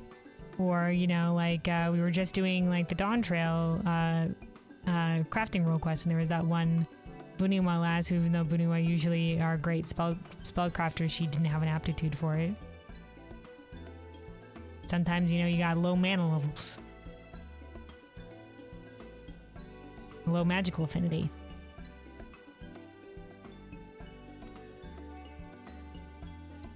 Fortunately, from what I've observed, Mira appears to have not only the capacity to wield magic, but also a clear understanding of how it works.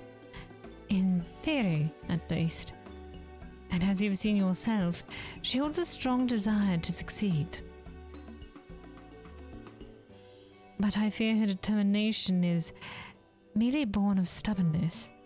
With each passing day, she returns home later and later. She's working herself to the bone, man.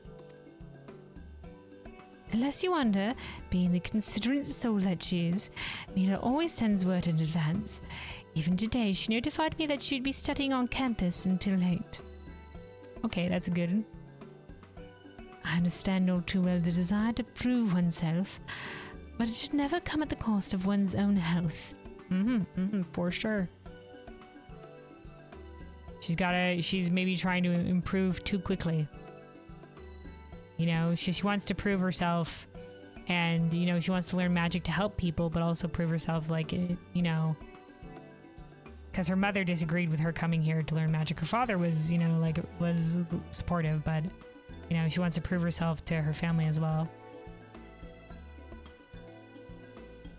I must speak with her immediately before she falls ill or worse. You may think me overprotective. Nah, man. Nah, I think you're being considerate, man. I think you're being astute.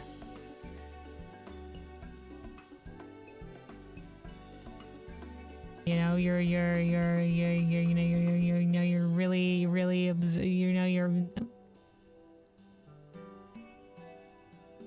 not being neglectful. You know, you're looking at the kid, man, and like seeing that she's struggling.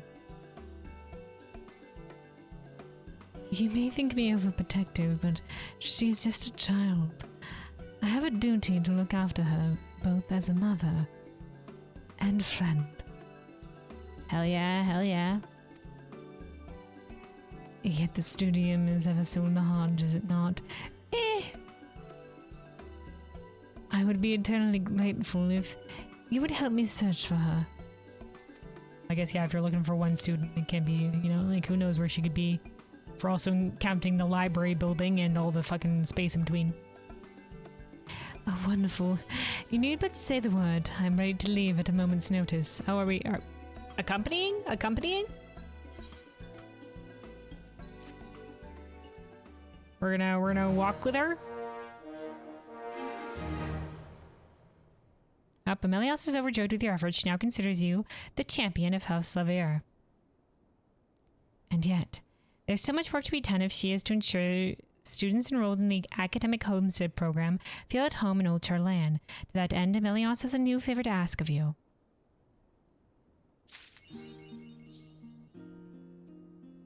Alright, yeah. New quest, continue the story. Alright, a mother's love. Ameliance is eager to depart for the studium. Lest you worry, I've informed Merald, the, butler lass here. I've informed Merald to wait here in case Mila returns home before we find her. Servant, I should say. With that, let us be off. Oh, I can scarcely wait to see the look on her face when we arrive. Well, she certainly won't be expecting us. Alright, Meryl, do you have anything else to say in general? Any new line? I offered to escort Miss Milligin here, but Lady Ameliance refused. I fear her unexpected arrival may prove overly stressful for our young charge. Please, look after the both in my absence, would you? Will do. Alright, to the studium.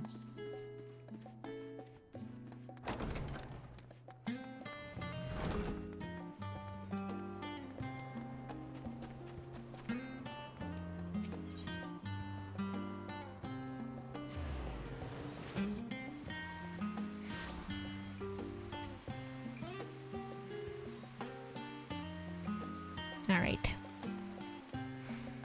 Here we are, Ameliance. Is it strange that having come all this way, I only now begin to have second thoughts about my plan to surprise Mila? Surely she would be glad to see us. More so, I should think, if she were to see you, the lead. Maybe. I was particularly in the lead, because maybe she thinks something would be wrong if Ameliance was here.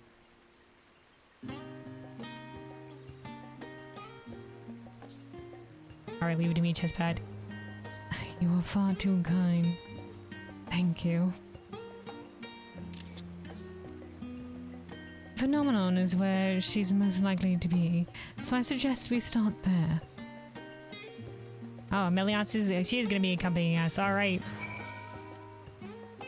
Is something the matter? If you're hungry, I could have our attendants at the manor prepare something on your return.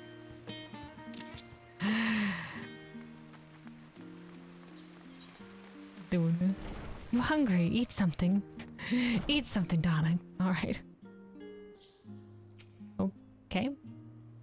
I should have known she would not be here. There is rarely an opportunity to remain idle in the studium, after all. She did mention some manner of practical training today, however. Perhaps we can find her at Maker's Meet, or failing that, we can ask if any students have seen her. At My, how wonderful it is to walk these halls again. So many fond memories. Perhaps you would care to hear a story or two. Oh, hell yeah, man. Ameliance Student Day stories, sure.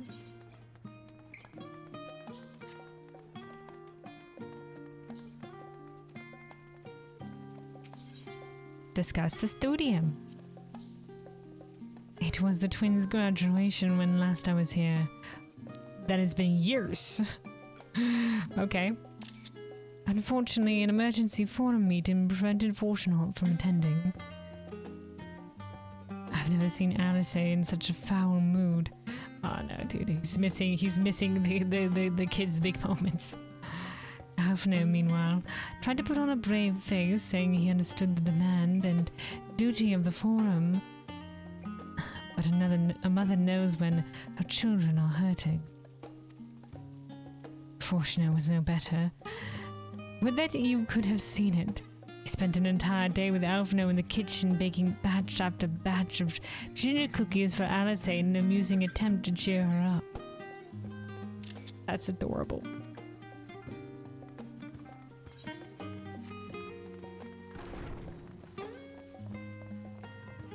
So at least he felt bad about attending the meeting as well.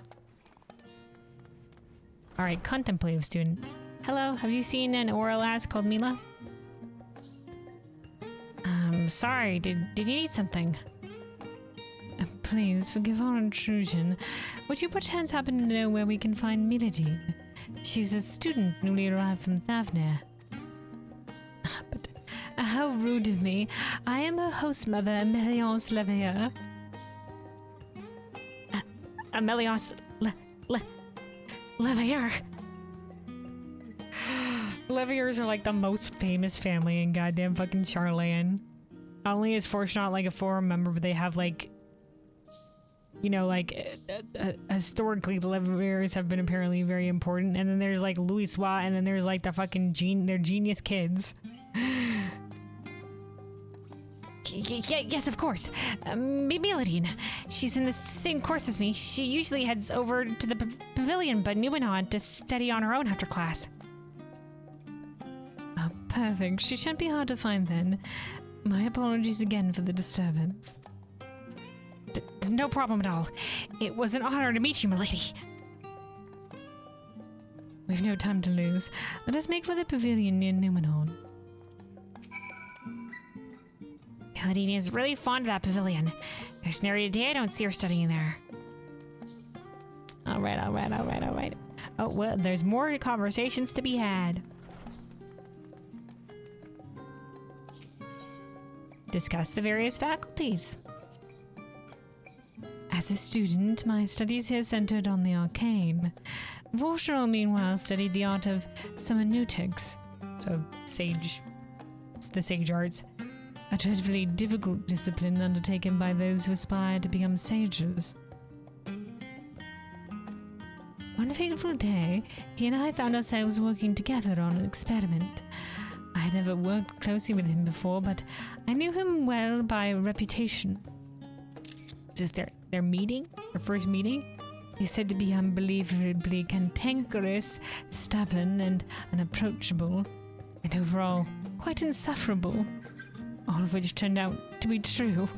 Yeah, alright, so he was cantankerous, stubborn, unapproachable, insufferable, all of which were true. Terrible impression. Naturally, I wished to learn everything about him. Oh, never mind, it was a good impression for her. I was enamored. He was cantankerous, stubborn, unapproachable, insufferable, perfect. He was always so flustered whenever he spoke, averting his eyes this way and that. It was also very amusing and peculiar. To even think of it begs for laughter. It is probably best that we keep this conversation between ourselves. Adorable. Ameliance has the best tales. We're gonna be like, unfortunately, I had no idea you were this adorable. He's gonna be like, what? And I'm gonna be like, you make cookies? Make cookies to cheer up Alice, eh? You were flustered when talking to pretty ladies, eh?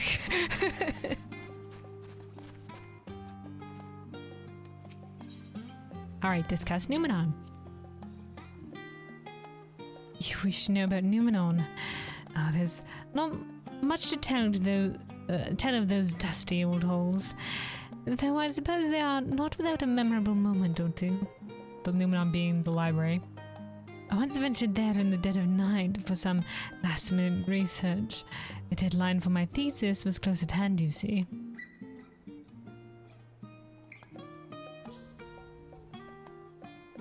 Not an Archon thesis, though.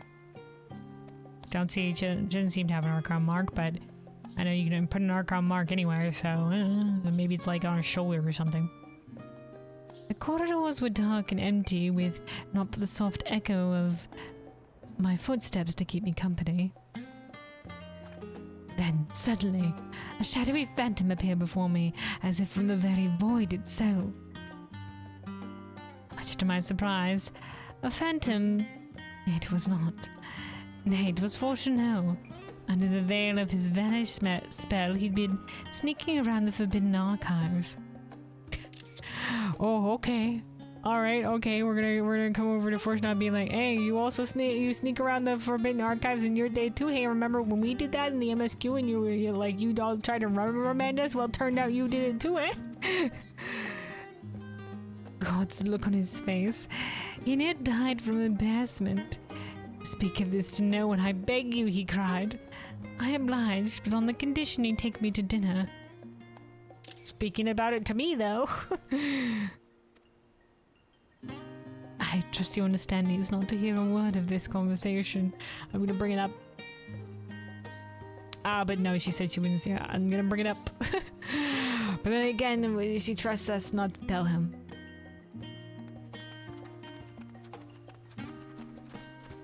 We're learning all the hot Fortuno gossip from Ameliance. Oh, there she is.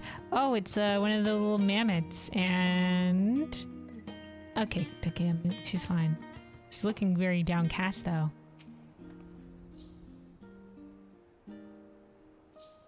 And there she is, but she doesn't quite seem herself.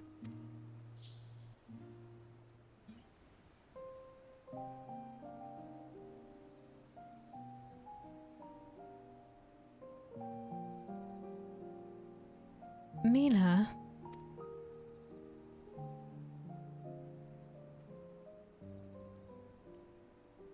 Lady... Wrong accent, hold on. Doing this kind of accent, get away from it.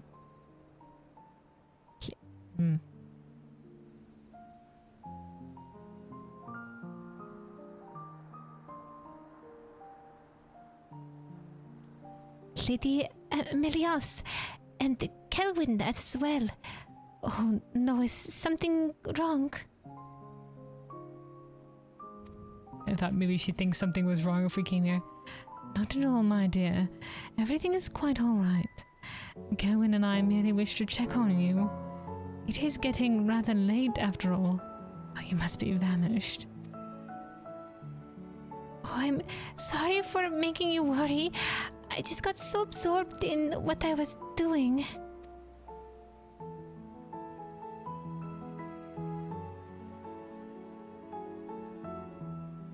What was up with the mammoth? I take it you've been using the mammoth there to practice your healing. Oh. Healing? Oh, okay. You can practice your healing on a mammoth? Sure. Yes, to be perfectly honest, it hasn't been going very well. I'm a healer.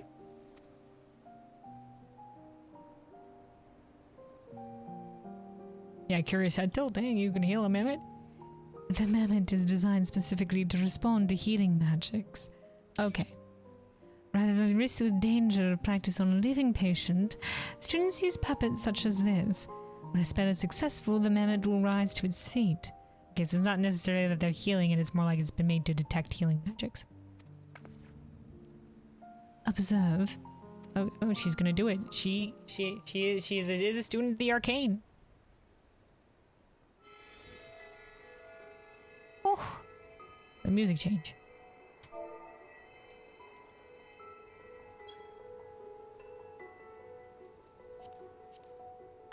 amazing.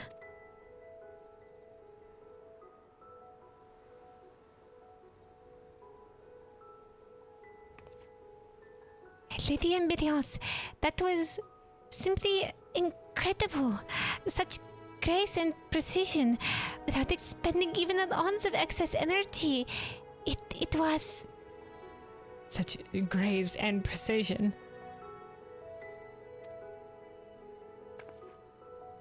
It was absolutely perfect.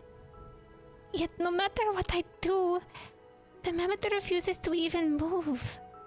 Maybe you're not very skilled at the healing magics, or maybe like you're just like you're still learning. I mean, you're pretty new at this. I've been trying so hard to prove my mother wrong, but maybe she was right.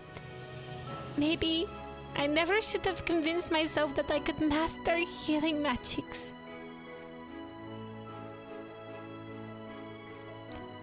I came all this way and accomplished nothing. You've been so kind to me, Lady Ameliance, and I don't want to waste any more of your precious time. Perhaps it would be best if I returned home.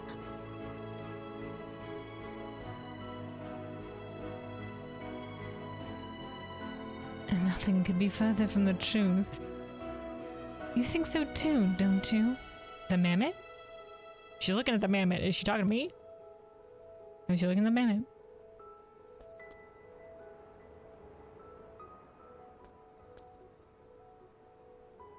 Yes, that is simply not true. Please cheer up, Mila.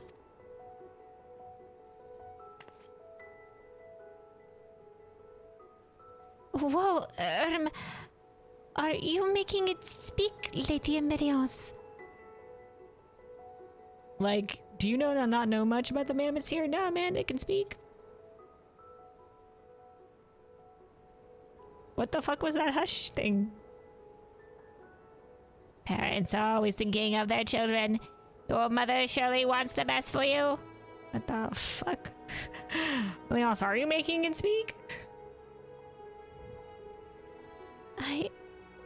I know that.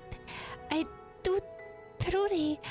That's why I'm afraid of disappointing her. You are not a puppet. You need not dance to your mother's tune. Listen, I've been listening to you talk to yourself about this, and I have strong opinions.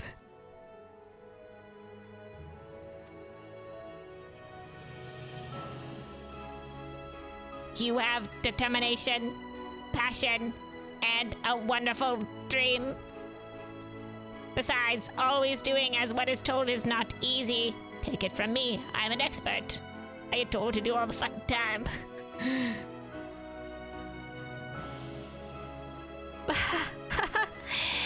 That is hardly something to brag about. Oh, she laughed. There's the darling smile I've come to admire. Mira, there is no doubt in my mind that a brilliant, hard-working young lady like yourself would make a fine alchemist. Your mother surely saw the same, and simply wished for you to walk an easier path. A path where your success would be assured. But with great resolve and determination, you fought to pursue your own way forward. This is part of what it means to become an adult. Yeah, man. Sometimes you find your own way, man, yeah.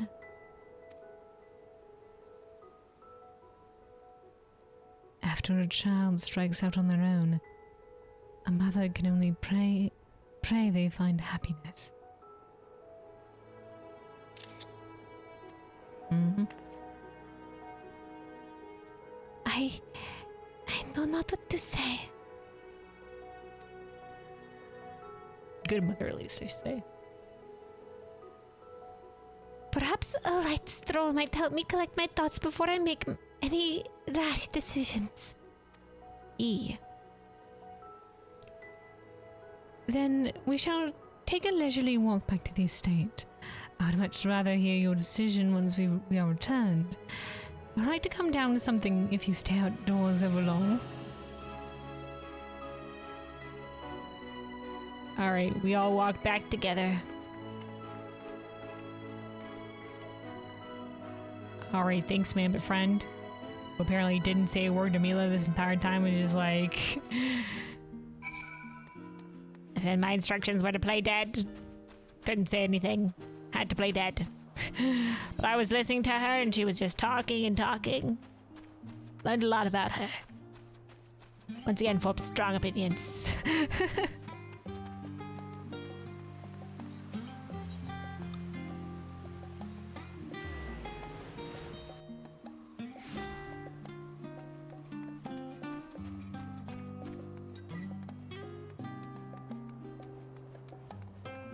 All right. And we're back. Oh, Meryl just come forward a little bit here. Meryl? Welcome back. If you woke up an appetite, you will be pleased to hear that the head chef is presently preparing a most exquisite Tavnarian stew. Oh, nice. Okay, Meladine? I'm sorry for making you worry, and thank you. All right. Hell yeah, Lass. Not just saying sorry, but also saying thank you. Oh yeah. I'm just like, oh man, sorry. sorry. Sometimes you know, you don't want to just be like, oh man, I'm so sorry for worrying, sorry, whatever. You have to be like, you know, sorry, but also thank you, you know?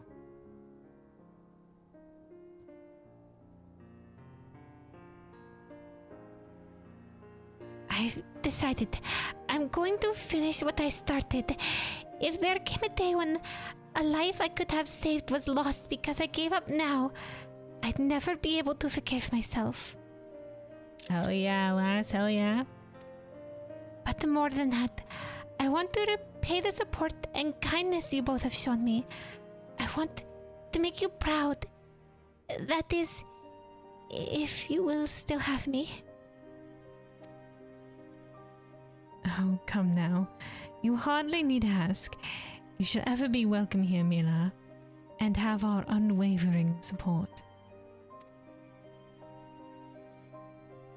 Smile and nod, man. Smile and nod. We're with you, lass. Good heart. Have you any sage counsel for our aspiring weaver of magics here? Oh, do we have sage counsel? Yeah. Let me tell you, I have a magic user.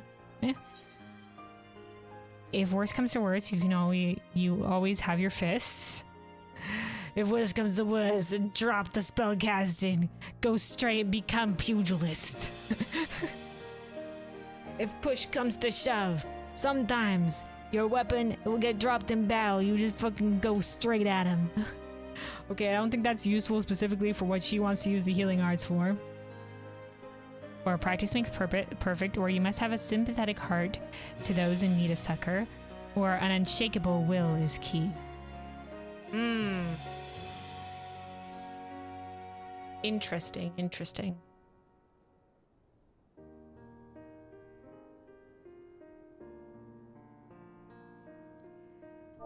Okay, so I probably practice makes perfect is like too classic.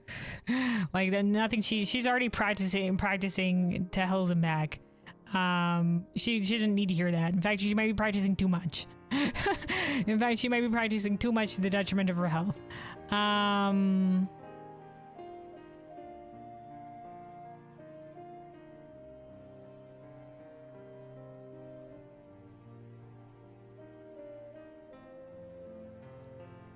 I mean, if she's specifically having trouble casting the spell, and she already seems very sympathetic towards those in need of succor. I don't think that's necessarily the problem, that she's not thinking of the person that she's healing, because she probably is. I think maybe she's just, maybe the fact is she's just hesitating. Maybe she ought to make sure, maybe now that her, she was resolved to keep practicing, but she had that hesitance, and maybe that was holding her back. Maybe she would lose focus. So I'm gonna go with an unshakable will is key.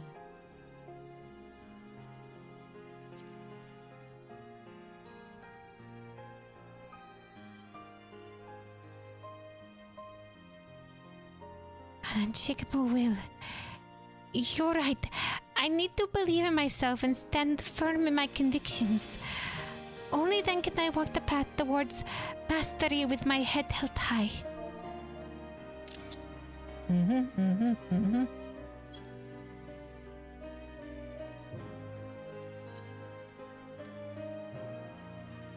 Smile and nod.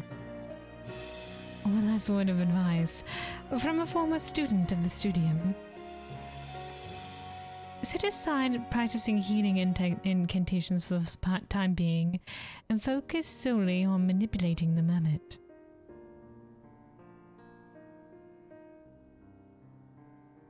Okay.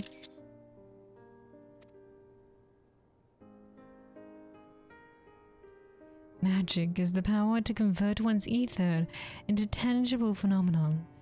The key is to visualize precisely what it is you wish to bring forth. I believe your problem stems from a lack of solid image in your mind's eye. That's what I was thinking. Though I also said like maybe it was a hesitance. But also I said maybe she lost focus. When picturing the act of healing, what do you envision?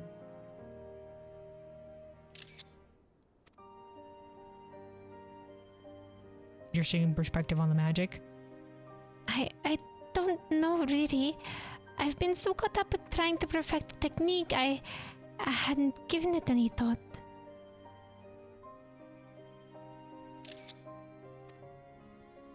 Then focusing on manipulating the mammoth may be just what you need. You can concentrate on clear images like making it walk, run, or sit. With enough practice and repetition, more abstract concepts such as inner workings of healing a wound should come easier to conceive. To actually visualize like healing the wound specifically in detail? Okay, alright, interesting. I see. The whole process just seemed so complex that but that's in the past. From now on, I'm going to focus on visualizing everything, step by step. Okay. To a certain degree, but... Ameliance, man, you explained that very well. You made me make a great teacher, man. And she's apparently, like, super skilled at the magics, man. Ameliance, your talents are wasted here. But I guess if this is the life she wants to lead, she's happy. I mean, it's all right. But I mean, like, you got talent, lass. That's the spirit. But do take care not to push yourself too hard. She's like, I'm retired. For now, I think a hot bowl of soup is precisely what you need. It's a Tavnerian recipe, so I hope it offers a taste of home.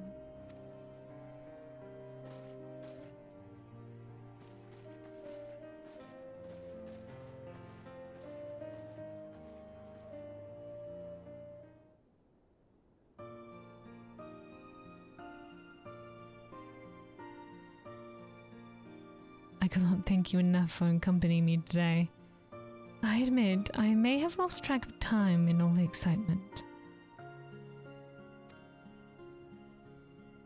Now then, if me and the other students are to continue their training, I believe it prudent we prepare a new set of mammoths.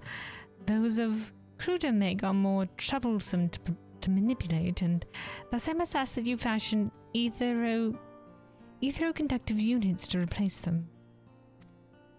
The mammoth of good quality. Mia should be able to grasp how to manipulate her ether rather quickly, and I shall be beside her ready to help at every turn.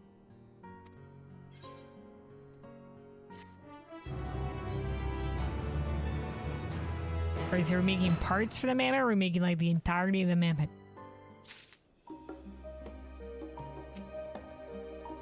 Ah, Kelwyn, how are you? If you are ever in need of a respite, you are always welcomed here. You're always welcome here. As we discussed, I would like as many mammoths as you can prepare to aid the students' training. As many mammoths. Alright. Oh yeah, I know, we're making the full mammoth. A mammoth crafted with materials highly conductive to aether, making it an ideal training tool for fledgling wielders of magic. All right.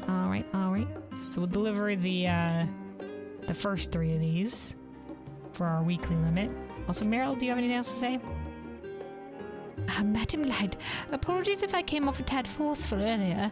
It was simply imperative that you meet. Oh, no, this is one. Forceful as in when she said, like, hey, could you be with Ameliance? Alright, let's go buy what we need for the mammoth. A 1-to-1. Etheroconductive mammoth component. An assortment of components suitable for crafting etheroconductive mammoths for the use of students enrolled in the academic homestead program. Right, we have to cross the bridge to get the market.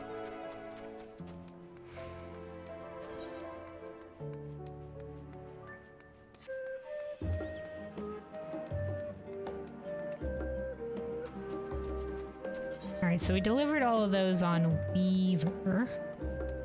Let's do the next one on Leatherworker.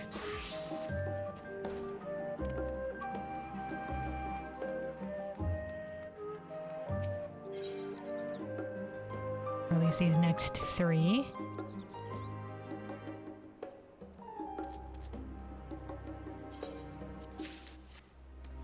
Alright.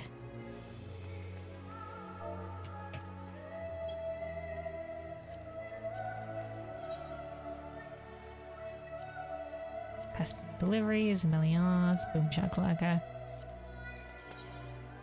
Oh, hold on. We need to eat some food. We need to eat some food. Alright. For the food buff.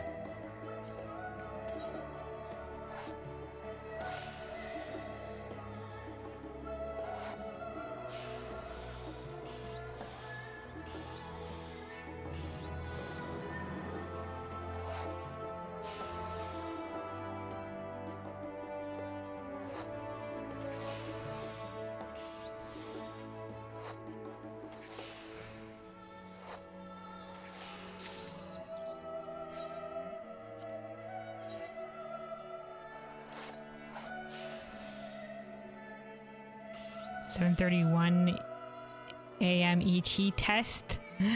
Okay, I got that like 10 seconds later. On the ET, I mean. I don't know what that translates to. So maybe like a is it like 10 seconds to a minute or something like that? I can't remember.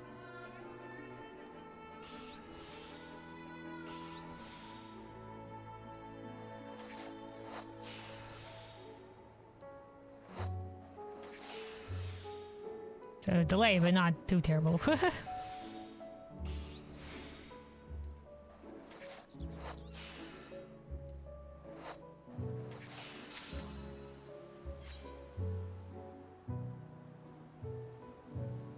All right, and then one more before we go hand these in.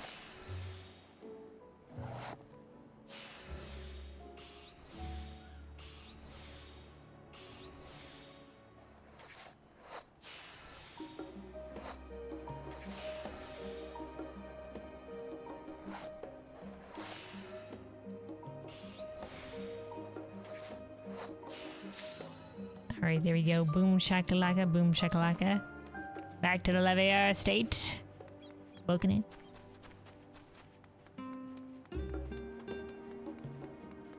Yeah, like I said, we've done the story for the week. So we're just gonna hand these in for our weekly limit, and then we'll be continuing this storyline next time.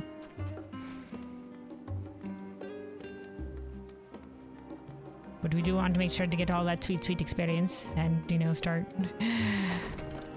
working on the next set of deliveries.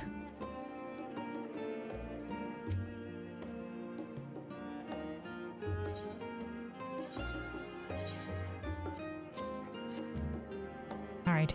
As you know, mammoths are invaluable tools for helping students gauge their capacity for ethereal manipulation. Everything from their clothes down to their very cores must be highly conductive to ether if we are to observe clear results. Alright, and then there's going to be the high quality line. Oh, no, never mind. It's just, yes, this appears to be sufficiently sensitive to ether. The students will be pleased to have a mammoth so well suited to practicing their healing magics.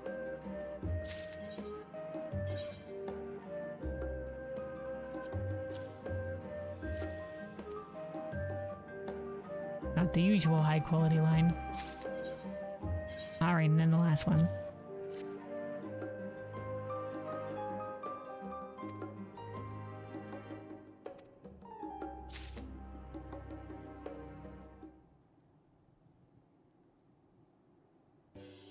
Alright, then you've reached all your delivery limit line.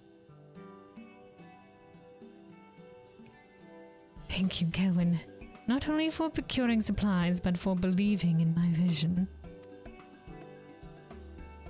After everything, I've heard of your grand adventures with Alphino and Alice. Never in my wildest dreams did I believe we might find ourselves working together. Yeah, we've heard this one before.